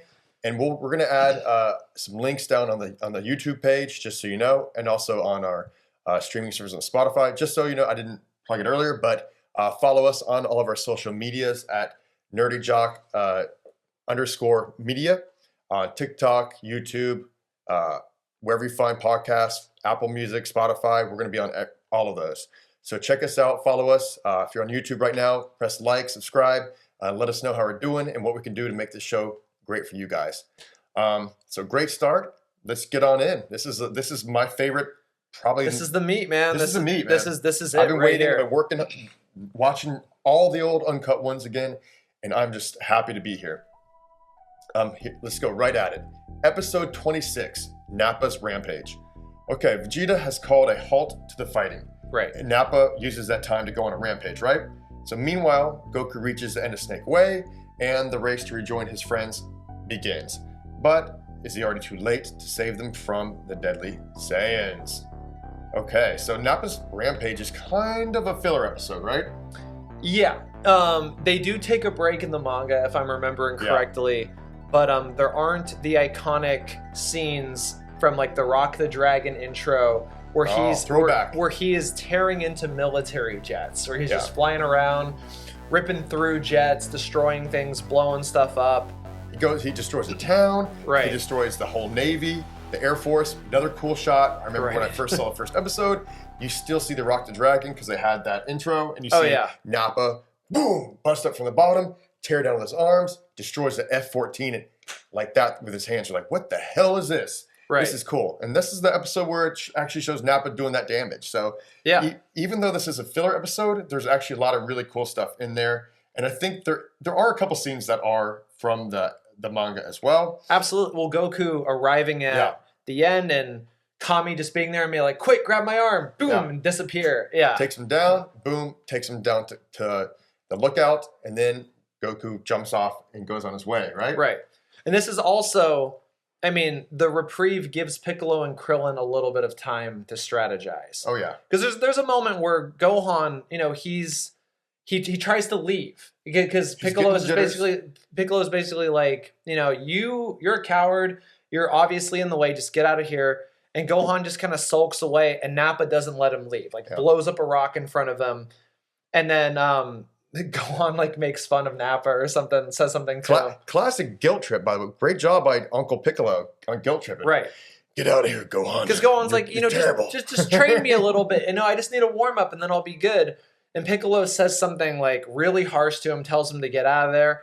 But then in his mind, we see for the first time Piccolo being contrite, where he's like, I taught you everything I know. Like I have nothing left to teach you. Like truly, there's nothing I can give you anymore. It's really. But anyway, the strategy he comes up with Krillin is, what we've seen before with Goku and Raditz. It's like, we have not exploited the tail. Right. We know it's their one weakness. And this was a question that my girlfriend had the whole time. It's like, why aren't they going for his tail? They know it's the weakness. And so when they made this plan, she was like, oh, finally, maybe they're going to have some sort of edge. The tide is going to turn because we've just seen everybody die so far. Right. Yeah. So they do make that plan. Is this this is it. Yeah. This is the episode. Okay, so he does go for his tail. Okay, so Krillin. Oh Go no, hunt. they make the plan. They make the plan. He doesn't go for it. Okay, Yeah. I'm sorry. The fighting has not resumed yet. Fighting has not resumed yet, but it's going to. This is the 3 hours in between. Let Nappa have some fun. Okay. Right. So Kami gets Goku. Goku basically teleports down. He jumps off the tower, nosedives thousands of feet. Korra meets him out there. Has a couple sensu beans on hand. Thank God. Throws him to Goku. Catches him. But what if he missed, guys? DK, what? I mean, it's Goku. Obviously, he's going to catch him, but like, that's a risky maneuver. You got these two beings that are basically like the best steroids in the world. You know, you take those, Right. you're gonna be living forever. You know, senzu beans are amazing. If you do remember, They heal back from Dragon broken Ball. bones and ripped Yeah. tendons. I mean, it's the best medicine in any fantasy ever. It's Yeah. just, Give me some of that. Yeah, a bona fide cure-all, and there's always just not enough of them. not enough. Yeah, always. It's like it's a plot device, but it's always used in scarcity, which is really great. But yeah, my answer to your question is, if he had missed them, Goku wouldn't have gone after them, because no. he already senses that people are dead. He's like, Yeah. I only feel a few people over there. Yeah. That's not normal. I need to get over there as quickly as possible. He's not gonna be like, wait, the beans, you know. So He caught him. Thank God he caught the sensu beans, and then he called Kentun Flying Nimbus, his cloud, right. and he is on his way. So Goku finally.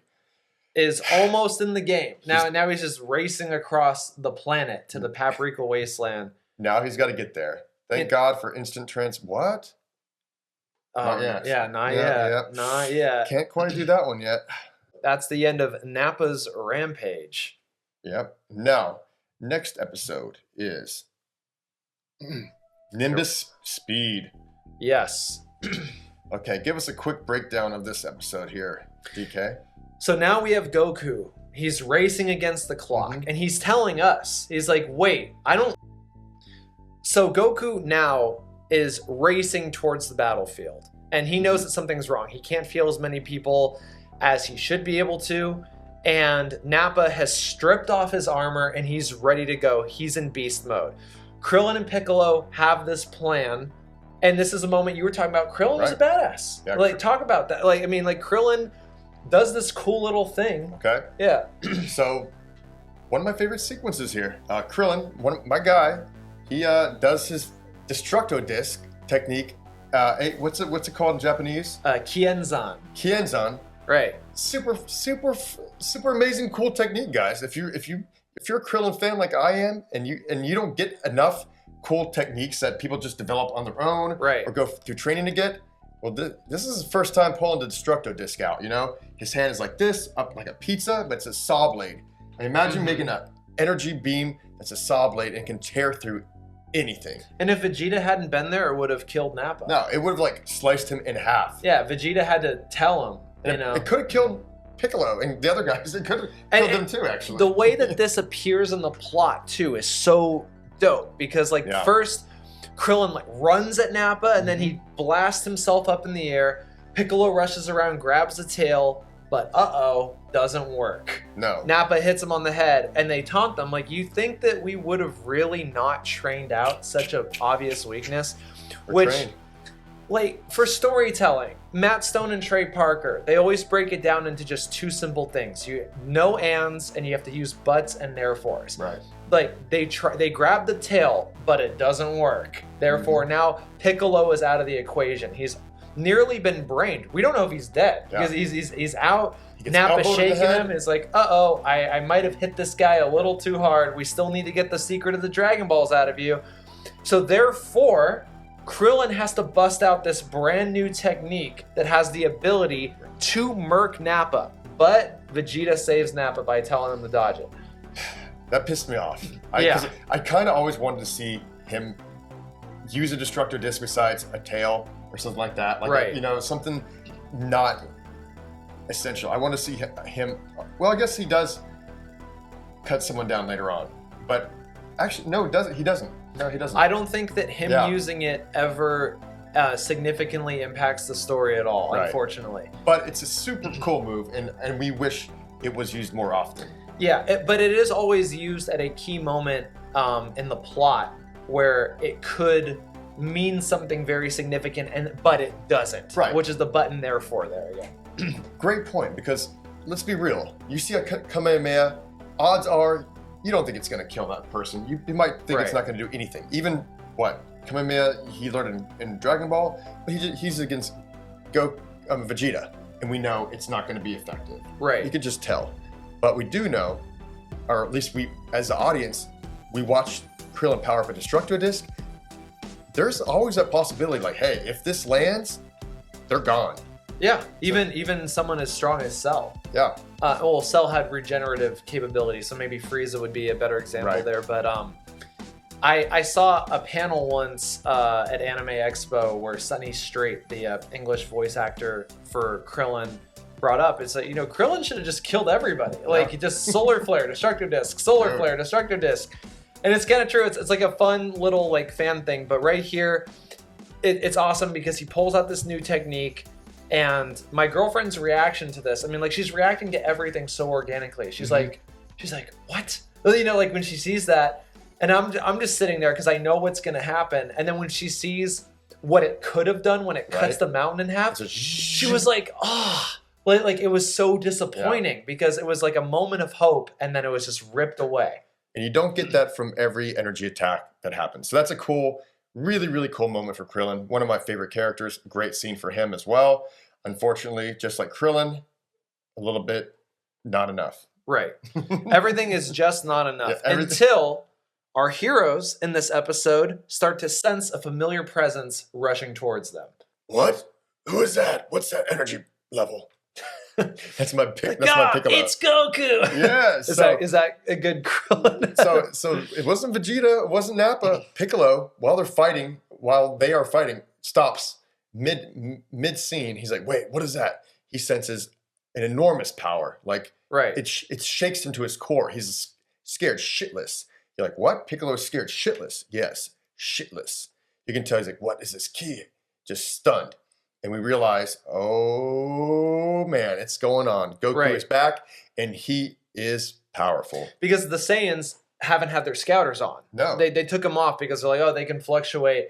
So then Vegeta puts his back on, and he picks up a reading, and even he's kind of taken aback. And he's like, what is going on here? And I think they do mention, he's like, oh, Nappa says, oh, it's broken, or something's not working. Like, dude, it's like, at some point, because he asks, is Kakarot really on his way? Yeah. And Vegeta says, I don't know if it's Kakarot, but something is coming towards us with a battle power over 5,000. Over 5,000? And this immediately changes the stakes, where Vegeta's like, kill them all. If they gang up on us, if somebody really is that strong that's coming, if they ganged up on us, it could be a problem. Literally, it's, hey, we're going to wait 3 hours to, oh crap, kill them right now, because there is a sense of urgency, because this could be our demise. Pile their bodies, like unravel Goku's will to fight when he shows up. I mean, you seeing the stakes in their eyes too, where like it really demonstrates like, oh man, now it's down to the wire. Now Goku needs to get there even quicker than he needed to before. It's crazy. Dragon Ball's great about this. They can flip on a dime. They can, one episode they can make you think, oh, Nappa and Vegeta have all the power in the world. There's no chance they're gonna get defeated. And then Goku lands and boom, on a dime, flips. So now you got another power dynamic and another cool motivate. You're watching, you get motivated, like, okay, this is gonna be more interesting again. It's better than like a WWE battle, or like a big wrestling match kind of. It's an interesting comparison. I'm not a professional wrestler fan. I have nothing against it because I have friends who are very passionate about it. And when I've watched it with them, I realize it's the same thing. I'm like, oh, I get this. It's butts in their force. Right. It's like, oh, he does his secret technique, but he slips underneath. Oh, but some random dude runs out and stuff like that. Like, all wrestling is butts in their force. Right. Like, distilled down to its purest form. And that's what Dragon Ball does so well, too. It's like, okay, now they have to kill them, and then there's this huge butt where he's about to kill Piccolo, and then Gohan finally does something. Right. He finally attacks Nappa, kicks him, hurts him pretty badly. So therefore, Nappa is now like, well, fuck this, you're dead, kid. Yeah. And he's about to launch. He launches the craziest attack he can think of, and right at the end of the episode, Piccolo leaps in front of the attack. Yeah. So that was crazy. This is just an all-timer episode. This is just a fantastic episode.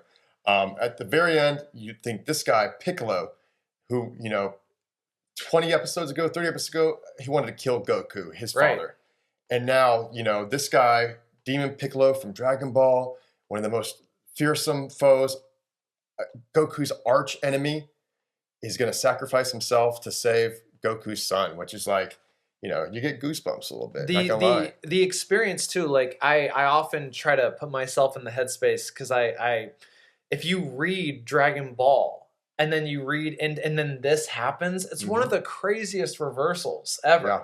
I mean, Piccolo fucked Goku up in the Tenkaichi Budokai.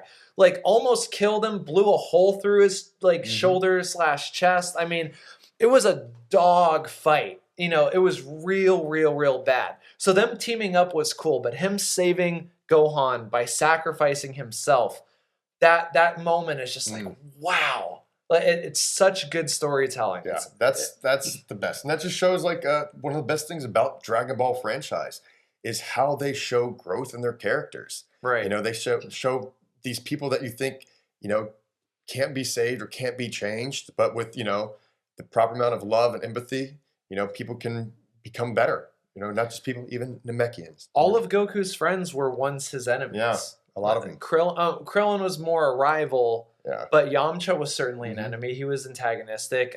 Tien was a very good enemy. Yeah. That Tenkaichi Budokai arc with Tien and Chaozu, he was a formidable enemy. He was much stronger than Goku. He had an attack that was stronger than Goku's attack. And then now Piccolo too. I mean, and then later on, of course, other characters. We'll get to those when we get to those. But we'll get there. Yeah. It leads perfectly into the next episode because the next episode starts with Piccolo taking the blast too. Exactly. So that's actually the next episode, and this is probably, I would say, one of my favorite of all time episodes. Totally. Out of 291 episodes, I love this episode. This is called Goku's Arrival. It is episode number, let me see. I think it's like episode number 27, Goku's Arrival. My favorite episode. I'm just going to give you a big summary breakdown here, okay? So Nappa fires his bomber. He fires his bomber DX move at Gohan. Piccolo jumps out, arms out. Ah! You see some really cool animation. A lot of great animation in this episode as well. Oh yeah, the line work animation. It goes monochrome. Yeah, like very heavy pencil lines. It's beautiful. Yeah. Really, really cool. And then boom, you hear this body fall. It's Piccolo. Just boom, falls over.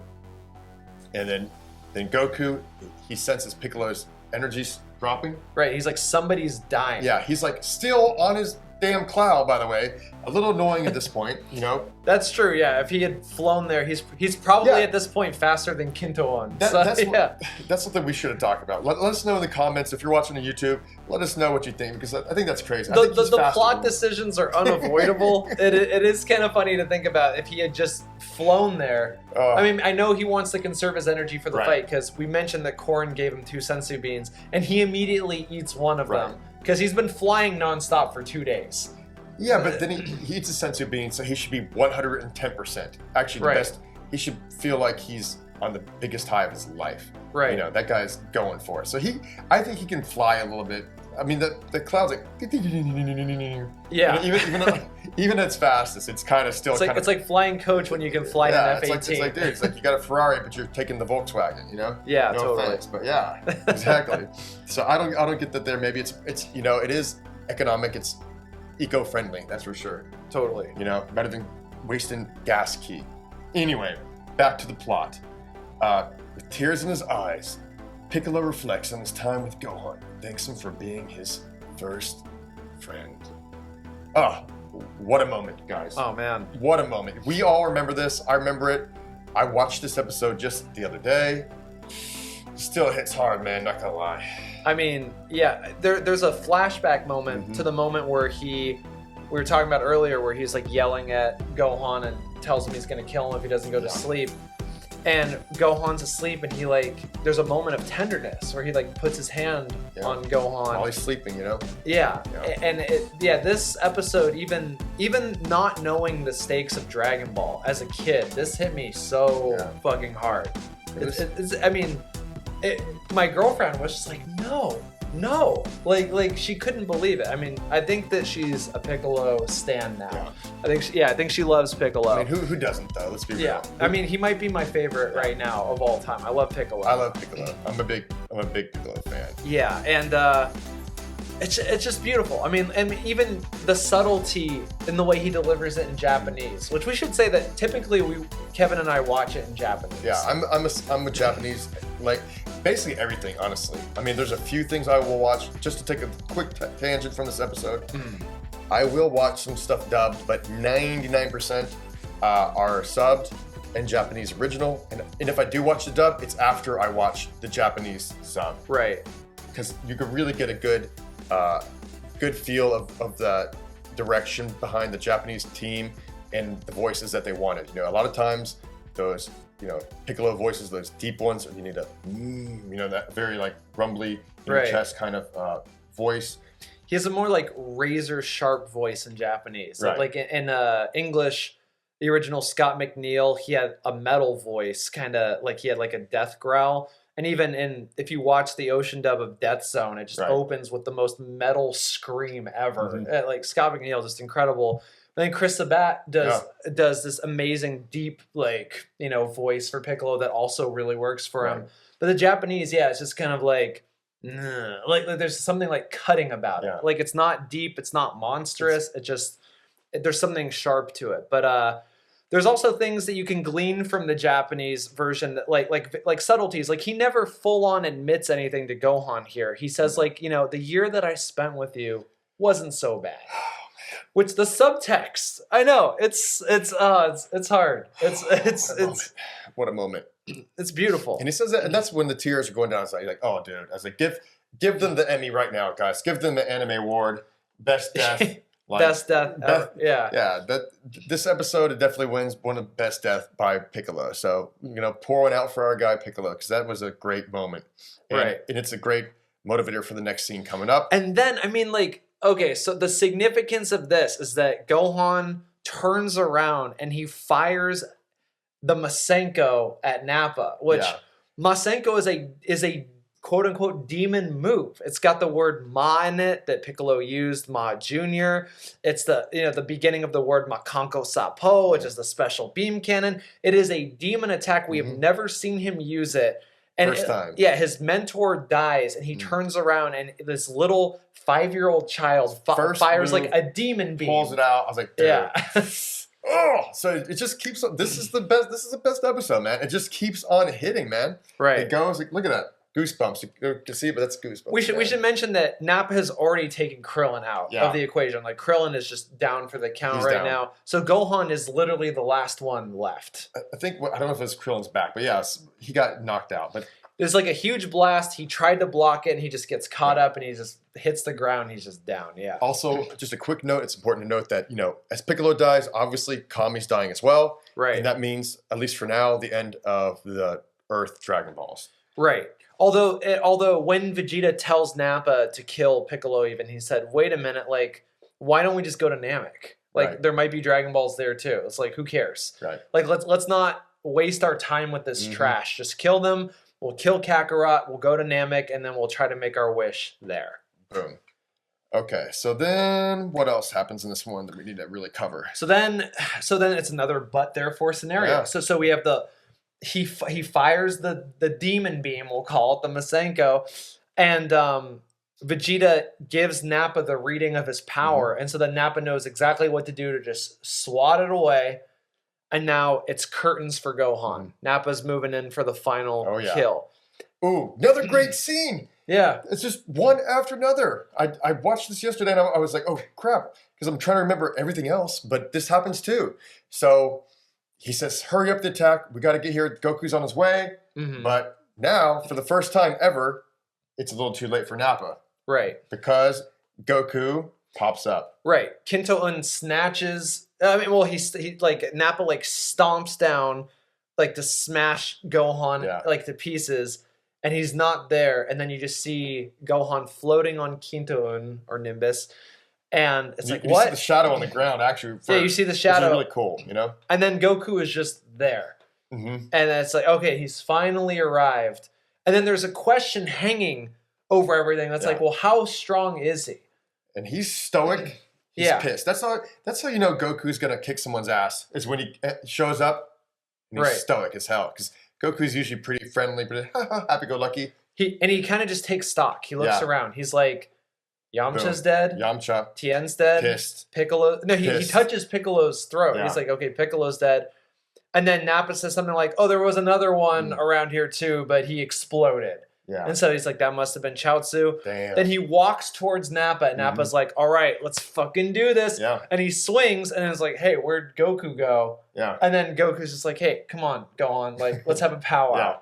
And all that stuff. And all this time, there's that shot where Vegeta is trying to, like, taunt him, and his eyes are just following Goku walk past, and Goku isn't reacting to shit. No, not so at all. we're all just like, how the hell strong is Goku right now? Yeah. I mean, it's a great hero's welcome for him. It's what a good moment. One of the best entrances ever, and he's got a few throughout the series. And but this is well deserved. I mean, it's been coming forever. Finally, Goku arrives, and this is the match we've been waiting for. yes, yeah. But, and so he goes to Gohan and Krillin. He gives them each half of the remaining sensu bean. Crunch, crunch, crunch. Crunch, crunch, crunch. They heal. He's like, and then Krillin's like, all right, well, now that you're here, we probably can beat them. And Goku's like, actually, like, you guys, I don't want you guys to fight. I'm going to take care of this by myself. And they're like, what are you talking about? And Goku just turns around and walks back to the Saiyans without answering. Dude. There's some brilliant animation where you see like his ki kind of just radiating off of him, and that's all. He doesn't need to say anything. Krillin's like, I'm just going to shut up and just let this play out. And now we have one of the most infamous moments in all of Dragon Ball Z, which is Goku powering up. All right, tell us more. So he powers up in front of them. Vegeta obviously has the scouter on, and he's seeing this number skyrocket. Right. And Nappa's confused as hell. Goku stops powering up. These rocks are lifting off the ground. Yeah. It's a great moment of suspense. And then like finally the power up stops, the rocks drop. Nappa, Vegeta, what does the scouter say about his power level? And then in Japanese, Vegeta takes the scouter off and screams, it's over 8,000 and crushes it. And then, of course, infamously in English, most infamous line in all of Dragon Ball Z. Yeah. It's over 9,000!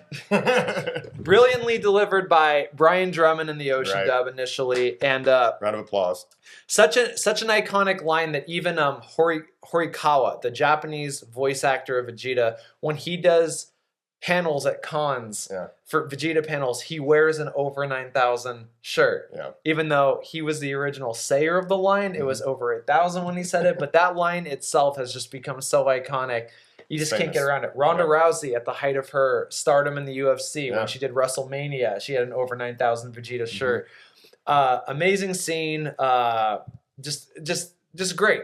And we don't really know exactly what that means, except for the fact that Nappa is just like, there's no way. Vegeta, what the fuck? There's no way. Whatever's going to happen, it's going to be great, because we've earned it. We've deserved it. All our friends have died. It's time to see Goku kick some ass. And what's crazy, too, is that it's implied as this episode and the next episode go on that might not even be what the actual number is. Because Goku just beats the shit out of Nappa. He's just like, this is for Chaozu. This is for Tien. This is for Yamcha. This is for Piccolo.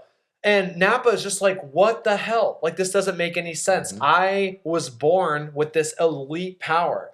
And Kakarot is a third-class, like, outcast warrior. Like, we sent him as a baby.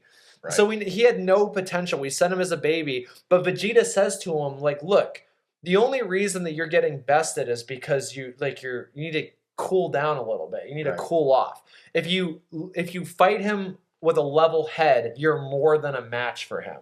So either that's true, and Goku just has better focus than Nappa, or Goku hasn't revealed the full extent of his power just yet. And I don't want to spoil it, but I think he might be holding back a little bit. I think so. Okay. Well, perfect. Spoiler alert. Spoiler alert. All right, that takes us right into our next episode, episode 29. That's going to be lesson number 1. Another GOAT episode. I mean, Goku's rival last episode, probably my favorite, one of my favorite of all time. Like probably top 5. I think, if not top 5, maybe, honestly, like the next 6 episodes in a row are all just like goated. Money. Yeah, totally. Okay, and that brings us to episode 29, lesson number 1. And I jumped the gun a little bit. Some of my recap in the last episode of the fight with Nappa occurs in this episode. Right. So we're just, we will kind of meld this together. We'll add a couple things on the top there in the back, but we're just going to go right into this here too. So basically, Goku starts kicking Nappa's ass. He kicks Nappa's ass. I mean, Nappa fires a ki blast at him, and he stops it with a ki eye. He just, whatever, and just just stops it. But basically with his breath, with one word, Kya, and that stunned Vegeta. He's just like, what the hell? Right. This dude just breathed, did some little fresh mint breath and just destroyed that shit. He did. I mean, the Nappa takes the fight to the sky. There's a moment where he launches a surprise attack out of his mouth, right? And Goku, like point blank counters with the Kamehameha. Brilliant animation right there of the waves kind of like rippling out of each of them. I love that shot. I don't know who did it, but it's such an awesome shot, or series of shots rather. And so basically, Goku is just besting Nappa on every front. So Vegeta's finally like, okay, Nappa, like you're wasting time. I'm done with this. You're out. I'm tagging you out. I'll take care of Kakarot myself. Right. So I mean, in a way, we actually did cover pretty much this whole episode. Yeah. No. There's the reveal of the secret technique at the end that we did. Oh my God! Yes. Yeah. Okay, that's true. We covered about half of it. Okay, so we did cover in the last recap on episode 28. We covered the first half of lesson number 1, but the most important part of this episode, which imagine us skipping that. That'd be terrible. But so Vegeta takes Nappa out. Right. And Nappa doesn't want to be bored, as we've seen. He wants to constantly destroy and do stuff, and he sees 2 ripe victims still on the ground, Krillin and Gohan, and makes a dive for them. Yeah, he basically says like, hey, if I have to stop, I'm going to take them out first. Then he's like, right. Vegeta tells him to calm down. He's going to handle this. He's like, you're obviously Nappa, you're too weak. He's like, just take a step back. Nappa gets pissed, and then he goes for it. And Goku says, shit, I can't get to them in time. And this is Nappa going his fastest too. So Nappa's like, this is no way Goku. He's way ahead of Goku. He's not that far from Gohan and Krillin. He's like, death is imminent for these guys. Right. Except for the fact that Goku busts out the Kaioken. Which we have only heard about up until now. We saw it for one brief instance in a different form on King Kai's planet. Right. The energy was a white light beam kind of power in his fist, almost like what Krillin can make. It wasn't the full body Kaioken like we're going to see here. Now let's do a little Kaioken explanation. DK, do you want to give us that? Yeah. So the Kaioken, is this the episode 2 where we have the flashback where King Kai establishes the stakes of the Kaioken? It's all right. We'll bleed into that. Yeah. So the Kaioken is a fan favorite technique, and a lot of fans in the Dragon Ball Z fandom, they're like, why didn't he use it more even after he became Super Saiyan? And then later on in Super, he uses it obviously when he's Super Saiyan God, and that's a great moment. But the reason that he doesn't use it is because the technique is not what the technique purports to be, which is a power amplifier. It's like, if you can just amplify his power, why not just do that all the time?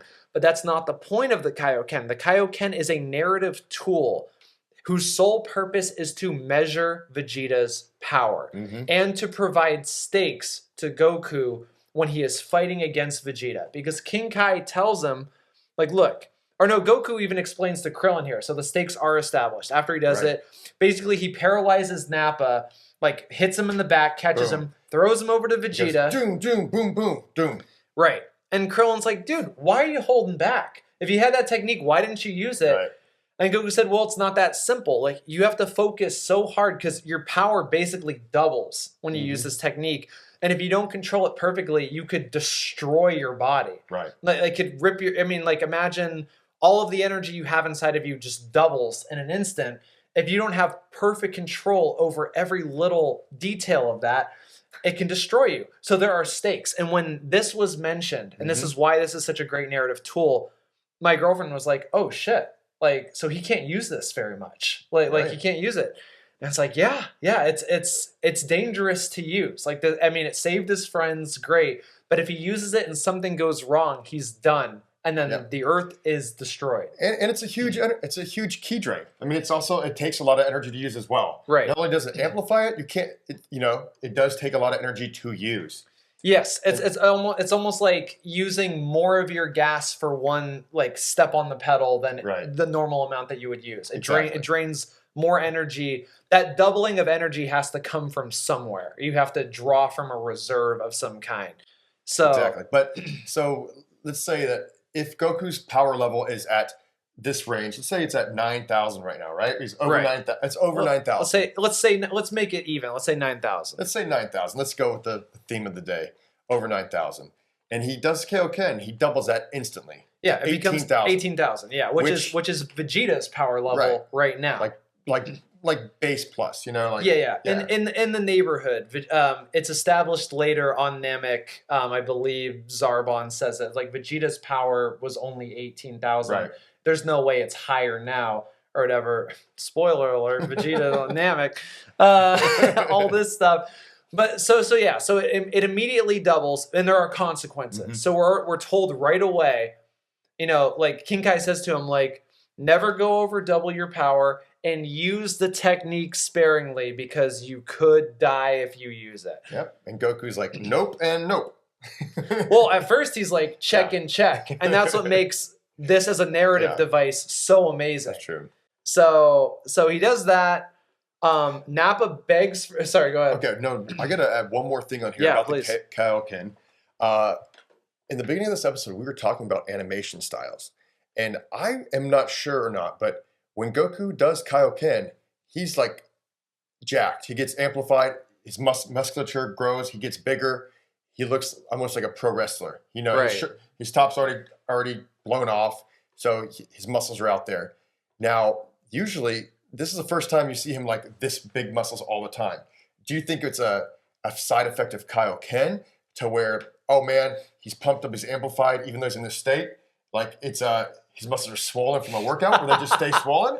Because like he goes out of Kaioken, but his muscles are still kind of jacked. Or is it just like, hey, animators like, let's just roll with him being on steroids, Kaioken? Dude, I love that you're saying this because I'm ashamed to admit that in the shower earlier, I was thinking about like, does the Kaioken have a sarcoplasmic effect on musculature? It might. No, that's an important question. I was like, why? He looks like he's chilling out. Right. But he's still, because he can only use it a short period of time, but he's using it the whole episode. He's jacked the whole episode. He seems to retain his pump even when he's not using it. He retains his pump. He lifts. He retains his pump.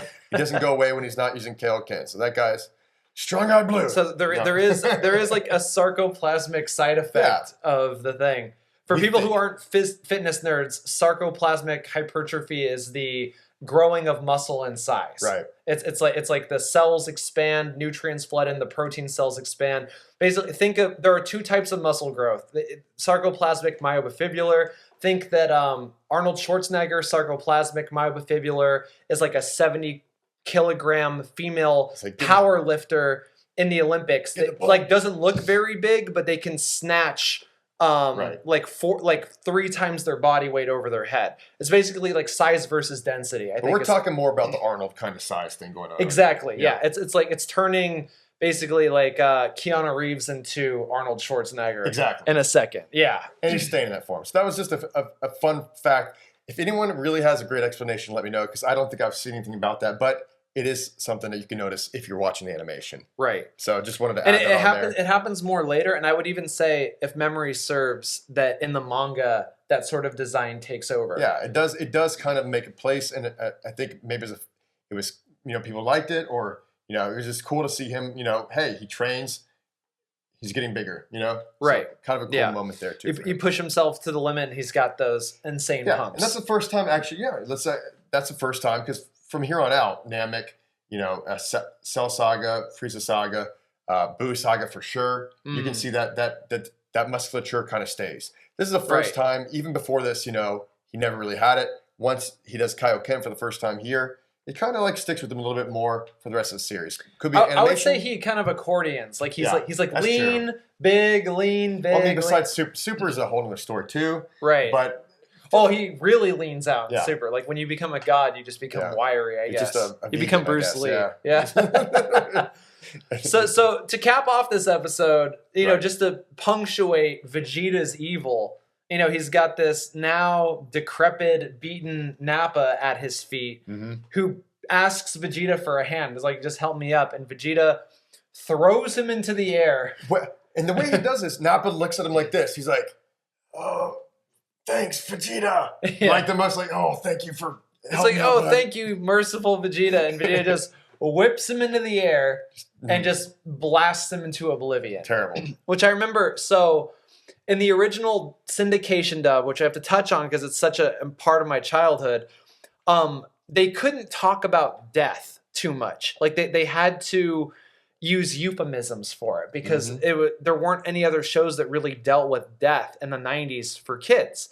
I don't know if there are now. I mean, I'm sure that Naruto has explored that theme a lot for kids who grew up with it, but they would always use a euphemism like the other dimension. Right. Like, so Vegeta's line, I remember, was like, maybe you won't be such a disappointment in the other dimension. But like, kids are... that one, that's a good... Kids are used to parents using euphemisms for terrible things around them. So there is almost a thing where unpacking the euphemism makes it hit harder. Right. Because it's like, as a kid, I was never like, there was never any question. It's like, no, they're dead. Right. Like other dimension, it's a euphemism for death. So I don't know. I think they're at the home for infinite losers. Oh yeah. No. Anyways, back on plot. But yeah, you're right. And he just throws him up. He says, "See you in hell." You know, kind of thing. Basically, yeah.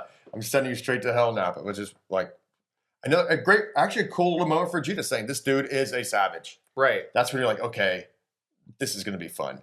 Which brings us right into episode 30, Goku vs. Vegeta, which is another iconic episode. And just before this, just as a tiny little thing, Goku rescues Krillin and Gohan from the explosion and then tells them to go to Kame House. He has a touching moment with Gohan.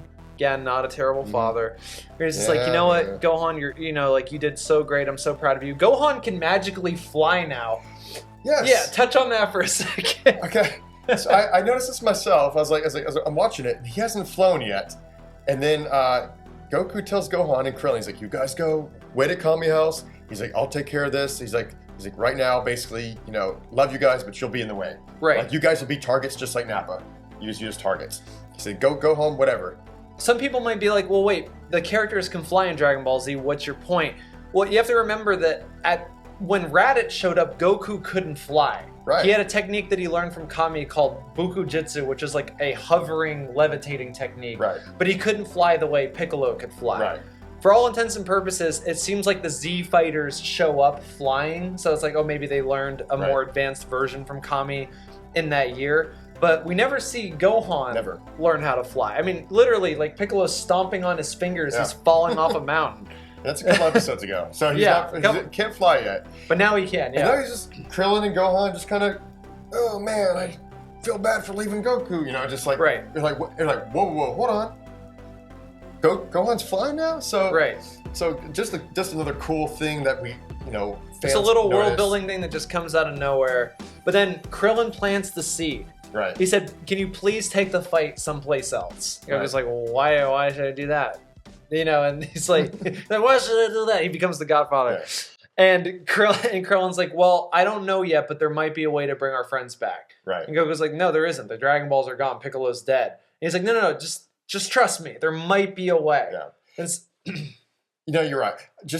I think I would have said, if I was Krillin, I think I need to actually just say that. Right. Like, I think that's the moment, like, dude, you don't know what's going to happen here. You don't know if Vegeta's going to win. Right. You need to let Goku know that, hey, there could be a possible way for them to return. Totally. I mean, it's obviously he's already motivated because it's like, if he doesn't win, it's the suspense. Earth is destroyed. Yeah. But Krillin, come on, bro. Like, that's a kind of a crucial piece of information. Well, I mean, but the reason I like it is that my girlfriend has such a memory and attention span for story, and that she would usually be like, oh yeah, maybe that Namek thing or whatever, like maybe that thing that they said. But even there, she didn't know what he was talking about. She didn't guess. So she was just like, she's like, oh, okay. Which I have to say, I have to give a shout out to her. Something I didn't say earlier, but when Piccolo died, she made a comment that fans of Dragon Ball Z Abridged will appreciate, where she's like, why didn't Gohan just dodge? Which, if you get that joke, I fucking love you. Okay. That's a Dragon Ball Z Abridged reference. The dodge thing. Yeah. But DK is under the impression that he could have dodged. I take the stance that Gohan was just paralyzed with fear, which is a common trait by Gohan as well. So, like, I don't think either of us are wrong. You need to see Abridged. If you haven't seen Abridged, I haven't seen Abridged. It's incredible. Okay, well, I'll watch Abridged. That bit, the recurring bit of Gohan being incapable of dodging, is like one of the cornerstones of that show's comedy. Look, that's what his middle name is. Gohan Deer in a Headlight, I think, right? Well, I mean, yeah. I mean, okay, like, jokes aside, he's a 5-year-old boy. Right. There's a guy who just killed all of his friends, just blasted at him, and he's paralyzed with fear. It makes sense. It's cut some slack. Anyway, back to the present. Goku sends them away. Him and Vegeta fly, and now we're at the episode Goku versus Vegeta. Want to read it for us? Yeah. I'll just say it. So he sends them away, and we have the iconic moment where they're in the Paprika Wasteland with Vegeta standing, arms crossed, Goku standing with his hair blowing to the side. We get two really cool moments too. Two kind of Michael Bay shots. Oh yeah, the animation, the rotating shot, or the double rotating shots of them around each other. And, like, as Vegeta says to him, it's like, it's weird that you chose this place as your graveyard. Yeah. You see, this is such a cool moment because you see the wind blowing the hair. You never see that. Their hair's always gelled extra max hold, times 5. You see Vegeta's hair kind of blowing, like, wow, that's weird, but it's windy up there on the top of that cliff. Mm-hmm. And you see Goku his hair's kind of moving too. You see the wind blowing between them. You see this kind of classic, good, the bad, and the ugly Western standoff right there. It's right. And they have the conversation that I mentioned earlier. That I feel is the theme of the best of Dragon Ball. Yeah. Which what Vegeta said, like, they measure our power when we're born, and I was a super elite, and the reason we send our babies who are weak to planets like this. So basically, you're just outcast trash. You're nothing. You're garbage. Right. That's why you're here. And Goku says, I'm glad I came here because, I learned a lot. And one thing I learned is maybe an outcast can overcome an elite if they try hard enough. Yeah, and that's kind of a recurring theme, especially between Vegeta and Goku. For the rest of these series, up until right now. Right. So it's still continuing into Super to this day. So you pointed out when we were talking about this off pod that this is like the meatiest fist fight that we see between Vegeta and Goku up until now. They're just beating the shit out of each other. Yeah, so this is the only... This is why I love this episode, guys. Okay, Goku versus Vegeta, fantastic episode from start to finish. But what makes this episode so great to me is that, like, after this saga, after this fight with Goku and Vegeta, every single fist fight that happens is either a 3 to 5 episode fight, slugfest. It's going to go on and on and on. Oh, but this is super lean. Yeah, this is lean. This is like the Kai before Kai was a Kai thing. Right. This is they hit every major point in this one episode. Yeah, they do not mess around. It's like, okay, boom, Goku and Vegeta, they start fighting. Okay, Goku punches, he's strong. Boom, okay, Vegeta says, I can counter. Vegeta brings it back. Oh, we realize that Goku's not using all his power. Vegeta's like, hey, I know you've got more. And Goku's like, yeah, show me that thing that you did earlier. And so now, and my girlfriend, by the way, is going, oh shit, he has to use the Kaioken again? Like no, like, he can't use it too much. And so then Goku does use it. Yeah. They have a back and forth. It's a little power skill before that. But then he's like, you know what? You're right. Screw this. I'm not wasting any more time. Let's do this. That is awesome. Right. Goku says, okay, whatever. Kaioken times 1. Whatever, it just does Kaioken. And boom, he powers right up and just knocks the shit out of Vegeta. And But then Vegeta is able to overcome it. Because it ends with Vegeta doing that up kick, that beautiful shot where he up kicks Goku. And he's like, don't tell me that was your ace in the hole. Yeah. And then he does this insane power up where there's like there's a storm, which if you have an opportunity, if you can look up the Ocean dub of Brian Drummond's scream when he lets it go, it's like one of the best fucking screams in English anime. It's like, I mean, God, they were just tearing their vocal cords apart, recording this stuff.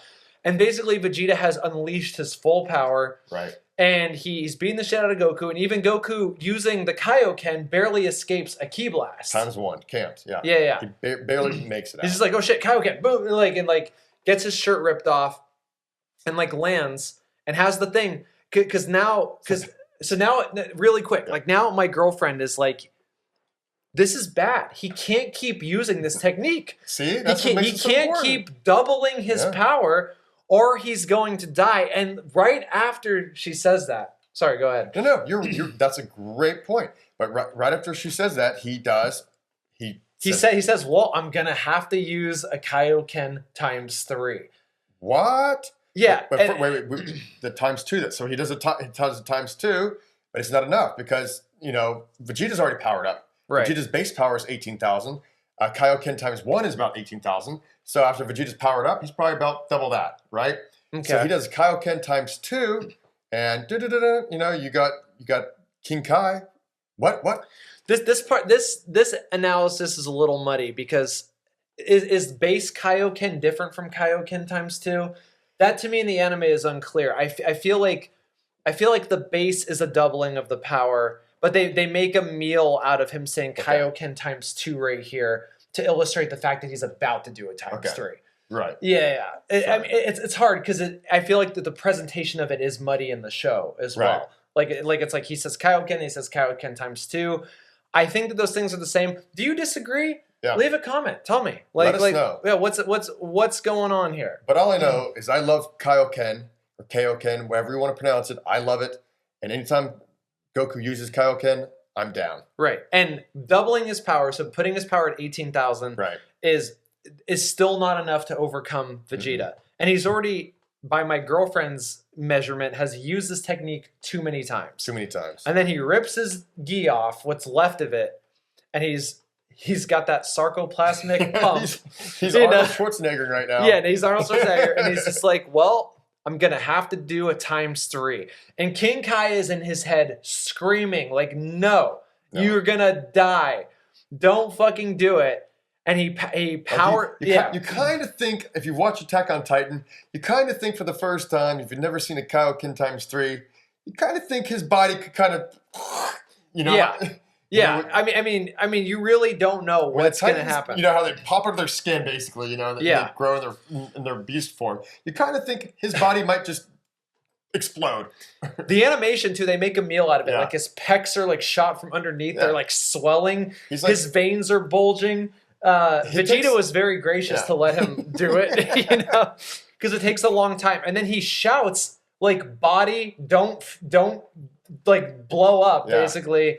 Kaioken times 3, and then just murks the shit out of Vegeta. Yeah. Just beats the shit out of him. Beats him. There's that amazing shot where he punches Vegeta in the stomach, and Vegeta stumbles back, and he's vomiting. He punches him into a mountain. Yep. Vegeta blows up out of the mountain. That was great. Vegeta was, you see this huge crater made by Vegeta's beat up body, and then you just see a shot for 3 seconds, nothing, and then you're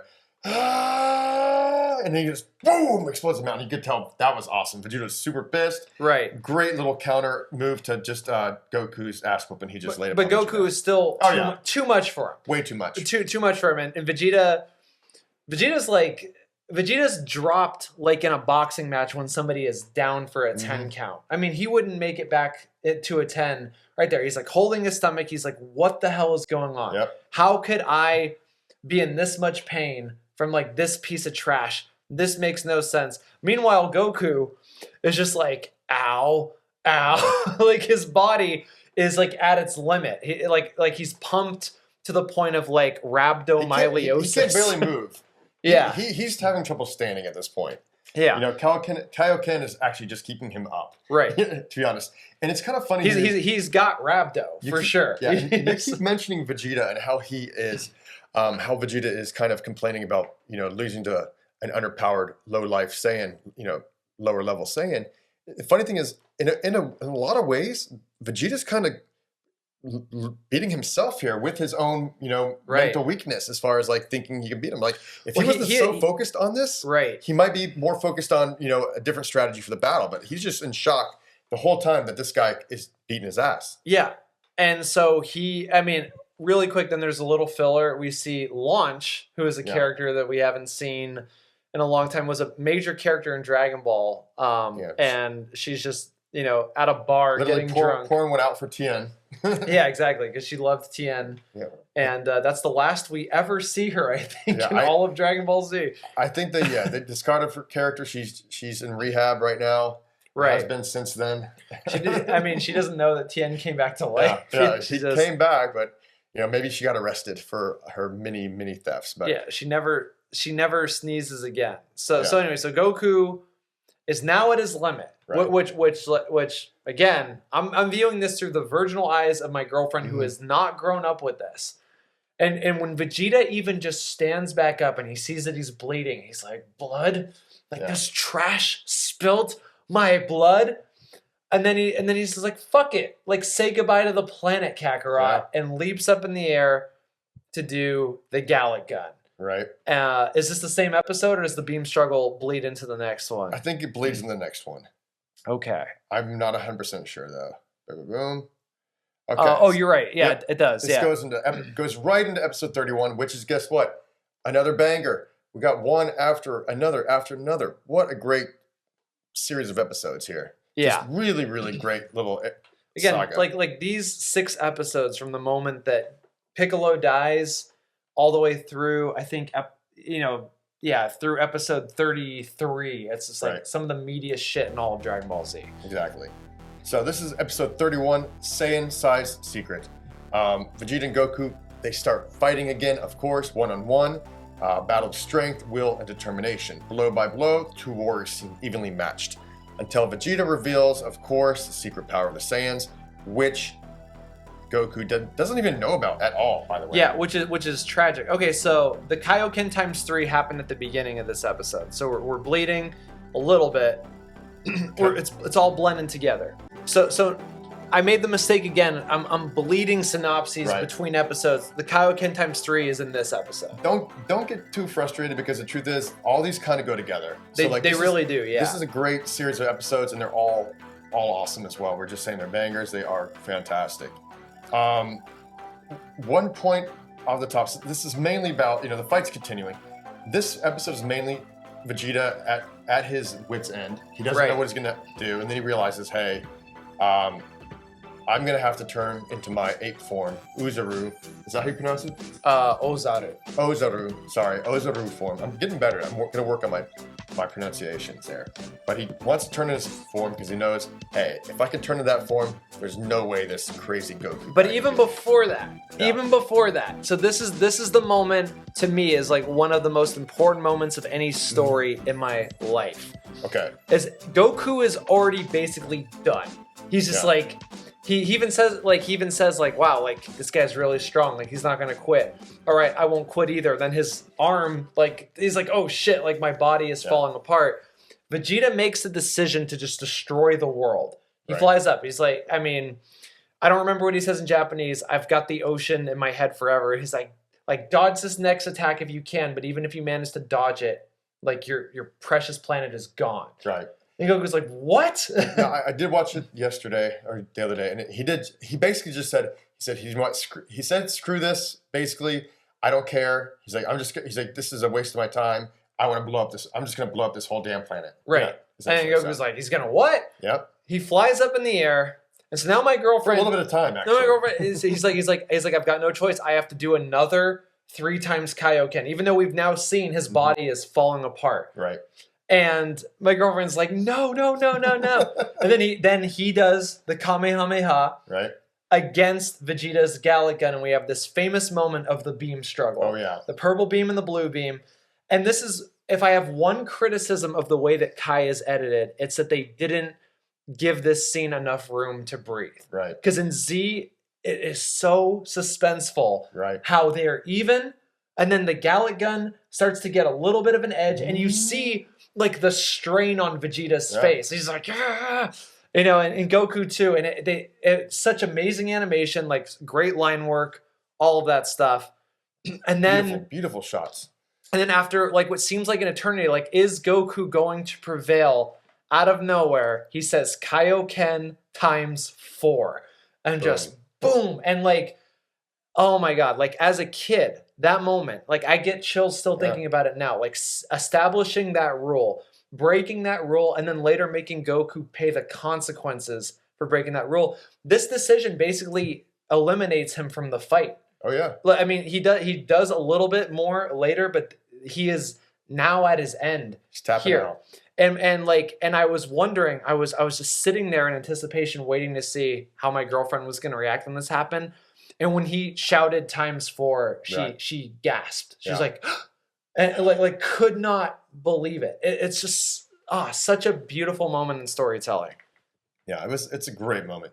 Anytime he does a power up with the Kaioken, I'm a fan. I mean, it's super fun. Just a couple other notes on the same episode. You know, another cool one. Yachirobe's here, by the way.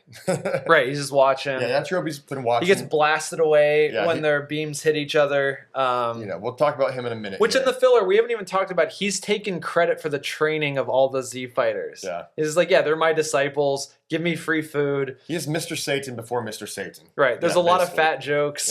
Yeah, there's a lot. We also haven't touched what really is happening at the Kame house. Like, there were news reporters broadcasting, and then they got killed by Nappa. Mm-hmm. And then fortune teller Baba shows up, and she starts showing stuff on the crystal ball. But the key of Goku and Vegeta is so intense that it's interfering with the ball's ability to actually see what's happening. It is a huge energy interference. That is not 5G network on that crystal ball for sure. No. Yeah, she's struggling. But you know, Bulma's kind of pissing me off here because she kicks that crystal ball like 7 times. I'm like, stop kicking this poor old lady's crystal ball. If you're going to watch this thing, don't break her flat screen TV. You know, it's like, what are you doing? This is not your property. Don't throw it around like that. I mean, I get it. You're intense, but Chi-Chi's not even doing that, you know, and she's going crazy. So I was like, Bulma, take it easy here, man. Leave that crystal ball alone. You know, let her do her job. That's it. Okay. So the beam hits Vegeta. Yeah. He flies off. Yajirobe comes out of hiding, and he's like, "You did it." He like gives Goku like a little love slap, and Goku's like, "Ah!" He just screams so loud because his body is like literally dying right now. At this point, pretty much all of his bones are broken. I mean, I'm assuming because I don't think his bones are broken. I think that really? If I can, I think that happens later. I think that. I'm going to get real fucking nerdy here for a second. I think that it's something like rhabdomyolysis, which I mentioned earlier, which if you aren't familiar with it, Google it. It's a phenomenon that happens in crush victims where hemoglobin, I believe, from muscles leaks into the bloodstream, and because the muscles are so destroyed by a crushing injury that it leaks into the bloodstream and it basically destroys your kidneys. And there was 10 years ago a uptick of rhabdo cases amongst people who did CrossFit because they were working out so hard they were literally making their muscle cells explode. And people who did CrossFit were getting rhabdo right and left. And I feel like if we're talking about the fact that he's getting these pumps from doing that, then his muscle cells are exploding. He's got rhabdo. That's actually a great theory. You know, that's my theory. But he's hurting. His tendons are probably ripping. I'm not gonna lie. When you first started that little tangent, I was like, where is this going? But where the fuck is this going, DK? You brought it back and it made sense. I always do. Yeah, I always do. Well, it does make sense. That was good. So anyway, so Goku says, nah, he's not done yet. He's going to come back. Yajirobe runs away. Vegeta is just like, what? This might be the moment where he says that he has blood. I forget. But he's just like, you know what? I timed my arrival with the full moon. So now I'm going to turn into an Ozaru and I'm going to kill Goku. And then he looks around and he's like, oh shit, the moon's gone. And he's like, there should be a moon right now, actually. He's like, where is the moon? It's like, where is it? It's like, oh, Kakarot probably got rid of it. What an asshole. You know, he gives him some time to breathe, actually. This is a good moment because it gives Krillin and Gohan, Goku gives them a moment of respite, Right. or at least wait. Are they even back yet? Gohan and Krillin? No, because they okay. Never mind. What Vegeta does next is what draws their attention. That's right, and they see the fake moon in the air. We'll get that in a second here. Okay, episode 32. We are rocking and rolling here, guys. Spirit Bomb Away, not to be mistaken with Spirited Away. Spirit Bomb Away, not the Hayao Miyazaki film. I wonder if this episode was named that because it aired after Spirited Away came out in the United States. Maybe. Yeah, maybe. They've done stuff like that before. Yeah. Okay, let's get a quick recap here. All right, the battle continues between Goku and Vegeta, who is now a completely transformed Saiyan warrior. When Gohan senses a danger his dad is facing, he convinces Krillin that they must return and fight. Really quick, in the last episode, that's when he starts to transform. Right. He gives this really convoluted description of why a Saiyan transforms at a full moon. That's right. It's like something about the way that moons reflect solar energy trigger. Basically, in layman's terms, there's a way about when a moon reflects the energy, it triggers an evolution response within Saiyan genes, which doesn't happen just by looking at the sun or looking at a partial moon. And he cuts his power in half, basically, like puts most of his power into a ball that he mixes with the oxygen of the Earth's atmosphere, which when it explodes and mixes, it reflects the amount of light necessary to trigger that evolutionary thing within him. All right, thank you for my nerdy half of the NerdyJock podcast, DK. That was very amazing science lesson. No, thank you so much, actually, DK. That was it is a very weird description. Do you remember? All right, Bill Nye.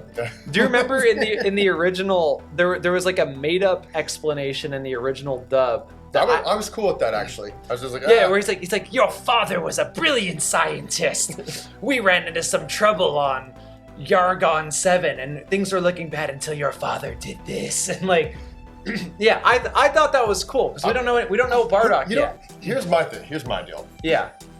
If you got a supernatural explanation for something, you don't have to explain it to me in detail. Totally. I think it's cool. But the Force, yeah, that's cool. Oh, it's a mystical energy, a power, cool. Right. What do you mean? It's actually some stuff in your blood. You know, like a level of THC. I don't know. Hard magic versus soft magic. Yeah, exactly. So, I don't really care. If he's like, hey, we developed this technique to replicate a moon in case we didn't have one on a planet that we were trying to conquer. Even though it's not canon, I think that explanation is better than trying to make it like hard science. Yeah, for if you don't know the terms hard magic, soft magic, it's a term I believe invented by novelist Brandon Sanderson, just describing like hard magic is magic that behaves like a science. Like in Full Metal Alchemist, the alchemy behaves like a science. There are rules to it. But soft magic is like the Force. It's like it's a mystical thing that happens. Right. Yeah, so it's not as hard. So okay, that's a great explanation too, though. So I'm definitely for soft magic, but that's cool with me. Boom. Yeah. He makes it, sends it up there. Starts turning into an ape, and then now we've got Spirit Bomb Away. Now we got Spirit Bomb Away. All right, break this down for me real quick here.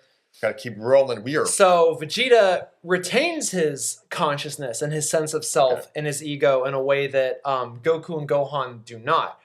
And all the while, before he's transforming, he's kind of talking to Goku about the importance of the full moon. And Goku's just like, what's this guy talking about? Like, what does the full moon matter? And then when he sees Vegeta turn into the giant ape, and he remembers what Raditz said about if he had only had his tail, if he had only did that, he realizes, I was the ape that my grandpa warned me about, that comes out on a full moon. And that means I'm also the person that killed my grandfather. Huge moment. Yeah. Great point. Probably this whole episode, that's probably the most important part of that. If you're like, hey, what's the biggest takeaway from Spirit Bomb Away, besides all the action, is like, wow, Goku, for the first time in his life, realizes himself or finds out, like, holy shit, you know, because in Dragon Ball, it was a really emotional part. Right. Because, like, you know. Everyone keeps it from him. Yeah. He becomes an Ozaru, I think, 2 times in all of Dragon Ball, maybe 3 if I'm forgetting one, but certainly 2. And no one ever has the heart to tell him that it's him, especially Roshi, because Roshi's like, oh shit, Goku was the one who killed Gohan. He killed his own grandpa, and he has no idea. No idea. And no one tells him, and it's like, dude, and I feel like Goku's kind of been owed that a little bit, at least, you know, to get some kind of solace. Because he does see, he meets, you know, okay, tangent here. In Dragon Ball, you know, after, was it at the Budokai or after the Budokai? But like Gohan is there. Like he sees. Oh, it's like a brief little tournament with Baba's tournament. Yeah. With the otherworldly fighters. And yeah. I think it's like Dracula, Mummy. Faces Gohan. Stuff like that. And he faces his grandpa Gohan. Yeah.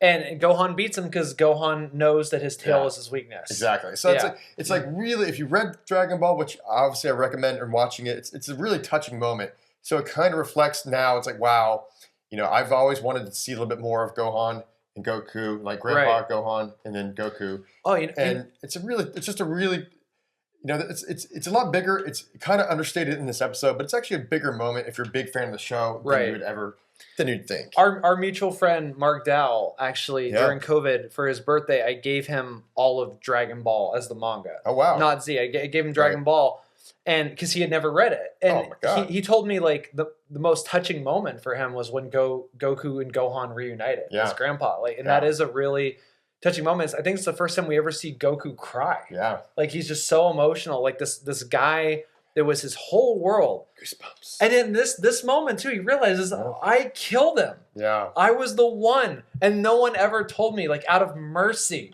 Yeah. No one ever told me. And he has no moment to grieve. I was about to say, I was literally about to say, he has not 1 second to say, oh, man, like, or reflect on that. He says, oh, wow, this is terrible. He's like, I'm going to have to, I owe it to Grandpa if I ever see him again. When I see him again, I'm going to apologize in person. And that was a really sweet line. Right. A great delivery by Goku on that one.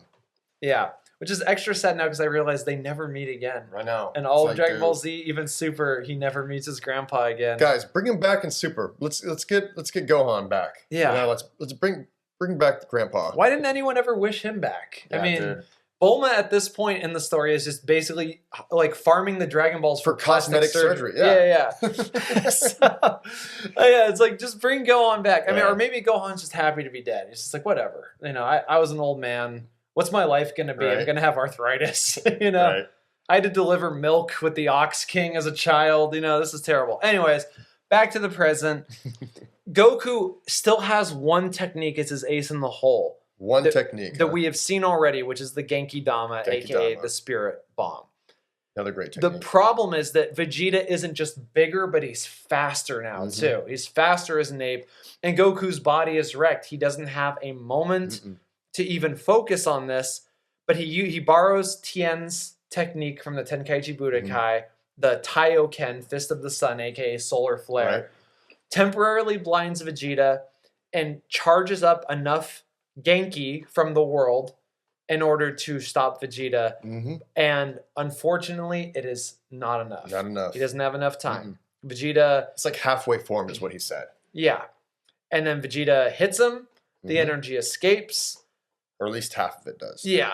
Goku is, you know, down for the count. He gets his legs crushed, his legs broken. Definitely legs are broken now. If they weren't broken yet, they're broken now. Yeah. Vegeta's about to torture him, and Goku uses the very last of his personal energy to blind Vegeta's right eye. Yeah. And he says something in the Japanese too, is like, I guess you could call that the last fart of the weasel or something, which I don't know what that means, what euphemism that is in Japanese. I don't know if weasels are considered like ferocious creatures, like are very tenacious. Right. But it's like that they'll fight you even if they're just farting or whatever. I don't know what it means, but he says, I can't even lift my hand anymore. Do what you like. And at this time, because there's this giant fake moon in the sky, Gohan and Krillin see it. Yeah. And Gohan, finally a moment of like true growth, is like, I have a bad feeling about that. I'm going back. I don't care. Huge growth moment for Gohan too. By the way, another big moment for Gohan. Right. And he's about to have another one here once he gets back. Right. But this is actually a really cool moment for Gohan because Krillin's still saying, hey, we should probably get out of here. There's nothing we can do. Yeah, nothing we can do. Trust your father. You know, he actually, throws it like, hey, your dad is not, he's not fighting against you, he's fighting for you. Right. He's like, but you should just turn back now and, you keep going to the Kami house. You'll be safe there. Your mama's there. Everyone's there. That's what your dad wants you to do. But Gohan, he realizes, he has been cowardly. He, reflects on Piccolo. He reflects on his father, and he says, "You know what? I got to go back. I feel like something's wrong. Something's going on. I feel a responsibility." So that was another big moment for Gohan. Not really so much in his fighting abilities, but his character actions. Yeah. And so that they're heading back, which goes into the next episode here on the Shadows, and what confronts them when they get back is just Vegeta just crushing every bone in Goku's body. Poor slowly. guy has him like this, about to pop his head off like a cherry. Right. And so Krillin and Gohan show up, and Krillin has this amazing technique, the Kienzan. He's just like, "Hey, I can cut his tail off. I can cut his tail off," because Yajirobe shows up and he's like, "Hey, get out of here, otherwise Vegeta's gonna see me too." Right. And then we're all dead. And you see he's a giant monster now. Right. There's nothing we can do. And then Krillin says, "No, we can cut off his tail and he'll go back to normal." And so he tells Gohan, like, run around the front and distract him. So Gohan runs around the front, and he's just, yelling at him, basically, not really being much of a distraction, doesn't attack him or anything like that. Goku's about to get his head popped off. Krillin fires off a Kienzan, but Vegeta, probably noticing what's going to happen, because it's like, what's this kid doing in front of me? Just jumps over it. Yeah, if you had asked me, I think it was more I think he could sense that energy. I think he felt like something coming. I don't know. You could make that argument, because when they arrive on Earth, they cannot sense energy. Yeah, that's established. That's why they have scouters. Maybe you're right. But he does say on Namek that he learned a trick on Earth. He's like, I fought against foes who could sense their foes' power. Yeah. And I learned to do that as well. Sure. Okay, so you're probably right, though. Yeah, maybe. Yeah, you're right. But he also does say the line, like, "You think I would fall for that obvious trick?" Right. It's like I knew that one of you just wouldn't come back by himself. Yeah. So, and it kind of goes, and then the next thing that happens is basically it's one after another. He dodges the attack, and it's like, "Huh, you idiot! What do you think I'm doing?" Now you can witness your father's death. Yeah, we're gonna kill you. I can't believe you guys came back. You're an idiot. Watch this. Now you can watch yourself, and then I'll finish you guys off. And bing, bing, bang, boom. Yajirobe shows up. Yeah, Yajirobe, in a surprise twist, does something useful, takes that katana of his and chops off Vegeta's tail and brings him back down to size. Yeah, and you guys got to let us know. Like, if you're on YouTube or any of the pods, write something about this part too, because Yajirobe might be the most clutch, worthless character in Dragon Ball. Like, he might be the one. If not, I can't really think of any other characters that are pretty much as worthless as Yajirobe, but still as clutch as Yajirobe has been a few times. Aside from maybe Mr. Satan befriending Boo, which was more of like a courtship. It took longer. Yeah. But yeah, like in terms of a clutch, this one move really, gave him the W eventually. This like, without this, it is game over. Like, Yajirobe, in a way, he definitely wins this episode, and he wins the day. And he pretty much decides this worthless. But I still have a little, I love all these characters. So even Yajirobe, I have a place in my heart for that guy. Right. So shout out to Yajirobe. Love you. And sliced off Vegeta's tail. Vegeta's pissed as hell. He's pissed. His power is weakened because he used a lot of it to make that fake moon. Mm-hmm. But Gohan and Krillin are still not enough for him. And Goku's completely down for the count.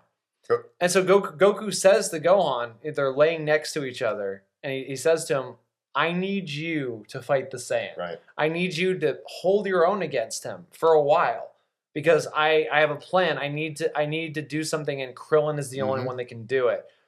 And Gohan's like, I can't. There's no way. He's too strong. And Goku's like, stop being a stubborn jackass. You have to do this. No one else can do it. Everyone will have died for nothing if you don't do this. Yeah. And so then and then Vegeta lands on Goku and like breaks his ribs extra, I guess. Yep. Yeah. Does a sick like knee bash on his stomach and just destroys Goku, and obviously that's going to trigger Gohan. And so then Gohan starts fighting with Vegeta. Oh yeah. Meanwhile, Goku calls Krillin over, and he tells him, "Listen, I need to give you something. About half of it got away, but if you use this, we can stop the Saiyan." Right. And Krillin doesn't know what the hell he's talking about. And he's like, "Just take my hand." And Krillin's like, "What are you your hand's broken. What are you doing?" And he's like, "Okay, here it is." gives him all this energy. Krillin is overwhelmed by it. It's more energy than he's ever felt in his own body before. Goku has to be like, okay, concentrate, form it, focus above your hand, form it into a ball, do all this stuff. And he's like, yeah, now you have to hit him with this. Yeah. You can use this Genki Dama, which is a technique he doesn't even know how to use. Yeah. This is brand new to him. He's like literally just thrown in there, no cliff notes, no nothing. Just like, hey, take my hand, take this energy, form it into a ball, and throw it at that guy, and hopefully it hits him. And Gohan's doing an admirable job, but he is still on the back foot. Yeah, he's still getting. He's put up his. You know what? Give Gohan some credit. He's. Thank God Piccolo beat his ass, so he's learned to take an ass whipping. He's kind of holding his own. He's getting some punches and kicks in. He fires a series of Masenko. Yeah, he does a couple of Masenkos. Like he's doing his best. By God, right? That little fellow. Meanwhile, Krillin gets to an advantageous position, but he has no idea when to throw the spirit ball. It's like or spirit bomb. Sorry, the Genki Dama. No, all of them. Spirit ball, spirit bomb, Genki Dama. You know what we're talking about, guys. And then King Kai, showing no impartiality to his minions, tells Krillin, you have to focus on the Saiyan's evil energy. Right. Because Gohan's getting his ass kicked. Yeah, and we'll just kind of go right into it. You know, Krillin's offensive. So this is episode number 34. Next to last episode that we're going to be doing. We're the penultimate episode. An hour and 30 minutes. This is definitely a Dragon Ball Z Megapod. But if there's any episode that deserved to go this long, this is definitely the one. You know? Absolutely. This is my favorite arc right now. All the best episodes in the Saiyan Saga, arguably, are happening now. So exactly. So if you need to take a break, press pause. But if not, let's rock and roll.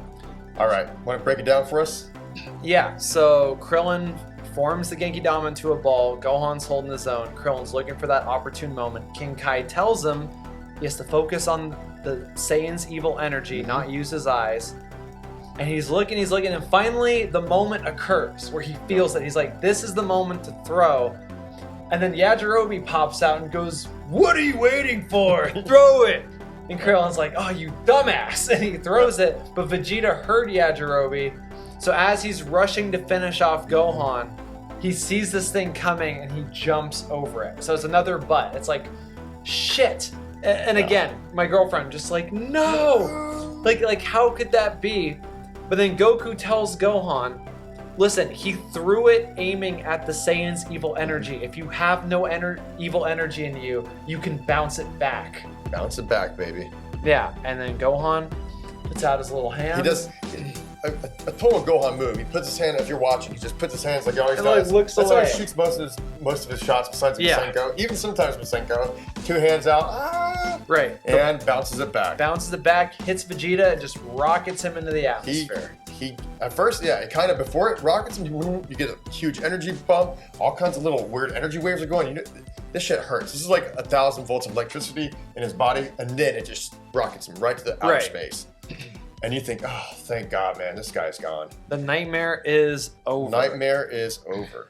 Yeah, and but it's not. But it's not. So Vegeta falls back down, and everyone thinks he's dead. Right. And Krillin walks over to him and says something like, "It's like, well, the least I could do is dig you a grave after all the shit that you put us through." And you're like, dude, this motherfucker. So, pardon me, I'll edit that. This dude just got his ass sent to outer space with a beam of energy, and he still gets back and he has energy to talk shit. Yeah, I was like, this guy still can kill you. You can dig a grave for yourself, or whatever he says. Yeah, and and that's he fucks Krillin up. He fucks Yajirobe up. And then in a surprise twist, Gohan's tail grows back. And so Goku tells him to look at the fake moon in the sky. Vegeta realizes what's about to happen. And next episode. That was the final episode. Yeah, final episode. That was a quick recap, but it was fine because it really just these all kind of bleed into one great finale. Right. And this episode is episode 35, the last episode of this episode of Dragon Ball Z NerdyJock Media Megapod Anime Edition. Let's go. This is episode 35 called Mercy. Okay? So basically, Goku in his Uzuru form, he destroy. He's like subconsciously, he's kind of for some reason, even though he's not trained to talk or in his ape form or understand. Well, really quick before he even transforms. Yeah. Before he even transforms, Vegeta's about to cut his tail off. Oh, that's right. Before he can look at the ball. And then Yajirobe, in another clutch move, jumps out of nowhere and just slashes him across the back. Oh, yeah. He tears that armor up, man. That sword's going to have to go get some work done after that. A deep bloody gash in Vegeta's back distracts him, so Vegeta smacks the shit out of Yajirobe. And then by the time he turns back to Gohan, he realizes, oh shit, the kid's becoming an Ozaru. He's just beating the shit out of him, but he's already transforming. Yeah. So he's transforming, and at this point, you're like, oh man, poor Vegeta. Wait, he's a bad guy. No, but Vegeta back is bleeding. He's crushed now. He's not doing well. Gohan is powering up. He's turning into his huge Uzaru form, and they're able to convince him to attack Vegeta. He's not just going crazy this time. He's rampaging at first, and then Goku is able to communicate to him, no, attack the Saiyan. Yeah, attack the Saiyan, and that's when he just starts kicking Vegeta's ass until Vegeta busts out a Kienzan of his own, cuts off Gohan's tail. Quick learner, Vegeta ending that threat, except for the fact that Gohan's right on top of him, and he's going to land on him before he is fully reverted into a child. So basically, I'd say the ape form probably is like 10 or 20 tons. Yeah. It's like a couple of buildings fall on you. I mean, even more than that, because they get thrown into mountains. So I'd say the getting crushed by this is not a fun. Imagine a steamroller landing on you, basically. Right, pretty much. And finally, Vegeta has had enough. Oh, he's had enough. He's had enough. He calls his pod. Yeah, he summons it with his remote control. The pod is coming for him. Mm-hmm. He can barely move. He's probably got a ton of broken bones and torn tendons himself. He can barely crawl. And Krillin picks up the discarded sword from Yajirobe, and he's like, it's time to finish this. Yes. Another GOAT move by Krillin. Krillin is way underestimated. Krillin, you're the man. You're the man, Krillin. Everybody takes the back seat later, so you can absolutely, and Krillin becomes more concerned about the fact that he's going to die without a girlfriend. That line comes up a lot in the movies, and he becomes kind of this comical character. But no, I mean, he's about to impale Vegeta. Yeah, he's like, nah, man. He's like, I'm not letting this dude go. Screw this guy. He just killed our friends. He almost killed us, and Goku's damn near death. And he's like, screw this. We're gonna take him out. Yeah. But Goku tells him, like, no, I don't want you to kill him. Goku. I want you to stop. And Krillin points out, like, okay, well, the obvious dangers of that are that he comes back, he kills us all later, he's killed all of our friends, why do it? And Goku, in Toriyama's own words, Goku is a very pure character. Mm-hmm. All he cares about is fighting people that are stronger than him. And getting stronger himself. Getting stronger because he loves to. And one of the ways he does that is fighting people that are really strong. And he says to Krillin, he says, I know this isn't a good reason. But when I saw him laying there and I saw you about to kill him, I couldn't help but think, what a waste. And he talks Krillin into sparing Vegeta on the condition, because Krillin says, look, okay, you saved all of our lives. The least I can do is grant you this request. But when he comes back, you better kill him. You better kick his ass. And Goku is, of course, oh yeah, I will be the one to defeat him next time. And he'll look forward to it. But Vegeta, with some ominous words before he takes off, you guys are lucky. Right. You've been spared, but I am definitely coming back, and I am definitely going to kill all of you. Oh, Vegeta. Gotta love him. But yeah, what a great arc. So then he blasts off, and then we're headed to Namek pretty soon here. That's it. That's the end of the episode. Vegeta blasts off into space. Last 10 episodes, probably 10 of my favorite episodes of the entire Dragon Ball. I mean, it's just, this pod is just already gone an hour and 40 over these 10 episodes, and we could have probably talked for another hour. Right.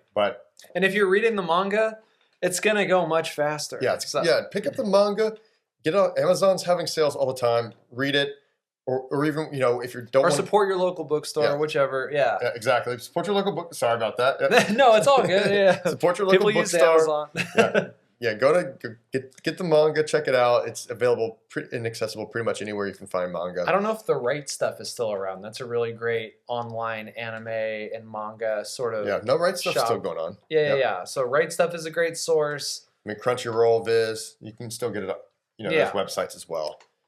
But, Yeah, there are great ways to consume it. In the last episode, you saw that I had the Viz Big editions of Dragon Ball. If you're going to get a localized English version, I think that that's the best way to consume all of Dragon Ball and Dragon Ball Z because the paper quality is much higher than any other release. Mm-hmm. The images are huge, so that's great.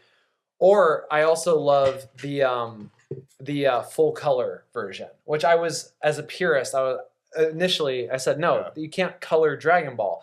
It's like coloring It's a Wonderful Life or any of those Turner movies that he colored. But no, I gotta say the job that Shueisha did coloring Dragon Ball full color, it's incredible. And Viz Looks good. Viz, I know you're listening. I know you're fans. You need to color the Piccolo arc. You need to color Dragon Ball. Let's do it. For the love of God, because those things are colored in Japanese already. So just bring them over. Yeah. Bring them over, please. But yeah, pick up the manga.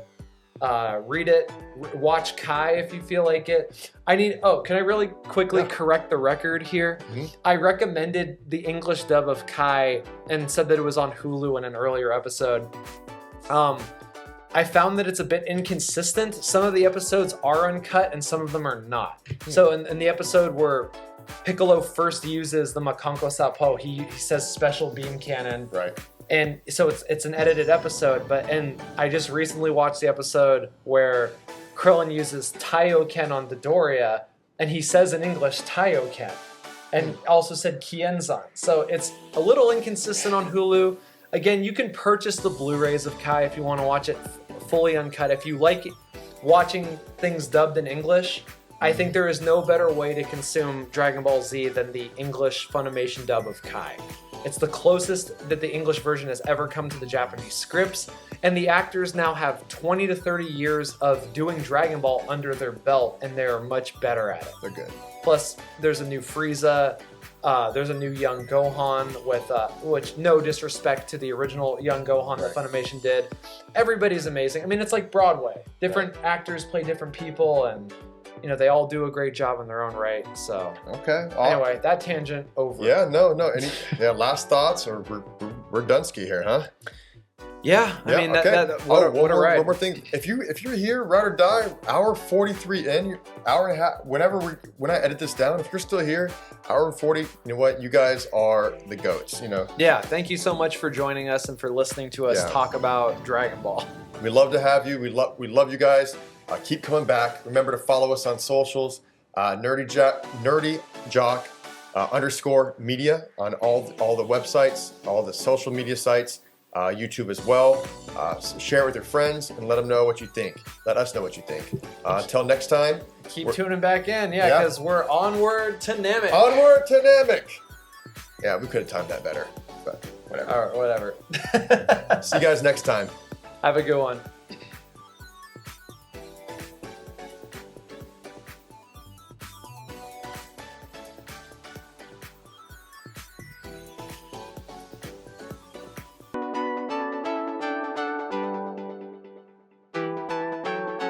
Depending on when you're watching it, good morning, good night, good evening. We're glad to have you guys here. We're glad you guys came back. A couple quick things off the top before we get into today's episode. We want to let you know to follow all of our socials, NerdyJock _ media, at NerdyJock Media on TikTok, Twitter, Instagram, Facebook, you name it, Threads. Follow us, we'll be there. Check us out. We're going to be uploading a lot of content in between these pods. Also, you can listen to these pods, by the way, on Spotify, Apple Music, or anywhere Amazon you can, Music, Amazon, everything, Google, anywhere you can download a podcast. We're going to be there for you guys. Today's episode, we're really excited to get right into it. It is a Saiyan Saga wrap up. extravaganza. Right, because as we were going episode by episode, there were a lot of thoughts that, you figure out later, like, oh, I wish I could have talked about that a little bit, or A little bit. there's some nuance that gets lost. So this is just a final farewell to one of the greatest arcs in shonen history. So Cheers to the Saiyan Saga. yeah, let's jump right in.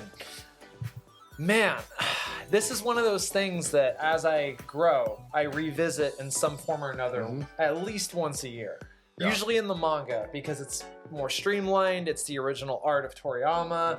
There isn't a ton of filler, even though I love, going back and watching the stuff with the original filler. Right. Or if I'm showing it to new people, like what I've been doing with my girlfriend this whole time, I'll show Kai, because it goes just a little bit quicker. A little bit quicker. Yeah, but there's just so much to love about this story. Just the start. It's one of the craziest left turns in shonen history in general.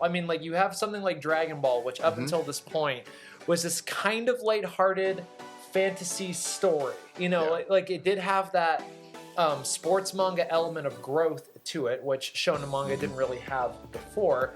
And it did have combat, and it did have stakes, especially when Piccolo Daimao was introduced.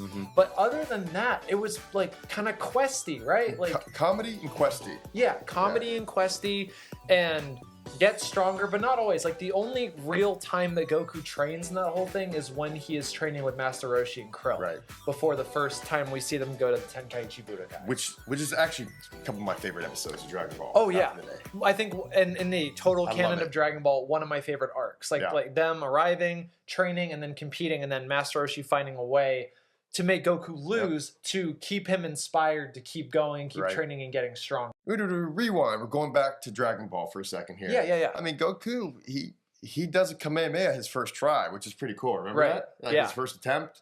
Roshi's like, what the hell is going on? He has Kamehameha, and it was a little one. Little one, yeah. But he's like, dude, this guy has zero training at all, and he can do a Kamehameha. So it was very much cool. You could tell Toriyama was fresh out of the doctor slump, like writing gags, writing bits phase, because Master Roshi makes that big deal, like in a kung fu movie, like, oh, it took me 50 years to learn that attack, and Goku just walks over to a car, Kamehameha, and just destroys the car, and he's like, oh yeah, it works. And Master Roshi is humiliated, and yeah, it's great. I think we might have to do a Dragon Ball pod eventually. Not yet, but I think I do want to get to one down the road.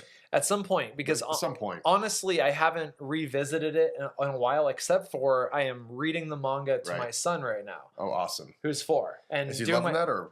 He's liking it, yeah. Like because he's seen Curse of the Blood Rubies. Right. I found the original, like that original release that Funimation Pioneer Ocean did together. Yep, I had that. Yeah, which was one of my intros into the thing. And so it's like, it's age appropriately edited. So it's like, oh, okay, like a 4-year-old can watch this. And does your son, does he get upset that the manga doesn't have color, or is it No, not at all. He doesn't No, I think the art is just super attractive and engaging. Like he can follow what's happening. Like the moment that Goku rides Bulma's motorcycle in the first episode to save her from the pterodactyl, and the fact that she like pees her pants, like he can understand all of that. So he thinks that's all funny. Yeah.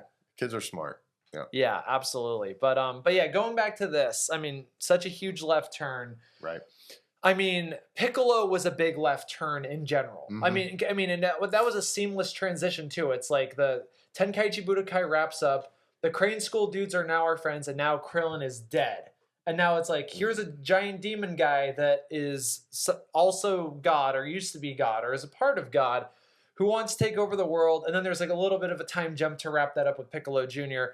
There's a time jump with this too, about 4 years before we get to Z. And it is, the stakes just go through the roof. We have enemies that can end the world. The lighthearted comedy, questy, fantasy sort of thing goes away. It's now a sci-fi epic. A sci-fi martial arts epic. Yeah. The main character, as we've pointed out on this pod, sorry if we sound like a broken record, like he dies immediately. And not only that too, like the thing that had my girlfriend riveted the whole way is that most of the main characters die. Yeah. Right away. It's like, here are the stakes, Vegeta and Nappa, and boom, just one by one, just dead. Yeah. And it's great. Yeah, anyone who probably watches Dragon Ball Z or got on Dragon Ball Z like back in the day, like we did, like the OG guys, you know, shout out to the OGs. Yeah. When it He's was, like, when- we see you, we when hear you, we when you had love to be in the closet about your Yeah. liking anime because it was not cool back Yeah. then. Yeah, by the way, this is now a safe space. So all you nerdy jocks, all you nerdy nerds, all you people just like, hey, we love you. We want everyone here. You're welcome. Just be yourself. So we'd love to have you on the pod too. So just follow us and everybody listen in. come and join us on the pod. Because we are going to get nerdy here. For sure. But no, but it's crazy because you're right. Like the stakes, even in Dragon Ball, the end of Dragon Ball, Piccolo didn't want to destroy the Earth. He just wanted to, you know, conquer it. Right. There were times when Vegeta was like, hey, if I can't beat you, screw this. I'm just going to blow up the whole damn planet and get the hell out of here. You guys are worthless trash. I'm done. Right. You know, and he could. And that's the thing is he really could. And Raditz, you know, this insurmountable foe immediately was like, you know what, like we're going to come and wipe this planet out anyway. Yeah. And you believed him right away that they could. It's like, yeah, we could kill everybody here in like a month. Oh, yeah. They'd be done, you know. Less than a month. So, yeah, I mean, Piccolo, I think the major crazy thing about him was that he was the first villain that was killing characters in Dragon Ball. Right. Killed Krillin, Master Roshi dies trying to do the Mafuba on him and all that. I think does Tien or Chaozu die? I forget. Chaozu dies. Yeah, Chaozu does die. That's right. That's right, because that's one of the stakes in Z is that he's already been wished back before. Yeah. So, I mean, there's that. So we go from that, like, oh, the characters can die. Like that's the level that we reached narratively. And then all of a sudden it's like, oh, now all the characters are going to die and the world might be destroyed. So such a crazy left turn. I mean, it could have gone wrong in so many ways. Introducing an afterlife, introducing this omniscient being in Kaio-sama / King Kai who oversees the galaxy and stuff like that. It could have gone so wrong, and yet it just works so well. And the anatomy of it is a perfect setup, a seamless setup for what comes after it. It is cool how, you know, the Saiyan Saga does fold right into the Frieza Saga. That's another point. Maybe I'm jumping the gun here. No. That's you're right at that point. Yeah. But I do feel like story wise, after the Frieza Saga, and we'll get into this in a second. I'm just kind of jumping forward for one quick moment here. But after the Frieza Saga, you kind of have a time jump before every other saga starts. Cell Saga, there's a time jump. Yeah, you have a time jump within a time jump with Android. Yeah, with the Android. Because you have a time jump to Frieza showing up and then a time jump to when the androids actually show up. Exactly. So you have double time jumps. And then you even have another time jump kind of in the Room of Spirit and Time. Yeah. You know, not really, but like kind of. It's like, hey, he looks a lot bigger. The characters jump in time. The characters jump in time. And for us, that's like a little bit of a time jump too. Because we're watching Cell fuck up the world, and then, and they change. They go through a year that we don't see. So it's like another King Kai thing where it's like, well, what were they doing for a year? Yeah.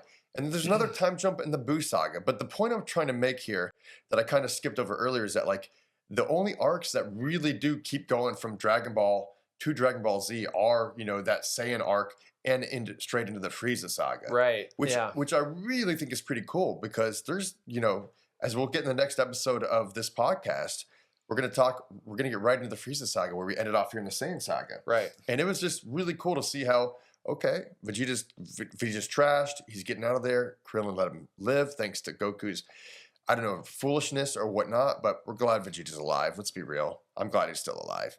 But that just going straight from there to 3 episodes later, he, you know, they didn't miss a beat. They're right there. He's in recovery, and then now he's going to go straight to Planet Namek. So there are like 4 or 5 filler episodes, which we'll get in the next pod as well. But it really was cool that the Saiyan Saga didn't really have any kind of huge time jumps or skips like the rest of the series does in the future. Especially if you just read the manga, it's just one perfectly continuous story. And you learn too, and it doesn't feel overwhelming or like too much that this new thing, it's like, oh, okay, like now we're like in sci-fi territory, and these crazy foes, the Saiyans, are inexorably tied to somebody who puts the entire universe at risk. All of it. And so it's like, oh, okay, like that's how high the stakes are now, and it's seamless. It's seamless. It's like Goku just won a tournament 4 years ago, now he's fighting the person who committed genocide against his entire race. Right. It's like, oh, here's a medal. You know, good for you. You know, way to go, Goku. You know, thanks for saving the day and winning the tournament. Like Mr. Garrison or something like that. Yeah. Or something like that. Yeah, good job, Goku. Good. Yeah. But then and he goes straight from being that, you know, from just winning a tournament and just saying, okay, we have to save the planet. Right. And then save the universe. Yeah. And then save time itself. No, just kidding, not yet. Well, maybe eventually. Well, then eventually, like even before all the big like Marvel movies were doing it, there became kind of like a multiverse thing with Trunks and Super and the multi-universes and all of that stuff for the Tournament of Power and all of that. Like, man, that precluded all of the Hollywood multiverse bullshit. No, I think Super did it.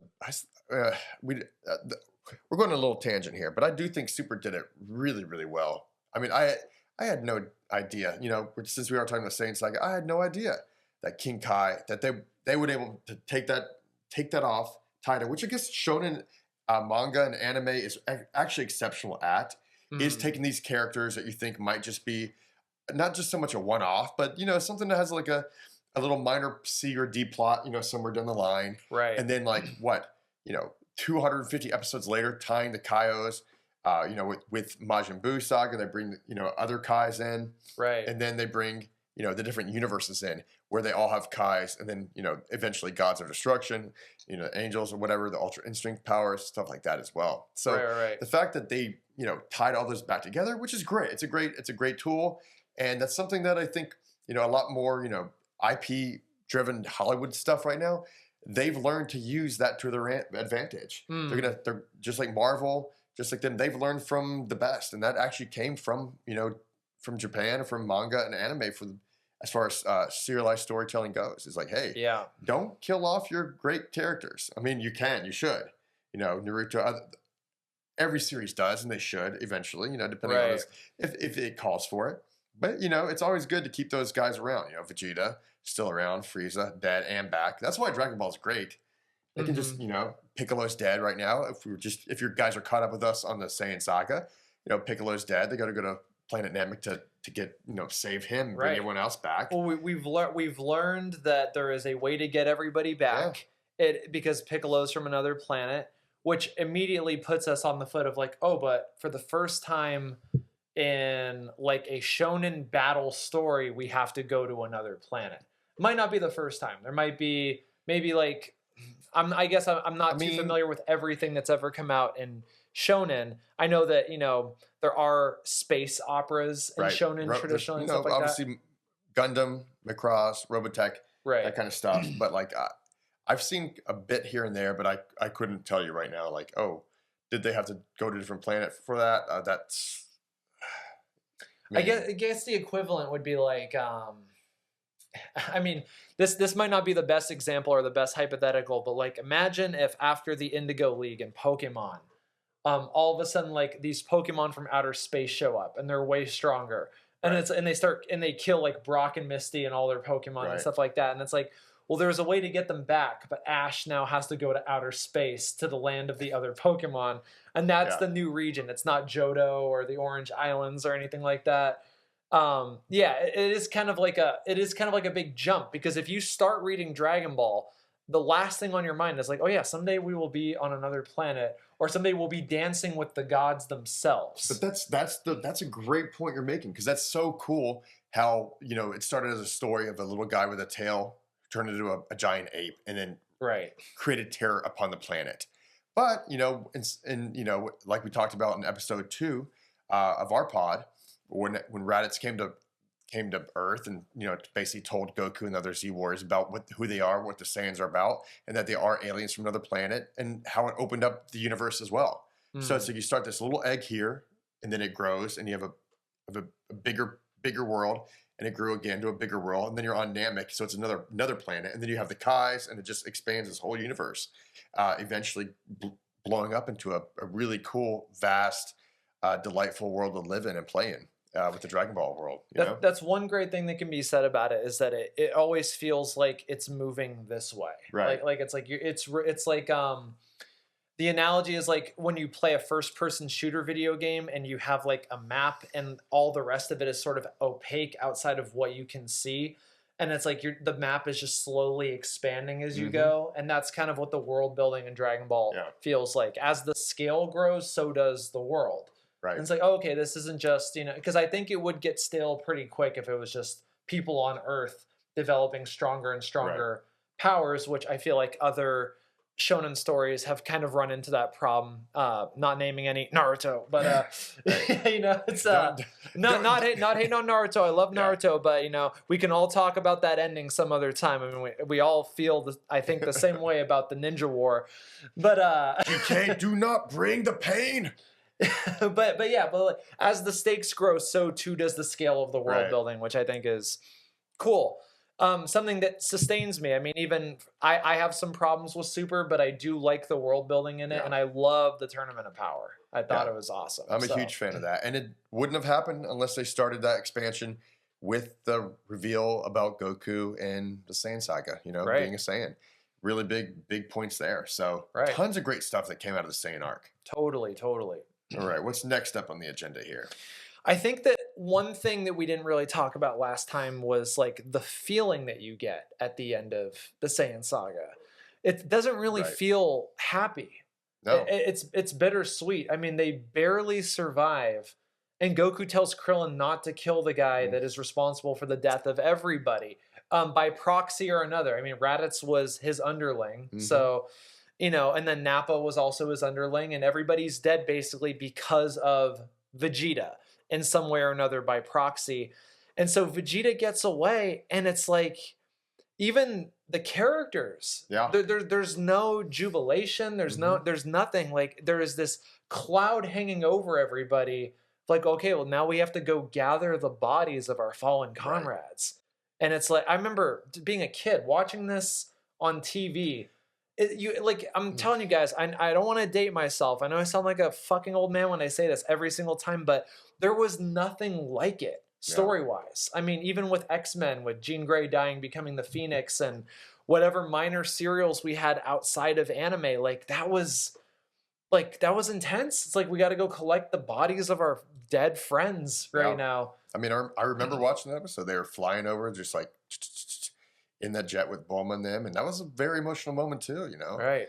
Like that hit hard, just a little flashback with Bulma and Yamcha, and it's just like their relationship, and it's like, literally they're like, okay, there's Yamcha, and there's Tien's body, and then they're like, oh wait, Chaozu body, there is not one. There's no Chaozu body. It got blown up, and it's like, wow, that hits again. So they had they brought the drama, man. Yeah, it's a drama ballsy. And what I like too is that it's not super clean, the growth. Yeah. Because my girlfriend, she likes Demon Slayer. Yeah, big fan as well. Love it. Yeah, and Demon Slayer is great. And there's a convention in shonen storytelling now where it's like, you see a growth moment or a training moment, and then that gets paid off almost immediately. And it's this nice, satisfying thing. It's like, it's the whole sort of structure on which shonen storytelling is based. Like, here's the obstacle, here's what I do, here's like my growth, and all that stuff. Gohan didn't really get that moment too much, which bothered my girlfriend a little bit, because she's like, well, he was training for half a year. Yeah. Why wasn't he stronger? Why wasn't he better? But it's like, but he was still just a kid. Right. And I know I'm contradicting probably what I said last time, but like, the more you sit with it, the more you think about it, like, it is kind of cool that he didn't just grow super strong, because he still retains that vulnerability when he goes into space. Yeah. He's a 4-year-old going into space, and it's like, or a 5-year-old, I guess, at that point. And so he still has that vulnerability, even though he's half Saiyan and he's strong. Yeah, but just to add on to that point is that he didn't have a ton of growth in that moment. I mean, he got stronger. He got a couple punches off here and there, which is more than he would have been able to do. I mean, since episode 1, where he's crying and screaming like literally a baby. I mean, it was a year later, and he's fighting the strongest people we've ever seen from outer space. But at the same time, Goku had growth, but it wasn't. This was not like, oh yeah, we learned these techniques, we got stronger, we moved on. It's like, no, we just survived. Right. It was like, it kind of had a whole different kind of meaning to it, because it wasn't exactly like, oh yeah, in Demon Slayer they train and then they defeat a new demon of the season, like the big bad, and then they're like, okay, they might have hopefully learned a move or two. Sometimes they don't in that show as well, but the fact that at the end of the Saiyan arc, they were just beaten down. Right. And there is a ticking clock where you're like, well, someday Vegeta's going to come back. Right. And he's going to actually kill everybody. So they don't even have time to rest. There's no reprieve. Exactly. After the battle. Goku, every bone in his body is broken. He may never move again, but we know that there's sensu being, so we know that he will. But he's super fucked up, but they don't even get to rest. They're like, we have to find a way to get to Namek now. Yeah. Because we're racing against the clock. Vegeta's going to come back at some point, so we need to resurrect and get ready for it. Yeah, and we got to train. It's like we got to start training. I mean, even the hospital, well, we're going to get there soon, actually, next episode of this show. We're going to talk a little bit about that as well. But he's like, no, we got to keep training. We got to get here. We got to go to Namek. We got to do these Dragon Balls. Like, this is not over yet. Like, Vegeta's going to come back, and they're worried, shit is going to go down again. Like, Earth is not safe. It is safe for the time being. I think even Roshi mentions that in one of the episodes. Like, oh, well, you might not have saved the world completely, but it's safe for now. In real life, if somebody kills a bunch of your friends and almost kills you and your family, and you let them live, you're gonna be like, that person's gonna come back for me at some point. And that's what they did with Vegeta. Because Vegeta literally said, "Hey, you're an idiot. I'm gonna come back and kill you." Exactly. He's like, this is the worst mistake you're ever gonna make. Right. So as he was near death, threatened them and said, "I will come back and take your lives." Right. So yeah. Typical Vegeta. Right after he was spared. Right after he was spared. And that's a recurring theme as we go, and we'll get into it when we get into those episodes. But he's constantly critiquing Goku. It's like you could have just killed him while that dude was talking about this thing or whatever. Like, you should have just done that. Where the hell is your battle sense?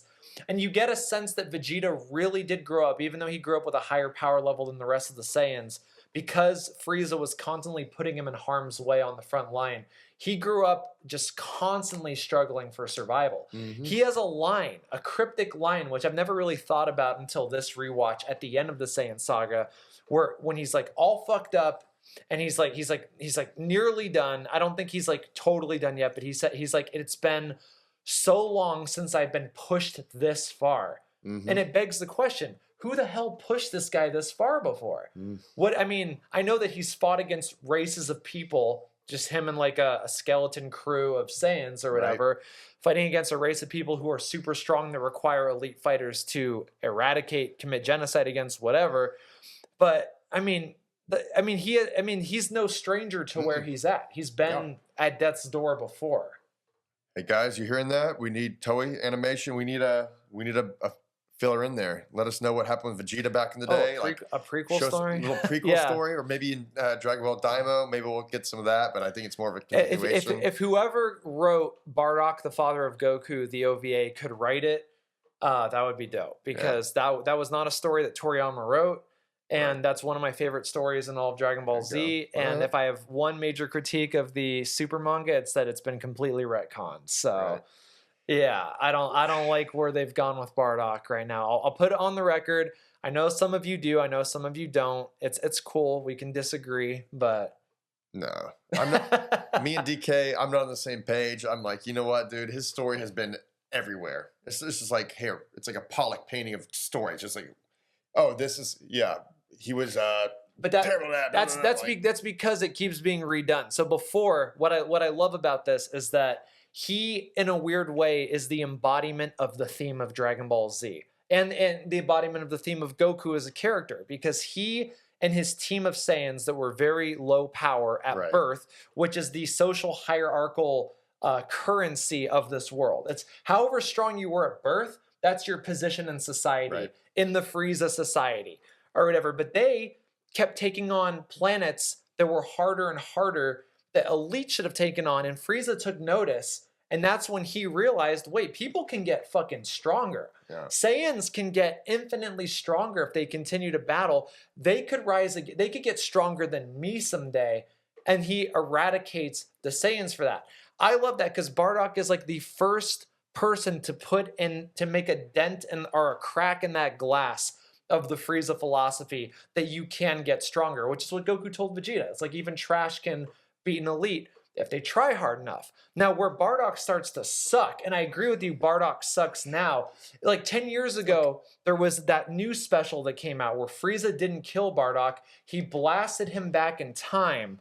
And then Bardock became a Super Saiyan and defeated Frieza's ancestor. And then Frieza's ancestor is like, oh, I must tell my descendants to beware of the Super Saiyan, which to me completely makes the story retarded. I'm sorry. I no, shouldn't use that word. It makes it so dumb because now it's not that Goku is special because of who he is. It's just that he's Bardock's son. That's why the Bardock stuff. It's like, you know, it's wasabi, it's ginger on your sushi. It's like it's an additive. It's extra. Right. It's great. It helps fill it out. But for me, it's like, nah. The story is Goku. Let's be real here. It's kind of like, hey, let's give Bardock the story and like, oh, make it similar to Goku. Don't tell me you didn't get chills the first time you saw on Cartoon Network Goku having that hallucination for some reason of naked Vegeta, but then King Vegeta and then Bardock showed up. And this was before America, this was years before we got that Bardock OVA. And you see this guy and you recognize immediately, like, that's Goku's dad. Holy shit. That was cool. I mean, like, that was cool and all, but we're going to have to do an episode. We will, I promise you guys, if you're watching this, we're going to do the movies. We're going to do the OVA series. I actually enjoy the hell out of a lot of the movies, especially the early ones. Those first three were staples. They were some of my favorites. Like that's what I had when Tree of I didn't have the original Black Goku Turles. Yeah, in between that 20 years from the Saiyan Saga to the Frieza Saga. No, just kidding. That extensively long time period in America where we didn't get what we needed from the Saiyan to Frieza Saga. I just delved back into those movies. So we will absolutely do the movies eventually. Maybe even after Frieza Saga. We'll get in there. But, starting with the best one, Bio Broly. If you're watching on YouTube, which check us on YouTube, my face is Yeah, he looks like he wants to kill himself right now. You know, he's like Krillin, point that sword at me. Yeah. Anyways, back on task. I think like the final thought that I had that you and I actually talked about off pod a little bit was the idea of not seeing what King Kai's training actually was.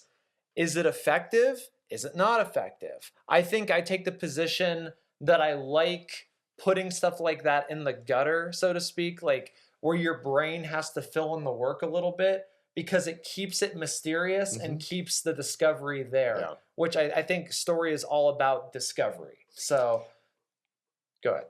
No, great point. No, we talked about that earlier, and I agree. Like, I think that really did help flesh out the actual fight between Goku and Vegeta. Right. It really made some really cool, impactful moments. Mm-hmm. But what I would suggest, just looking at it from this perspective, is I think if you showed some more training, really cool, like maybe even a whole episode of training with King Kai, like not just a brief montage clip of like, oh, look at the powers you learned, boom, boom, boom, you know, Genki Dama, Kaioken, catch bubbles, and Jiminy Cricket, what's his name? Gregory, yeah, sorry.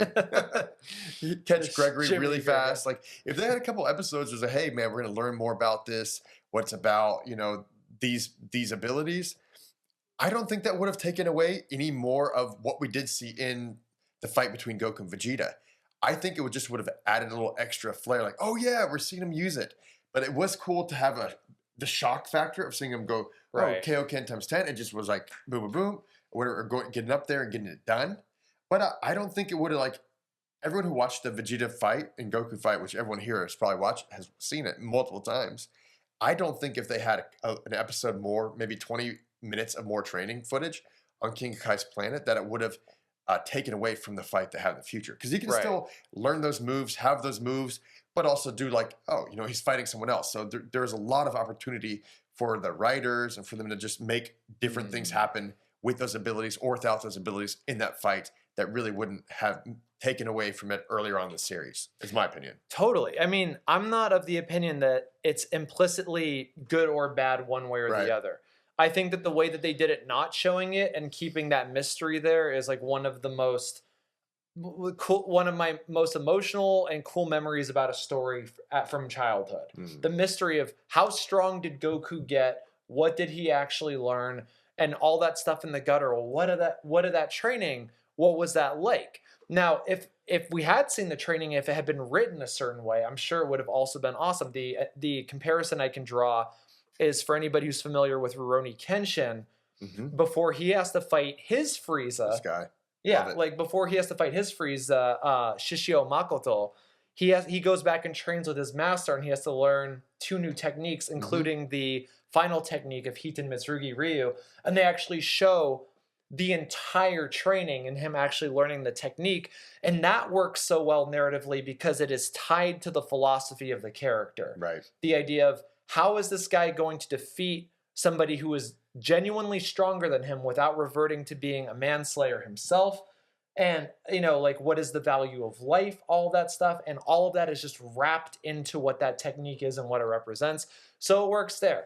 Any way you go, as long as it's done well, it works. Right. Yeah. I second that.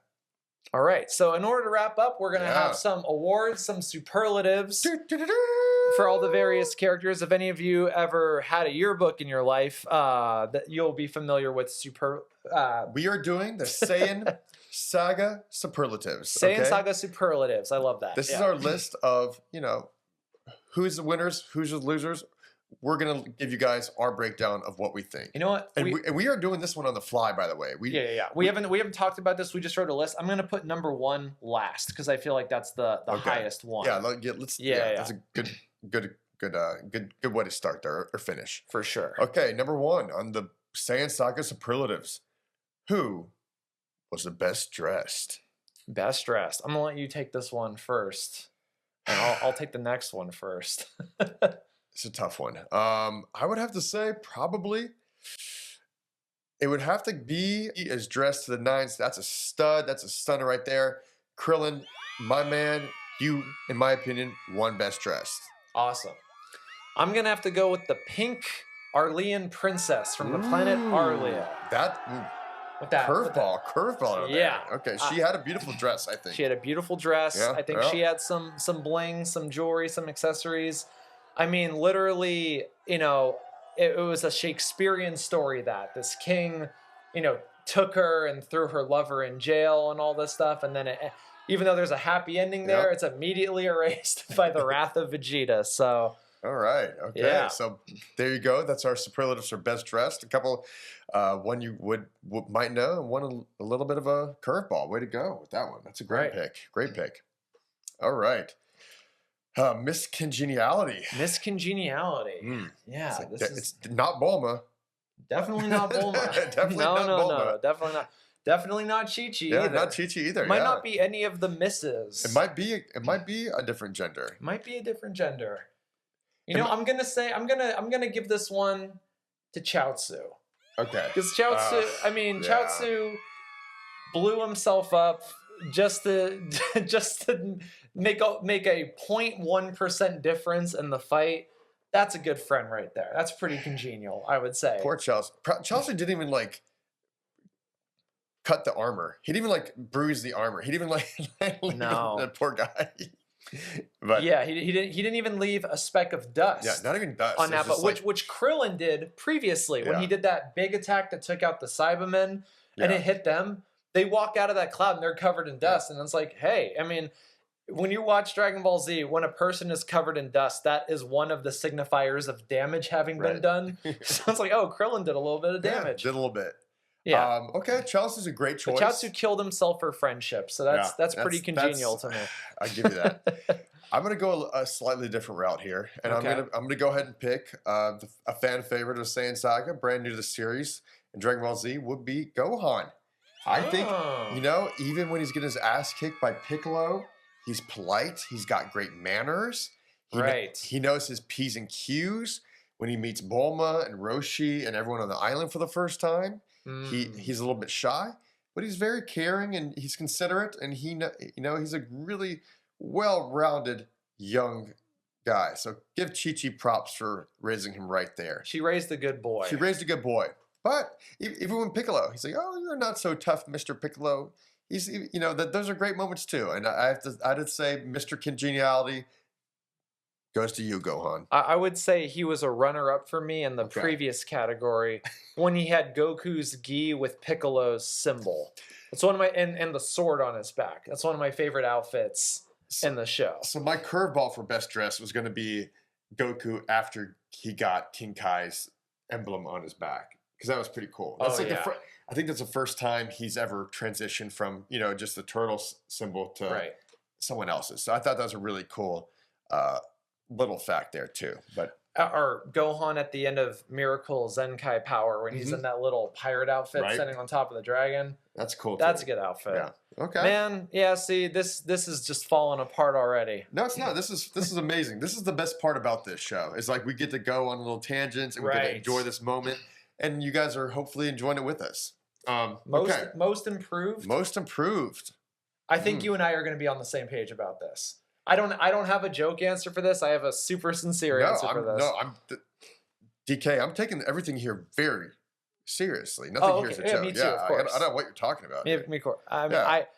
My first experience with puberty was with the Arlene princess. Okay, there you go. That's tough. That's a tough one. That's a deep memory. That's a deep cut. Yeah. They don't have that kind of stuff on Pornhub, let me tell you. But, I mean, I'm going to say most improved. No free ads, DK. Most improved. There's the obvious answer. Right. There's Goku in terms of a power scaling thing. But I give this to Krillin. Okay. I give it to Krillin. Because Krillin he went through the same training that Tien, Yamcha, and Chaozu and Yajirobe did in that year. And he came out stronger than all of them. Yeah. He came out with a brand new technique, which none of them developed. The Kienzan, the Destructo Disc. One of the best, we've talked about it. One of the best techniques ever. Super cool. Could have killed Nappa if Vegeta hadn't been there to be like, dumbass, duck, and also, as I previously stated, he kicked up some dust on the two Saiyans. Yeah. I love that choice, by the way. I love most improved Krillin. That's a great, fantastic choice, DK. One last point to it, too. When he killed 3 or 4 Cybermen by himself, they're all the same strength as Raditz. Exactly. With one attack, he killed 3 or 4 Raditzes. Right. Exactly. Yeah. Boom. I love that for Krillin. But for me, I'm going to go a little bit of a curveball here. I'm going to more of an emotional moment here. Okay. I'm going to go, my guy's most improved is going to be Piccolo. Oh, yeah. I'm going more for, I'm not just talking about the strength, I'm going for the heart here. Okay, guys? Right. Because Piccolo, he changed. I mean, even from the beginning, episode 1 or 2, when he goes to Roshi House and he talks shit to Goku. He's like, hey, yeah. He's like, we're going to kill this guy first, but guess what? You're right after him. I'm going to kill you. But lo and behold, 1 year of training with the little guy opened his heart up and made him a whole new guy. Even Kami on Kami's Lookout said, you know what? This is not the same Piccolo I know. Right. Like his body, even when he died, it was not in hell. He knew instantly. Kami was like, hey, something's different about his spirit than I had thought. He changed completely from that's probably the biggest 180, until we get to, Vegeta later on. But in the series, that takes a hell of a lot of time. Piccolo grew a lot, in my opinion. He improved mostly in his heart. If we're going to posit that, and I love that choice. Yeah. That's a great choice. If we're going to posit that a character's growth in Dragon Ball Z is inexorably tied to what their afterlife condition is, then Piccolo grows more than anybody in the entire thing, because he goes from being a mass murdering genocidal maniac, sort of, to being able to not only keep his body in the afterlife, but get the option to go train with King Kai. Right. And that's in 1 year of growth. Now, if we fast forward, I know we jump ahead sometimes. In the Buu Saga, my favorite moment in the Buu Saga is when Vegeta asks Piccolo, so tell me, do I get to see Kakarot in the next life? And Piccolo says, look, I'm not going to lie to you. Like, you've spent most of your life murdering people and committing genocide and doing all this stuff. So there's no way you get to keep your body. There's no way, like Goku gets to keep his body. He gets to go on. You're going to go to hell and your spirit's going to be cleansed. And then you're going to be reborn someday and you're going to have no memory of anything. You're going to lose everything that you are. And that's after he was a family man for like 8 years or something. Yeah. So he had turned a new leaf. He was doing better. He was a good father. Questionably. Which, no, he's better father than Goku, in my opinion. We'll talk about that later. Oh, yeah. I think a lot of people would agree with that. I agree. Vegeta's like, that's probably his best. Well, we're not there yet, actually. Right. We're gonna just put a might stamp win, on that for he now. might win most improved of the whole series when we maybe get there. so, Yeah. But we'll put a stamp on that for now because a lot of emotional arc does come from Vegeta's relationship with his family. That's something that, a totally different dynamic than Goku has with Chi-Chi and Goku's 2 children. Right. So it's totally different there. Chris Sabat even said, like, and I love this because, I mean, I love his passion for it. He's like, Goku is a good person because of a traumatic brain injury. Right. Vegeta becomes a good person. Right. He has actual growth. Deep cuts, guys. Deep cuts. All right. Most likely to succeed. Whew. All right. I'm going to go ahead and say this might be the easy answer, but sometimes the easiest answer is the obvious answer is Goku after his death, after he comes back. Okay. Yeah. Is most likely to succeed after he comes back from his first death. Because once you die, you're not really succeeding too well, but it was a sacrifice. Right. But I say, you know what? If I'm a betting man and I'm a betting man, I'm at the horse tracks, I'm at the Tenkaichi Budokai, and I see this Goku guy up there. He's already back from the dead. He's been resurrected. He's strong as hell. I would say this guy, he's going to be a good, safe bet pretty much the rest of his days on planet Earth. Right. Okay. Yeah. My answer, when I think about this question, when it comes up in a yearbook, I think about what kids think about is success. Right. It usually means like a career with money, some kind of fame, some kind of notoriety. So that's the lens that I'm looking at this through. And if we're looking at it from that lens and you look at least part of this, like if you don't know what happens, but you assume that people can come back from the dead, and you look at who was the closest to having success and notoriety out of all of these characters, then the clear answer is Yamcha, because he had a very promising baseball career ahead of him. It was just been a piece of cake because he's superhuman, and baseball was nothing for him. Right. And he was kind of a stud. I mean, he abandoned the best girl, Bulma, abandoned her to just go live this life of I'm just gonna be a professional baseball player now. And baseball is huge in Japan, Huge. I mean, the junior league championship series in Japan is one of the biggest sporting events in that country. Right. I love Japan's relationship to sports. It's incredible. They were the first ones to do MMA on a massive spectator scale with Pride and all the Valley Tudos and stuff like that. I mean, but yeah, they love baseball. So I'm going with Yamcha on this. You know what? I respect that. All right. I disagree with you, but I respect it. All right, and that's what this is about. It's about respectful disagreement. All right, most likely to be president.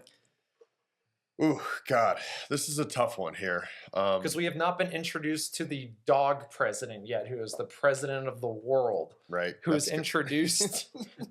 That's another part of that scale of world building we didn't even touch. Because we jumped straight to God, to Kami, and we didn't even meet the president of the world. It's just like a dog. You know what? I love that about Dragon Ball, that they have all the random dog characters with the human traits. I don't know what's the word for that. Anthropomorphic characters that are whatever they are, ducks, dogs, cats.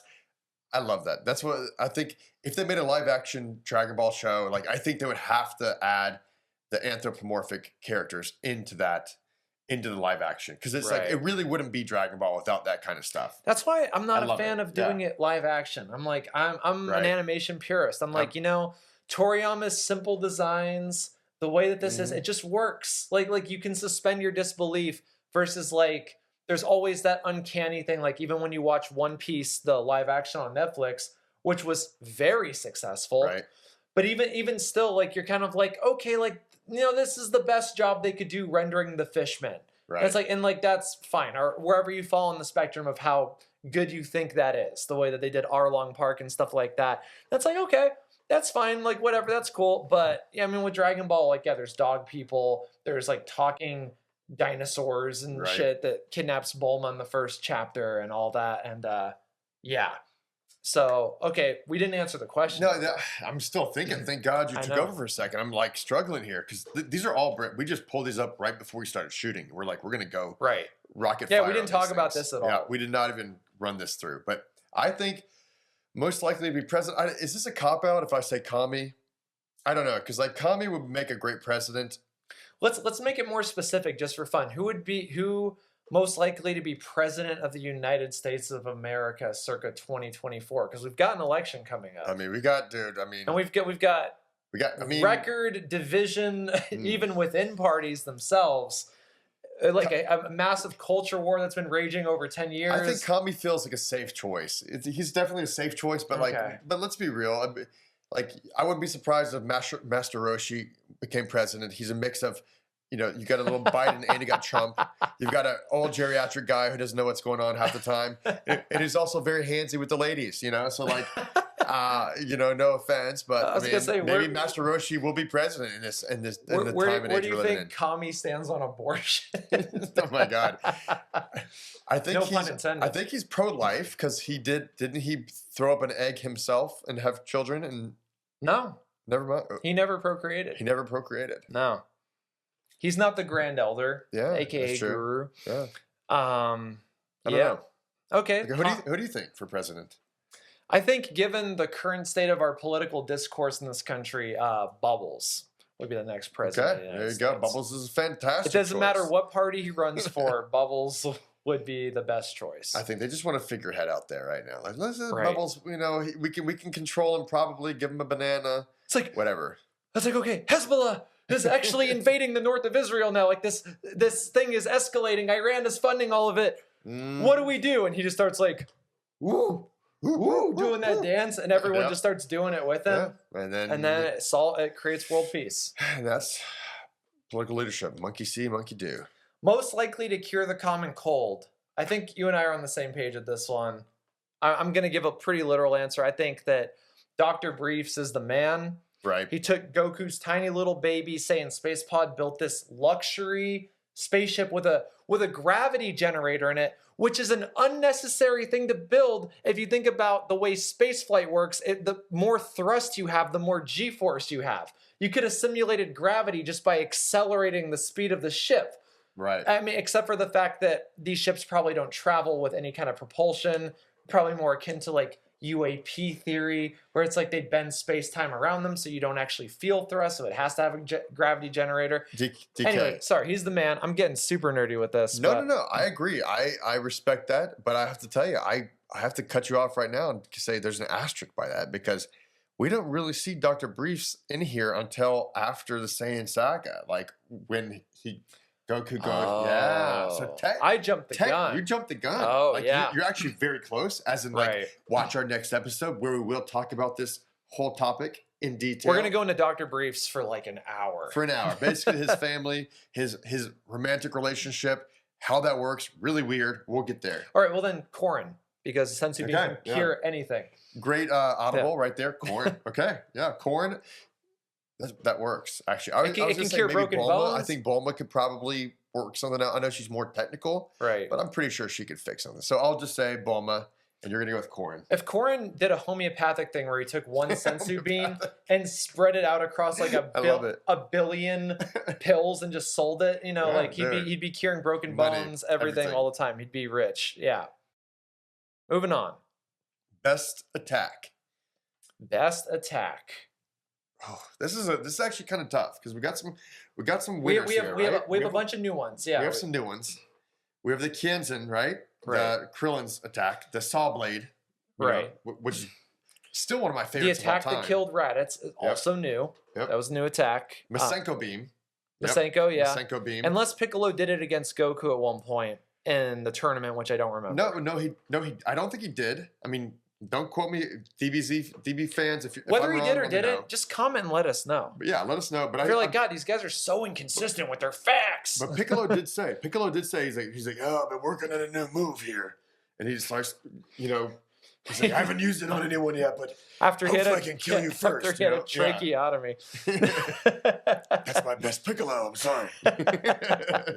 No, I love it. Yeah. So there's a lot of good attacks, but then there's also there's Kaioken, there's Genkidama. There's also new attacks that are new only because they're novel. They're being introduced. Yeah. Everything that Vegeta does, everything Nappa does. Gun. Yeah, exactly. So this is the tough one. It's a tough one. This is the largest.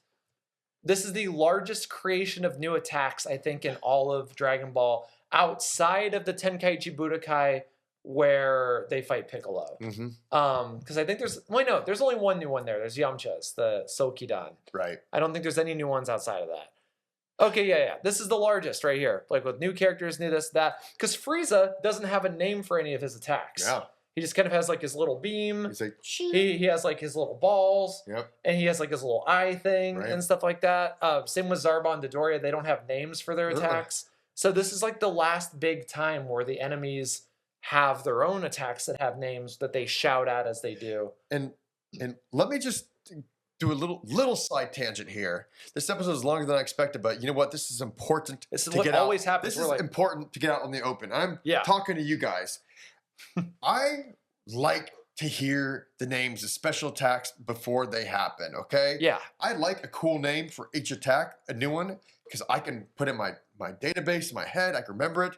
I want to hear him say Kamehameha. I mean, come on, it's iconic. Right. Kaioken times 10. I mean, he doesn't really say Genki Dama or Spirit Bomb really, but Gallic Gun for Vegeta. I guess that's the American version. I know the Japanese. Vasenko Beam, that's really cool. In Japanese it is, and in English it's Gallic Gun. Yeah. Because it's the pun of like garlic. It's like garlic gun. Yeah. Exactly. So I love it when you name your special attacks and you do it. Just like, even Demon Slayer, other series, it happens in a ton of them. Naruto as well. So right. I think it's crucial. So Naruto does it maybe better than anybody. Yeah. Like the names of everybody's attacks. They're iconic. And then you're learning stuff, Am I remembering that correctly? It's been years since Naruto. No, yeah. One Piece does it pretty well. Yeah. Like all the attacks that Luffy does, obviously the various gears, Zoro, Sanji. Yeah, I feel like that one is maybe closest to Dragon Ball where people shout out the names of their attacks. I'm all about that. All the haters, there are a lot of people say, what are you going to tell them what you're about to do before you do it? I don't care. Right. I'm an audience member. I'm watching it. I love it. If you could do a Kamehameha in real life, you would never do it silently. No, not at all. It's the same thing in Harry Potter. Like they established that Voldemort can cast without incanting, but he chooses to say Avada Kedavra because it makes it cooler. Because he chills down his spine. No one's going to say, so what's the best? Leviosa. No, you got to say Wingardium Leviosa. What's the best attack? I'm going to make nerd myself there. I'm going to make a rule here that the Kaioken does not count because it is not an attack; it is a boost. It's a boost. Okay. Yeah. We talking to everyone, our producers back there. Scrap that from the records. Yeah. Kaioken does not count for attack. Kaioken does not count. Which I second that, so that will work. Kaioken, even though it can be used to attack, it is not itself an attack. We're talking specifically energy moves, key moves, key blasts. Okay, I think we might be on the same page here. All right. Are we double dipping? Let's say it on 3. Let's say our on 3. Fuck. We might have some Discord here. Okay, ready? Wait, I don't know. I don't know mine yet. Here, just say yours. You don't know yours. Yeah, okay, yeah. I'm still thinking. We've been bullshitting, and I'm like in my mind, I'm having this separate conversation. I'm like, what is my favorite? What's the best? I love this attack. It's one of my favorites of all time. It gets good usage in Frieza, actually. One of the few times it works. What? Ready? Go ahead. I'm still thinking. I was gonna say we do it at at the same time, but let's not do that. Oh yeah, maybe I should just pick something that we'll just say. We'll just for fun. Ready? Okay, hold on. I'll narrow it down. Narrow it down. 5, 4, 3, 2, 1. Kien-san. All right, there we go. Exactly. Yeah, I knew we'd Okay. probably be on that page. I love that move. It's one of Krillin's new signature moves, and it's Right. if it ever worked, it would be awesome. You know, Right. he gets Frieza's tail, right? He gets A very close second is Makanko Sapo, Yeah. special beam cannon. I love special beam cannon as well, actually. Right. And that actually has more emotional like depth because that's Yeah. kind of a Goku decides to use that over a Kamehameha basically most of the series, except for a few times in the Cell Saga. Wait, But- Goku or Gohan, sorry. Did I say Goku? I meant Gohan, sorry. Well, Gohan uses it only the first time in a superhero. Yeah, when he goes Beast Gohan, that's the only time he used Makanko Sapo. Are you thinking Masenko? Masenko, I'm sorry. Yeah. Special beam cannon. The Right. first time he uses it was in superhero, which Okay. that to me, like, I was with my buddy who hates Dragon Ball Z, and he's like, "This is so stupid. Like, this is so dumb. This is so arbitrary." But like, for all the people that were there, it was like seeing Gohan say it because I think I saw it in Japanese. So I was like, "Makanko Sappa." I was just like, "Oh shit!" Like, that's what we want to see because we love Gohan and Piccolo's relationship. It's one of the Yeah. greatest relationships in all of Dragon Ball, if not all of shonen manga. I keep saying that. It's like in Well- all of shonen manga. This is just throwing me for a huge loop right now because I was not expecting to talk about that because I saw superhero, Dragon Ball Superhero recently, and I didn't even that didn't cross my mind Right. because I've seen him do the Masenko beam, or I think he's No. has he not done? It was the first time in What? Superhero. That's why it was so. I'm a terrible fan if I don't know that. Jesus, what? That's huge. Okay, All right, I will be Okay. taking over this pod moving forward, I'm talking done. to myself. No, I'm using Piccolo's body split technique, and I'm just gonna. It's gonna be very masturbatory. no. No one's gonna be able to rein me in at all. Forgive me, fans. I got to figure this out at a later time. But moving on. Moving on. All right.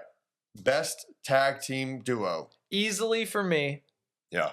it's Piccolo breaking in two and fighting himself, and then teaming up against Ozaru Gohan.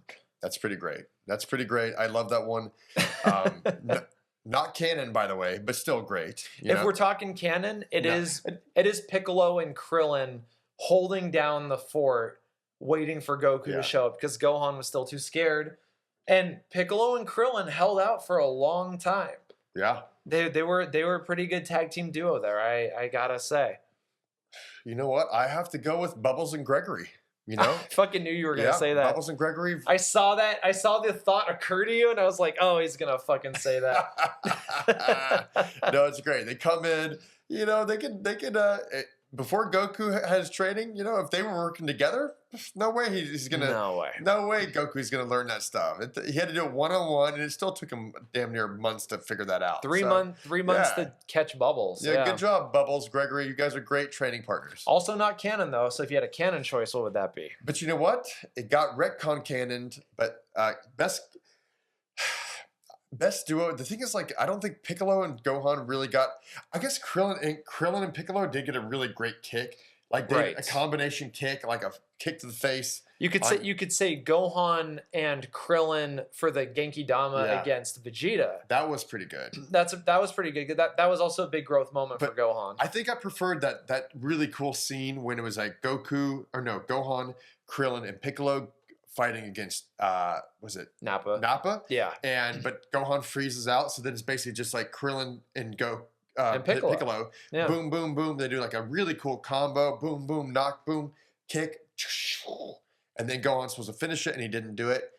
But that was a little great team-up moment from two adversaries a couple of episodes earlier. Two adversaries who are just skilled fighters in their own right and are able to sync up pretty easily. Yeah. And held out better. Tien didn't last that long. He got his arm punched off. His friend killed himself. Miscongeniality, Chaozu, and then He has a rough run. And then Krillin and Piccolo picked up from there. Yeah. Tien is still alive when they team up, and then Tien dies, and then they keep teaming up. Yeah. They really if they might have really fucked Nappa up if Gohan hadn't frozen. Yeah. That attack where they just attacked him, together, that tag team thing, and then Gohan was supposed to blast him. But okay. another quick tangent. Quick tangent. It frustrates me to high hell that like they thought like they could count on Gohan to do a ki blast, because like I think if you're gonna kill Nappa, Right. you're gonna have to have like a nice long concentrated Masenko beam, kind of that level power to kill Nappa, Right. you know, or like at least a Kamehameha that they've been building for 5 minutes of ki building. Right. You know, Gohan, even at his best, I think like he's just like, hey, I'm gonna clear the leaves out of the yard kind of blast. You know, he's not like, his blast energy power is not as strong as it should be at that moment. His power up moments too in the Saiyan Saga dwarf his power up moments with Raditz. Right. Like because he goes from like 0 to like a power level enough to hurt Raditz Right. in the blink of an eye. But even when Piccolo dies, when he does his first Masenko, Vegeta gives Nappa the reading, and Nappa's like, "Oh, it's only that." Like, boom, swats it aside. And plus, Gohan is only really effective against these guys when he's not doing a beam. He's using his body as a weapon. You know, right? Like his head, just like kind of like Goku did against Piccolo. Right. When he's using his body that's powered up, then he can do whatever. But Gohan at that level, he would have just like blown his face off, his mustache off. You know, like I don't think he was that powerful in that moment, unless he's like enraged. You know what I'm saying? I think that like what should have happened, I mean, if we're talking about if they wanted to actually kill Nappa, is while he was distracted with Tien, it's like Piccolo like punches him into Krillin, who does a Kienzan, and if he dodges it, there's a Makanko Sapo waiting for him. The two runner-ups for best attacks going right there, finishing Nappa right off. But love it. They would have probably got killed by Vegeta immediately. Yeah, immediately. Yeah. Vegeta's not messing around. He wouldn't wait. He didn't wait to kill Nappa. He's like, dude, we can heal you, but make you stronger. But no, like, we're not worried about you. We'll kill you. And he goes, that's what I respect about Vegeta, by the way. We're going to get this next episode is Vegeta's no take on BS. He just goes for it. Right. All the time. Unless somebody is stronger than him. Then he gets a little... Yeah. But if somebody's weaker than him, he's just like dead, he's dead. He's like, no time to waste on you. Boop. All right. The final category for the Saiyan Saga superfluousness. Yeah, I don't know what I'm saying. The superfluous superlatives. Who won the saga? Great question. I knew my answer the second we wrote this down. That's why I wanted to save it for the end. I feel like this encompasses everything. Okay, you go first. We might have the same answer. I think this is easy for me, but if we have a different one, I'll be happy to have it for sure. Well, I'd love to hear what you have to say. This is not even a great answer because it seems pretty generic to me. It's like I don't know. I feel like I feel who won the saga. I feel like